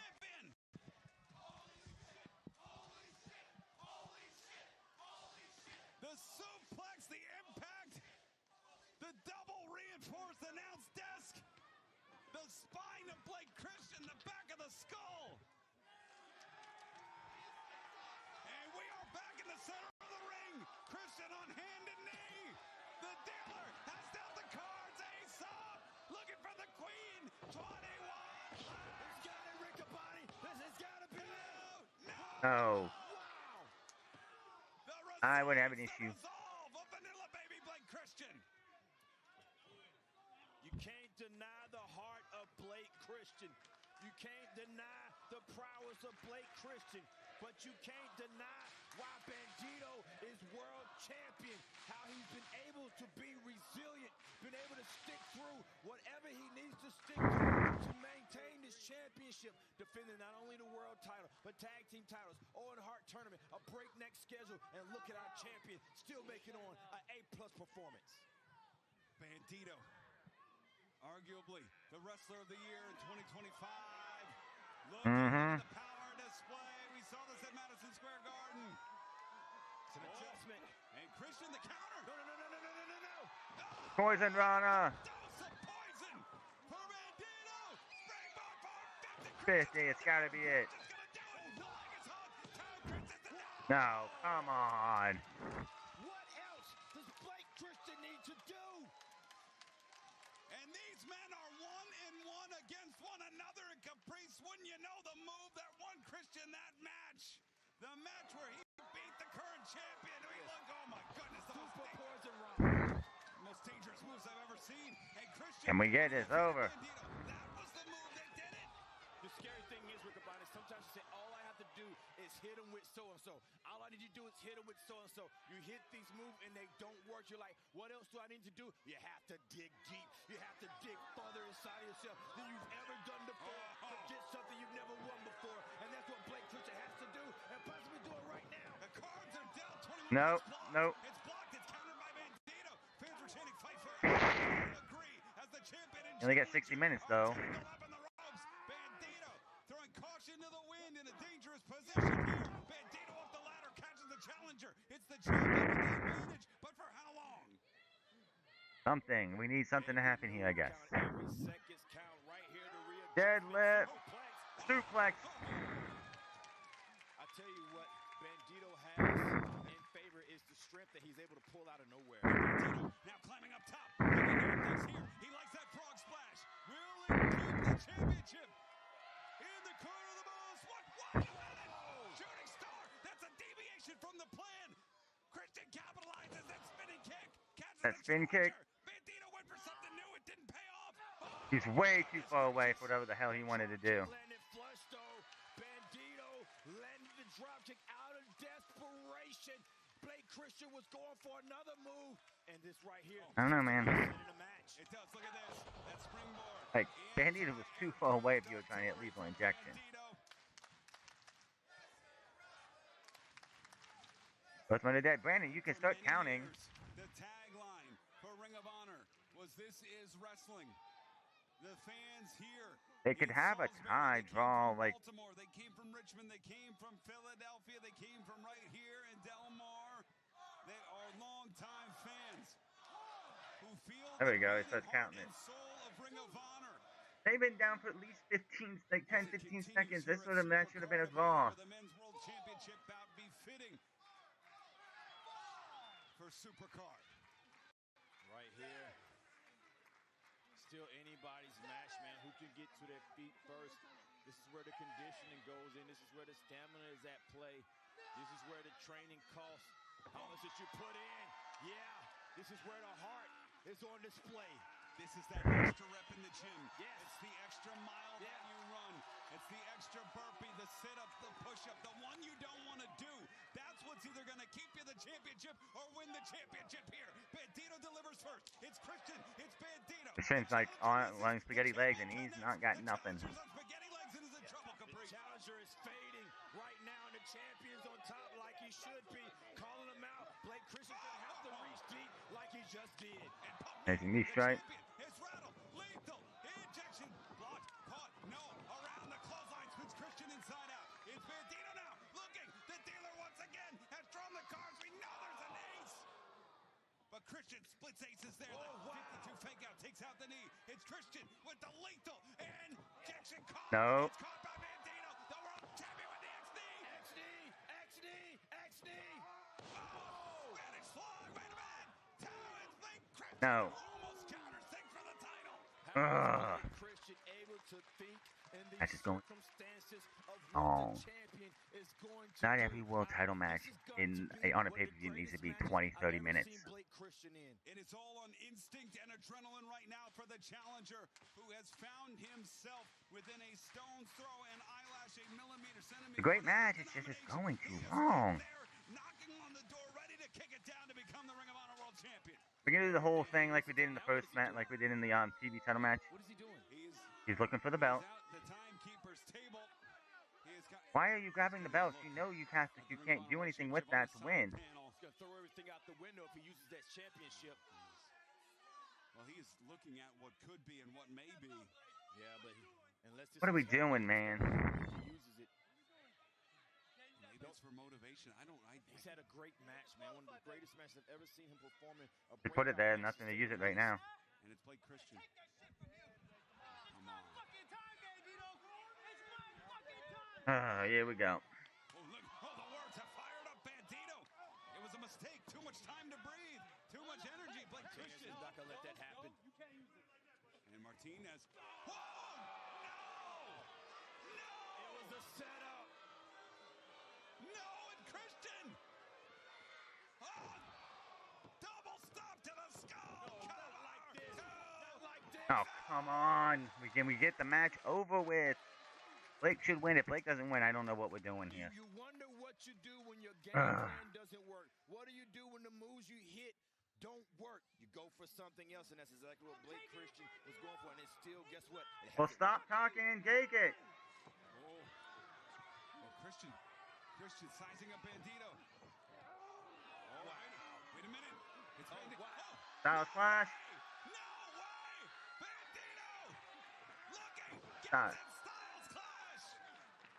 Oh, great. Bandido's going to retain, so I don't know what we're doing here. Like Christian is hobbled. And we've seen this recently. What? The 21 deadlift plugs. The bridge of one lying down. Ridiculous. I'm sorry. Ridiculous. Wrong person won. Are you fucking kidding me? A year. We built an entire fucking year for this match, and you don't change the championship. He's not even on Ring of Honor that often. Why the fuck is Bandido still your champion? I'm sorry. Tony Khan's on drugs. This is ridiculous. I'm sorry. I'm sorry. With a bum leg, Blake Christian couldn't kick out. I'm sorry. This is ridiculous and fucking stupid. Tony Khan is booking so badly right now, it's not even funny. I swear he's got to be on drugs or something. That's a bad finish.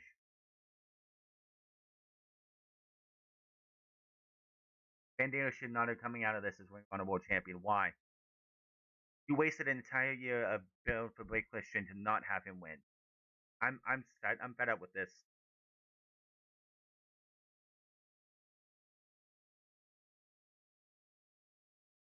Apparently not, because he didn't win.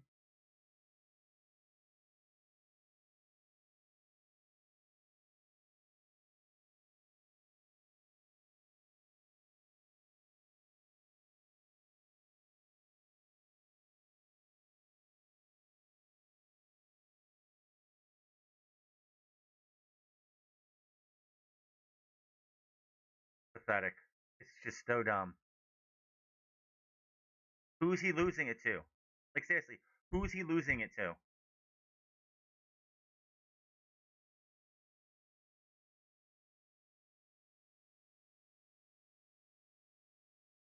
I'm just sick of it, man. Like, why are we having guys who aren't even regulars in Ring of Honor holding your championships?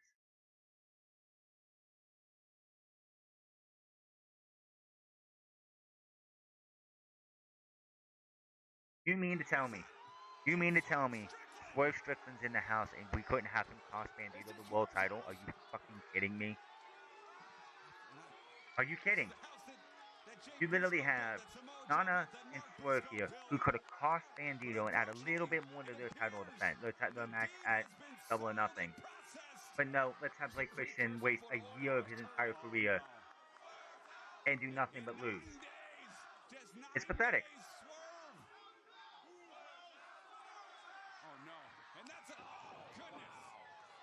Could have did this during the match. Did a ref bump, had Swerve Strickland hit him or something, do something. Instead, you do it after the match.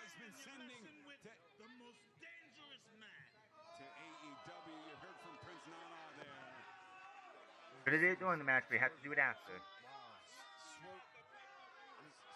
Bad booking. So much bad booking there.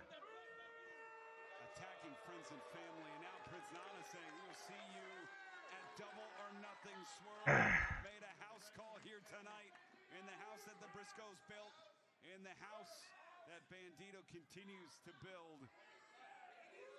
Now what are we doing? Can we just get to the main event? Over the shoulder. Oh no. No, that's enough. This is way more than enough.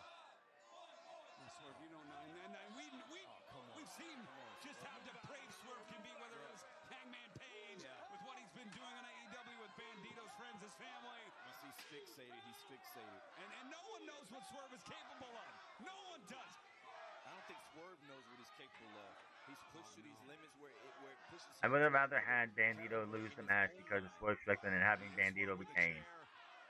Why are we doing this now? Celebrating right now, Caprice. He should be.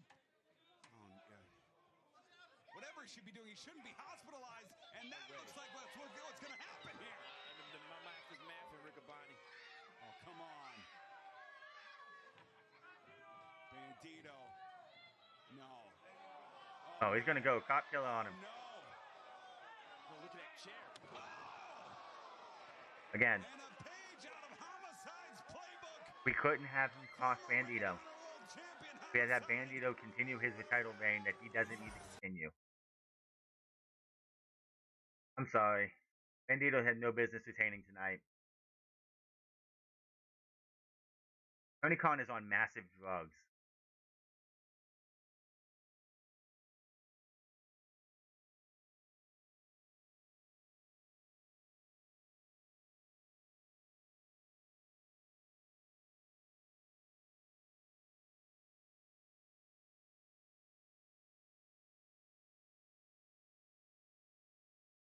Come on, man.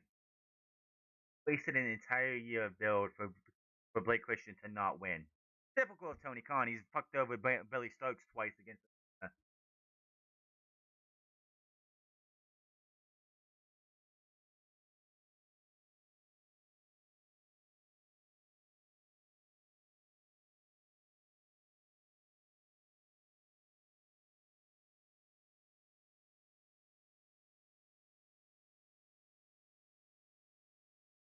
Swerve couldn't show up.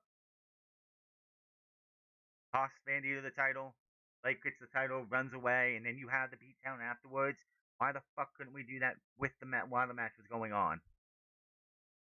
Bandido should not be world champion. He doesn't show up on Ring of Honor anymore. Like, Blake Christian's there every fucking week. You have to like twist Bandido's arm just to get him to show up at Ring of Honor now. Fucking ridiculous.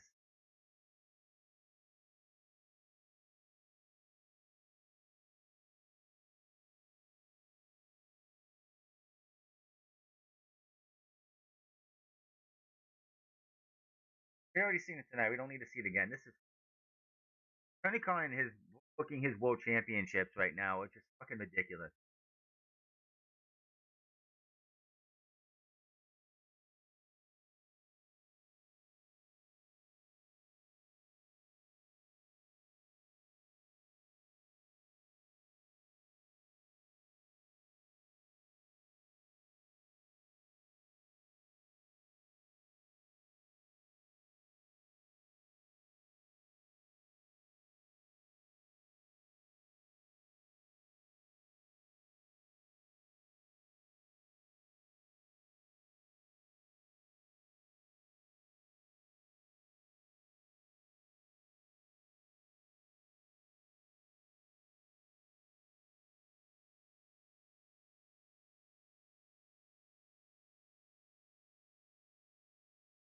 ending. Right. Like I said, if I'm booking this right and Tony Khan clearly won't book it right, it should come down to Billie Starkz versus Athena, one, the final two. The other women doesn't matter; they should all eliminated. And then Athena expects Billie to just lay down and take the pin, but if Billie does not, and she ends up winning.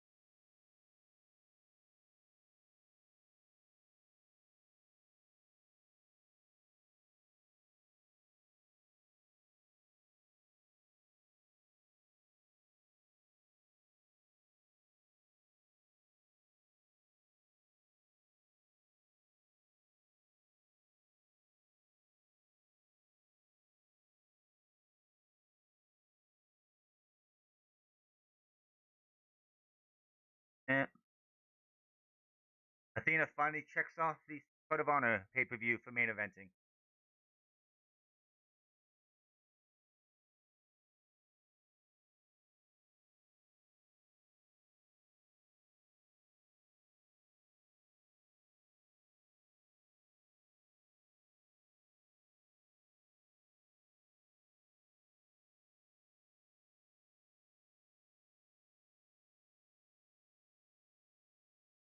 That should be your first person eliminated if it was me, just because it's whatever.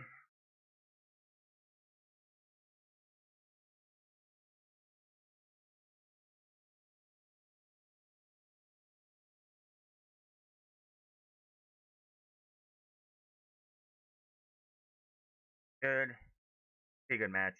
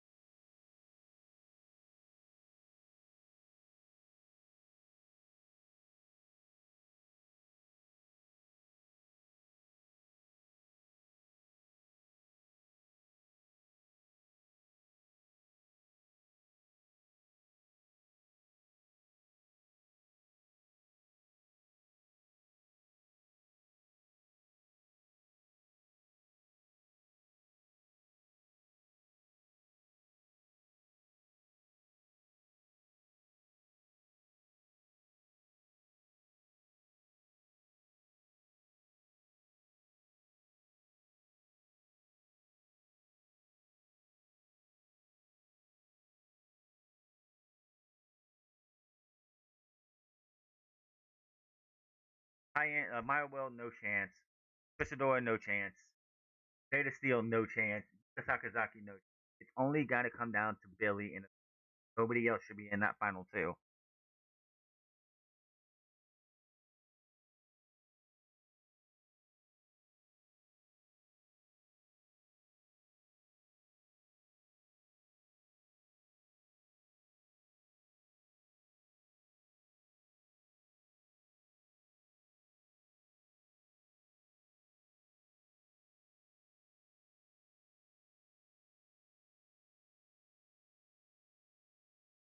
We really need a live musical Zayda Steel.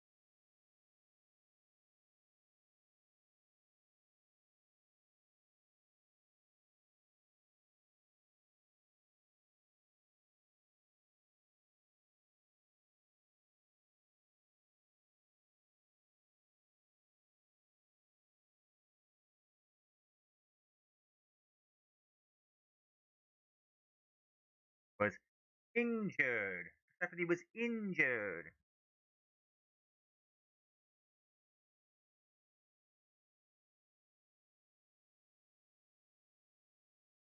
Gotta come down to Billie and Athena if Athena is losing the belt.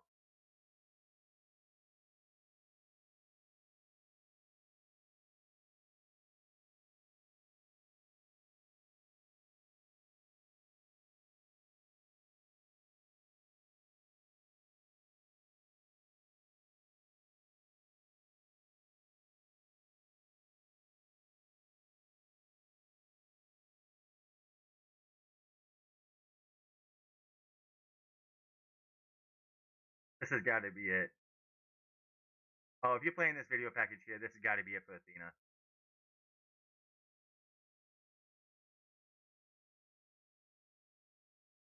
This has got to be it for Athena if you're playing this video package.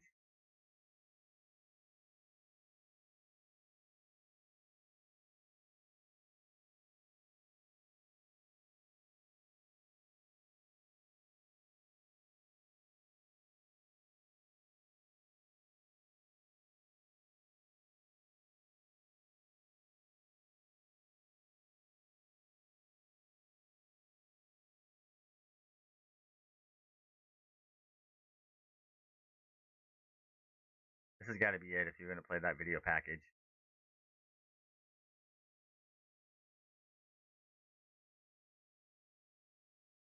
There's literally no reason to play that video package if she's not losing. New theme.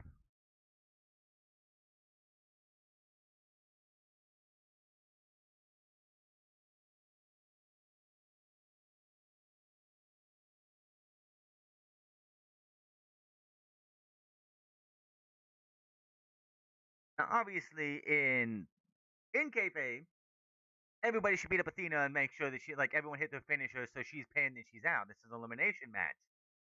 So if I'm Zayda Steel, I'm Maya World, I'm Yuka Sakazaki, I'm Trisha Adora, I'm even Billie Starkz. I'm hitting my finishes on Athena immediately to get her out of the match, so it's down to a new champion.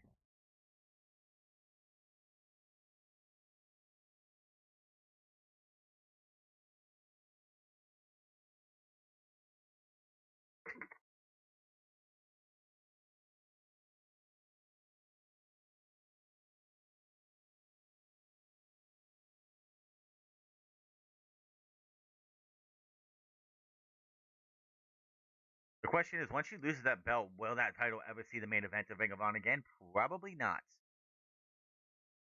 She's the reason that it's main evented every pay-per-view but 3. The first Supercard of Honor, I think she like 4. It'd be 4 now, I'm pretty sure. 3 Supercard of Honors and 1 Death Before Dishonor. Everything else she's main evented since she won that title in 2022.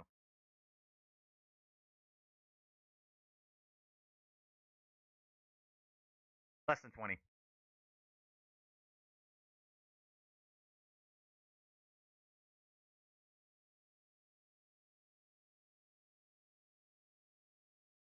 This is honestly the only match that I think would make sense for Athena to lose. Like I said, everyone should beat up Athena, hit their finishers, and she's out. That's if you want to do it that way, and I wouldn't want to do it that way, but that's the way you could protect her. We're going to find out what a night we've had and what a way. Like you want to protect Athena in a loss, you have everybody hit your finish. Supercard of Honor, and look at Athena. Look at that. Tried to grab Billie Starkz, and Billie Starkz not having it. Whoa, whoa, whoa! And if there was any question.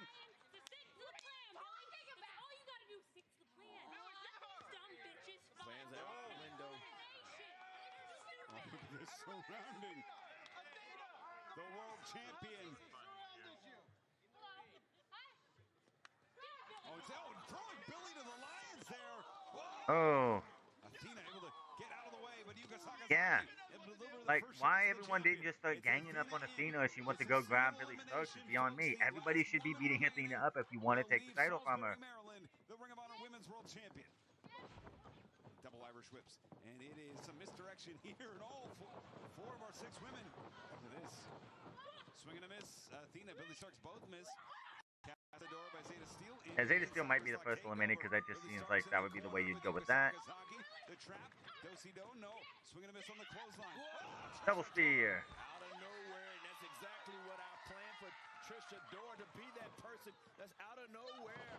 Yeah, if you want to limit, if you want to protect Athena in a loss, the best thing you do, everyone hits the finish and it's over. It would feel a little cheap for having 1,000, like almost 1,500 days to lose that way, lose the belt that way. And not only they're hard to call, as you can tell, but Ian with the body is so good at this. Look at this, my world. I'm trying to keep up as best I can, but the action's going to be nothing short of wild as the moonsault. Springboard, acai style to the outside from Maya World, wipes out all 5 of her opponents. Maya World, the protege of Athena. Y'all always wonder, you know, if I wrestled Caprice Coleman 20 years ago, who would win? Yeah. Athena is facing, and she's facing Maya World. Well, But Maya World's not Athena from 20 years ago. By Athena, who went the distance, the time limit draw with Athena, the first and only person ever to do that in the proving ground, as Yuka Sakazaki, the Magic Girl, with a drop kick there. But it's Billie Starkz with the swan dive. They go to midnight, aren't we? Because Tony Khan can't help himself. Adora looking for the Larry Tubman, no. Instead, the scoop. And Starkz down. But the real deal gets the double stomp across the small of the back. And Zayda Steel looking for the cover. 2 and 1. Nah. I've been a little weak to eliminate Trisha Adora that way. Corner of Zayda Steel, having been in survival of the fittest matches. Absolutely, and Christopher Daniels knows what it takes. Probably giving the advice to Zayda Steel, and Zayda Steel has that home court advantage as well, being from Baltimore. Are we on the same page now? Some dissension here. Athena does not think Billie Starkz is working in the best interest of Athena right now, if I had to guess. Toxic relationship, but Billie Starkz is working with the champion. Double DDT.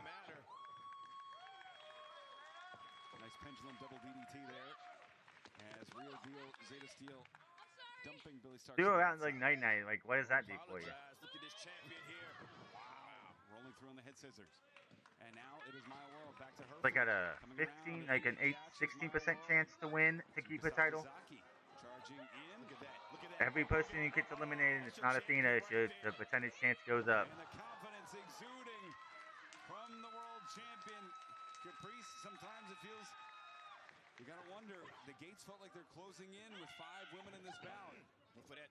Larry Tubman didn't get it. Now that's what I see coming out of nowhere. That Trisha Adora, that Larry Tubman, but even Athena has it scouted. She has everybody scouted. Well, Athena has had to keep track. She's not the forever world champion for nothing. You don't hold a championship for almost 1,300 days without doing your homework. Whoa! This is not a no disqualification match. But this is this. It's an elimination match. Oh, this is. Since when is like Mike? That's a disqualification. There's no it's not a no DQ match. It's elimination. Zayda Steel should be out. Putting the chair up in the corner. I guess the chair is in play now. Man. Just wedging it. Oh, she's. And we talked about Zayda Steel being the wild card here, Caprice. Yeah, this is more than a wild card.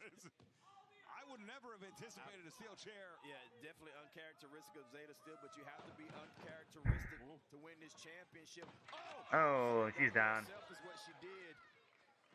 And now it's Athena with the roll-up, the stack, the feet on the ropes too. And now she's at 20%. That's the 20% chance for Athena to retain her championship. Like I said, if I was everybody, I would have attacked her, hit her, finish now. But nope.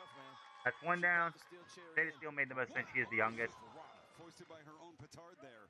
Like I said, Athena and Billie need to be the last two if you're going to change the title. Next on Athena.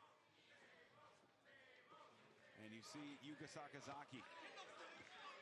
What does Yuka have here? She likes that German. She gets it. Hey, Magic Girl always having a good time. Has the champion reeling here.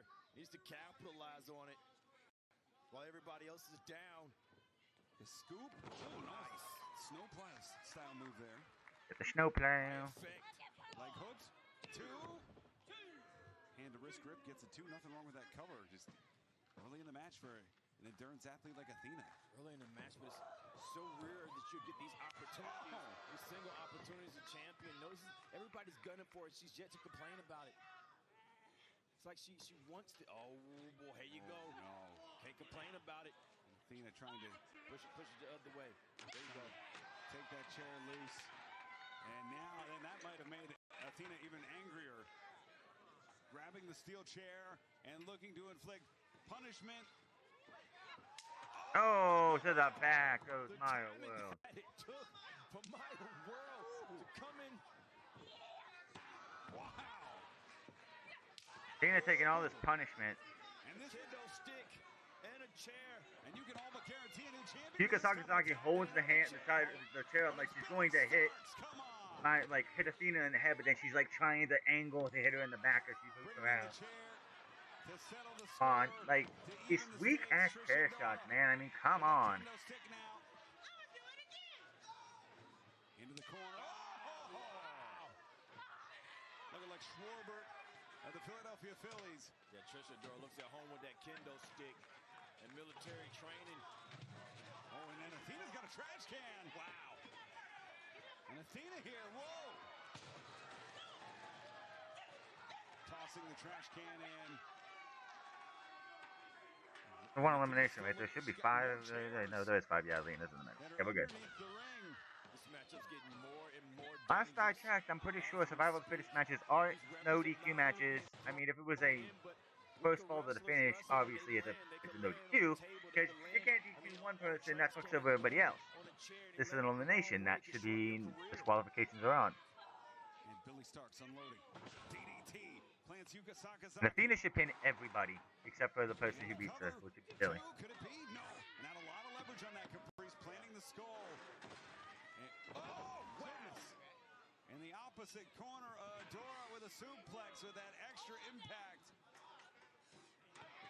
Dropping that suplex, but because of the ring positioning, Maya World's legs got caught under the bottom rope, causing her to land high again. On that suplex. These ladies are stupid. Why are you not going after Athena? Athena should be the target for everybody until Athena is out. In one of Athena's first major defenses, filling on with that chair structure. 2. She's building something out there. Maya World, as Athena's redirecting the furniture here. And it is Yuka Sakazaki delivering shots to the midsection upstairs with a magical. And where does Athena keep getting all these chairs? She's building it well, though. I bet she's got under the ring like everyone else does. She's good at this, man. And Adora, who's been unloading with that. Oh, you're not gonna hit with the kendo stick, right? Don't do it. It's the biggest issue with I've seen. That they're hitting, they don't want to hit each other. Like they're like being really gentle with their attacks. Like you got a kendo stick, whack them. That weapons training that Adora has, she is comfortable with that kendo stick. Champion in the middle of the I'm pretty sure she wasn't using kendo sticks as in her weapons training. Now it's her job. Oh, and that point of the kendo stick now. Oh, that sounded like it hurt, but we don't get to see it. Because we're too focused on Billie Starkz and Yuka Sakazaki for some reason. No, go with the other camera. What the hell? And the table has emerged in this women's survival of the fittest. Zayda still eliminated. 5 women remain. Mike Posey can do nothing but watch. Maya World is just getting destroyed by Athena and Trisha Adora. You got these the tables being set up, but you got like 10 chairs over there that's already set up. You got trash cans in the middle of the ring, chairs in the middle of the ring, kendo sticks. Nobody's safe. And the heel to the spine of Maya World, the magical girl, connects on Billie Starkz, trying to get a side headlock as both women struggle now. It looked like Sakazaki trying to get Starkz on the table. Yeah, she's definitely trying to get Starkz on the table. We're missing whatever's going on in the ring because they're too focused on what's going on with Billie Starkz and Yuka Sakazaki. We could have missed an elimination. We didn't, though. We could have missed an elimination because they're too focused on Yuka and Billie. You know what? It's almost to a point, Rick, if you now we got a camera that has everybody in the picture right now. And Sakazaki driven into the steel barricade. Who's working the fucking production tonight? You're doing a terrible job. There we go. It's definitely temporary. It's not going to last long if Athena has to. Well, get Maya World out of here and then fight each other. She doesn't need you anymore. And Maya World separates from Athena. And now the flying head scissors sends Adora. There's the spear. Athena, wait a minute.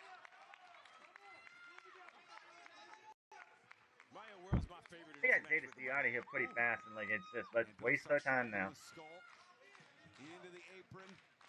It is Maya World who's now off the ropes. And a chair to the skull. Chair to the skull. And Athena now. Trish is listening to Athena. This is interesting. Billie Starkz, so good as plants the skull of Maya World. Into the Maya's out. No, she's not. Wow. The way to survive. The overrope pile driver. Billie Starkz tried to finish Maya World with Maya World. A lot of He said something offensive to Trisha Adora. Oh, she just slapped her. This didn't last long.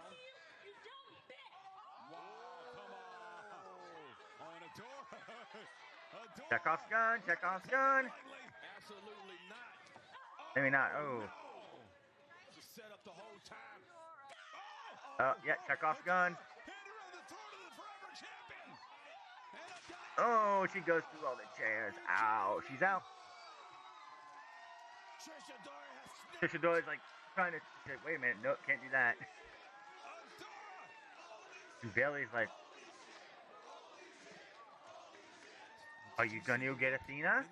Thank you. What the fuck are you doing? What are you waiting? What are you doing? Athena is dead outside. Why the hell are you not going for her? She's like, what's Trisha Adora doing? You let Trish, like that, like Trisha Adora is stupid. Trisha Adora is stupid. He literally went out there, put her through those chairs, and then celebrated with the like puffing her chest and like celebrating with the crowd while Athena recovers. Why are you doing that? You are stupid. They really made Trisha Adora look like a geek right there. Like, choke slam her, throw her back in the ring, you probably would have beat her.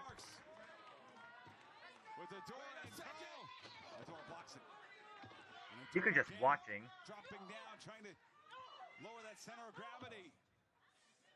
Trish not letting it happen. Trish with the power reset here. Adora! Look at this! Too far. Oh, that's Valley Driver. Okay, can we stop trying to do moves on the Ring of Honor / AEW announce tables? They don't break.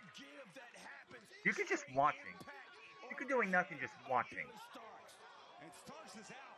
There's just so many problems with this match already.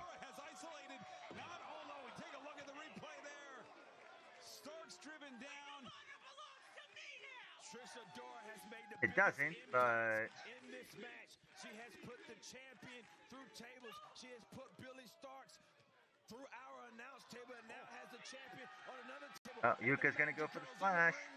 Magic girl, maybe looking for the magical girl splash to the outside to the world champion. Got it. My goodness. But yet, what is she doing? What are you doing? What are you doing? Throw her back in the ring and pin her. Why are you standing on the thing just sitting relaxing like... What are we doing? Oh my god, these women are stupid. This is so stupid. This match has been booked so badly. Oh my god, now she throws her back in the ring. Try to go for a win here. That's what you need to do. And look at this. Trisha Adora, what are you doing? Oh wait. No. No one else has been eliminated, by the way, yet. Backbreaker. Tell you what, man, Adora has been an MVP standout in this match. No, she hasn't. She's been really stupid. Yuka should have let Adora pin the champion. Absolutely. It would have guaranteed us a new champion. And the magical girl, Yuka. These women are being so stupid. Plants Adora. So she pins Adora. Adora's out. Holy shit, this match has been booked so... They're making these women look stupid in this match. Holy fuck. Because Yuka saw the opportunity with Adora. Kick Adora, go over and pin Athena. What are you doing? I don't know. Oh my god. Down to Maya World, Yuka Sakazaki, Billie Starkz, Athena. Hold on. Don't hit me, please. Don't hit me.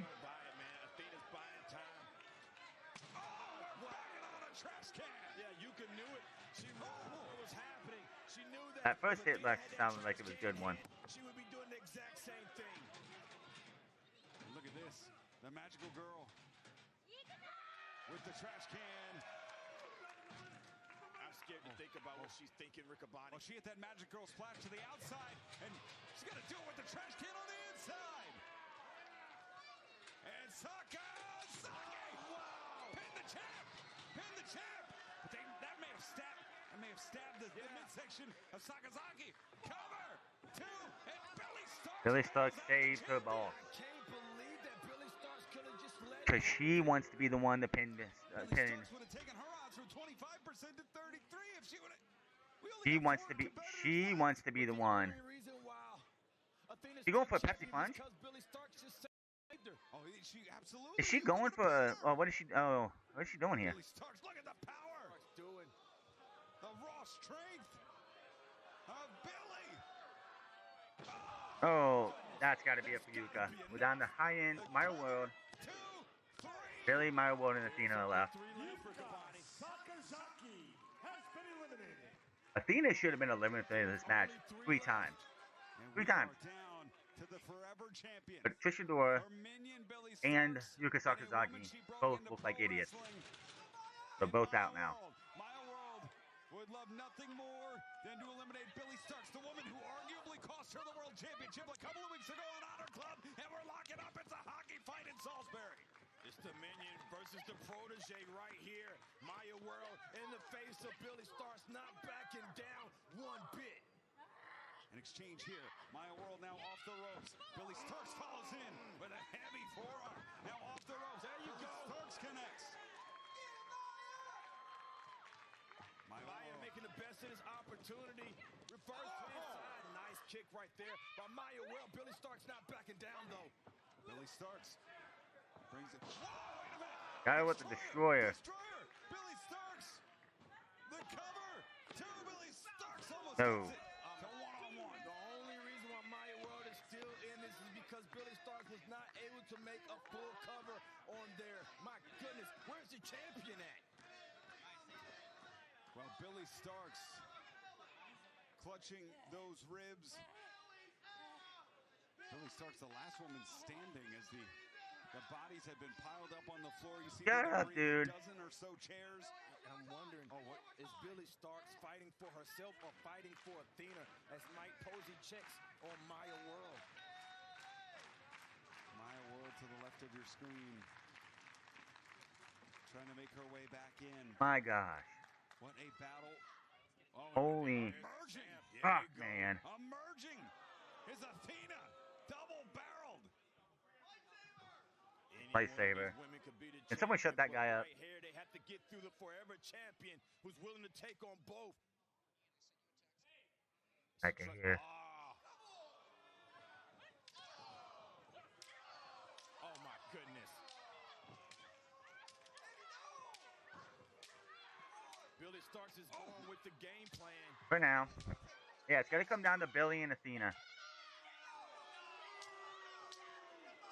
And Billie is fired up. Maya World is just being leveled. Oh, that shot to the forehead there. And the chairs just being stacked upon the fallen Maya World. Oh goodness, just no regard for Maya World. But why are they putting him there? What do they have in These 3 being the final 3 made the most sense. Man, how to make 2 people look stupid. The champion's got a ladder, Caprice. Ladder gonna do what exactly? The champion has found a ladder underneath the ring. And that ladder's under there to adjust the trellis, the lighting rig, the screens. But Athena has some more dangerous and deadly in mind here. But just when you think you couldn't add anything else to this match, they have a 10-foot ladder. I got ladder. Oh, that is every bit of 10 feet. Holy smokes. As we take a look here.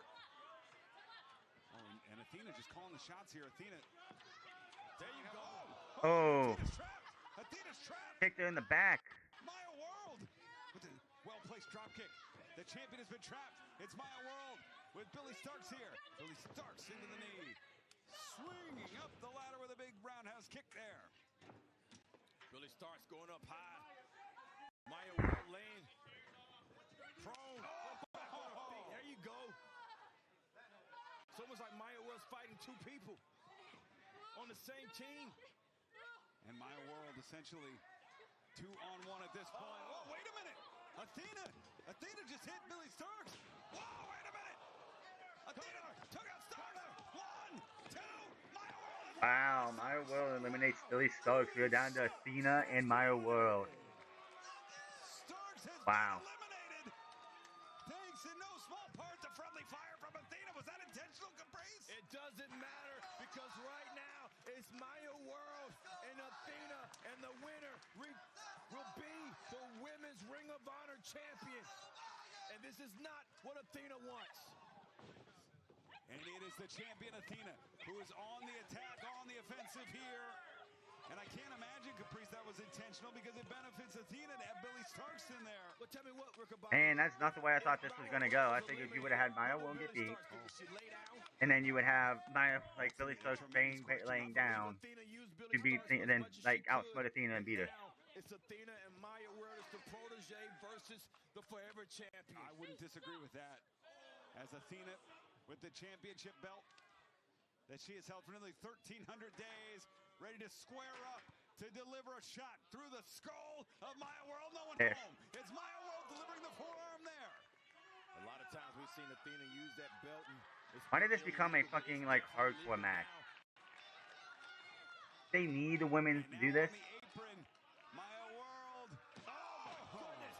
Spiked on the apron, the hardest part of the ring, on top of the belt. And now rolling Athena in, the forever champion, the skull to steel cover. 2 new champions. No! I don't know how Athena kicked out of that. And Maya World. Look at this. It is Maya's world, and we're all just living in it. You do it? With the leg hunt. Cover 2. No. Thought we was looking at a new champion. Maya World did as well. She has to get her wherewithal about a reset and keep putting the pressure on the champion until she beats her. And every empire must fall. Will the forever champion's empire, the high ankle lock, crumble tonight? As Athena trying to get to the ropes here. As you see Maya World just grabbing, yanking. That is so high. That's torquing the back and the ankle. The human body does not bend that way, Riccaboni. And Athena. No rope breaks, even though it doesn't make any. Again, I don't understand it. There's no rope breaks. Look at this. And Athena's got to give up. Athena's got to give up. Billie, pull her. That's a white towel. That's a white towel. Wait a second. Oh, and hold on, Billie. Whoa. And Billie's a licensed second. She's a licensed second for other bouts. Is Billie going to throw in the towel? I was about to. Oh, what is going on? Billie's not in the match. But she is a legal licensed second for Athena. Oh! Drop kick. And it's no disqualification. If Billie Starkz would have thrown in that match, we would have a new world champion right now. Oh! Big kick there. That axe kick. And look at Athena. Didn't land the way it should have, and now Athena has a hold of Maya World. Using the power. Maya trying to block it. And the point of the elbow to the back of the skull. But it's Athena! God, on those chairs, the stack of chairs, there's no way to land on a chair right. I'm sorry. With Billie Starkz out, the obvious match ends is Athena wins. That's all there is to it. Madness in the eyes of the forever champion, limping, hobbled. Why is Tony Khan dragging this out? I don't understand why he's dragging it out. I'm telling you, man. Athena should have came down to Athena and Billie. I don't like the fact that they had to even make this a no disqualification match. We've had what, 3, 4, and survival of the fittest. They've never gone to a hardcore stipulation. They never turned hardcore. She's stepped over. She's used Billie Starkz as a stepping stone. That explained the whole relationship right there. And Athena. I don't know what Tony Khan's doing with Athena and Billie Starkz. This would have been a time to do it, but I guess not. Oh, face. That's it. Wow. 2. I don't know. I don't know what they're doing. This made like this was good and like this was not good. Let's be honest. This was not good. You really made Trisha Adora and Yuka Sakazaki look like two of the biggest fucking idiots out there. Two of the biggest fucking idiots. Like for reals. They could have had Athena eliminated 3 times, and because of their own stupidity, it didn't happen. Choke slammed Athena off of the fucking off the apron onto the chairs. That could have been an elimination, but instead Trisha Adora decided she was gonna dance around and get pumped up and everything. Sakazaki hits the fucking magical squirrel splash. It's the fucking it's like then throws her in, and Trisha Adora rolls her up instead, leaving Trisha Adora getting eliminated. Like even after like the Lariat Tubman, that's the 3rd time he gets hit with Lariat Tubman. You guys to do is kick her in the head, kick Trisha Adora in the head, knock her out, and then um they really made those two look stupid.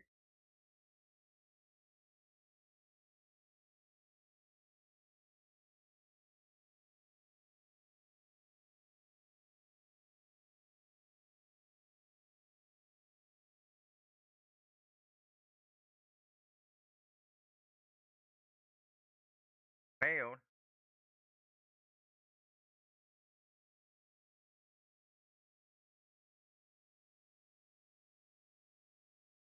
Why are we just dragging this out with Billie and Athena? It should have been here if you wanted to do that. I don't know.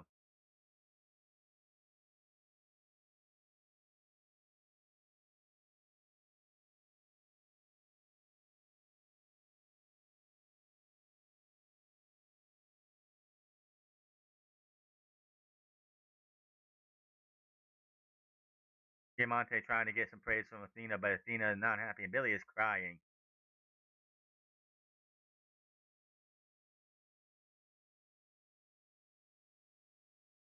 They should have did better. I don't know what he's doing anymore. That's gonna be all for tonight. Thank you anyone who had to pop in. I'll be back on the Plays tomorrow.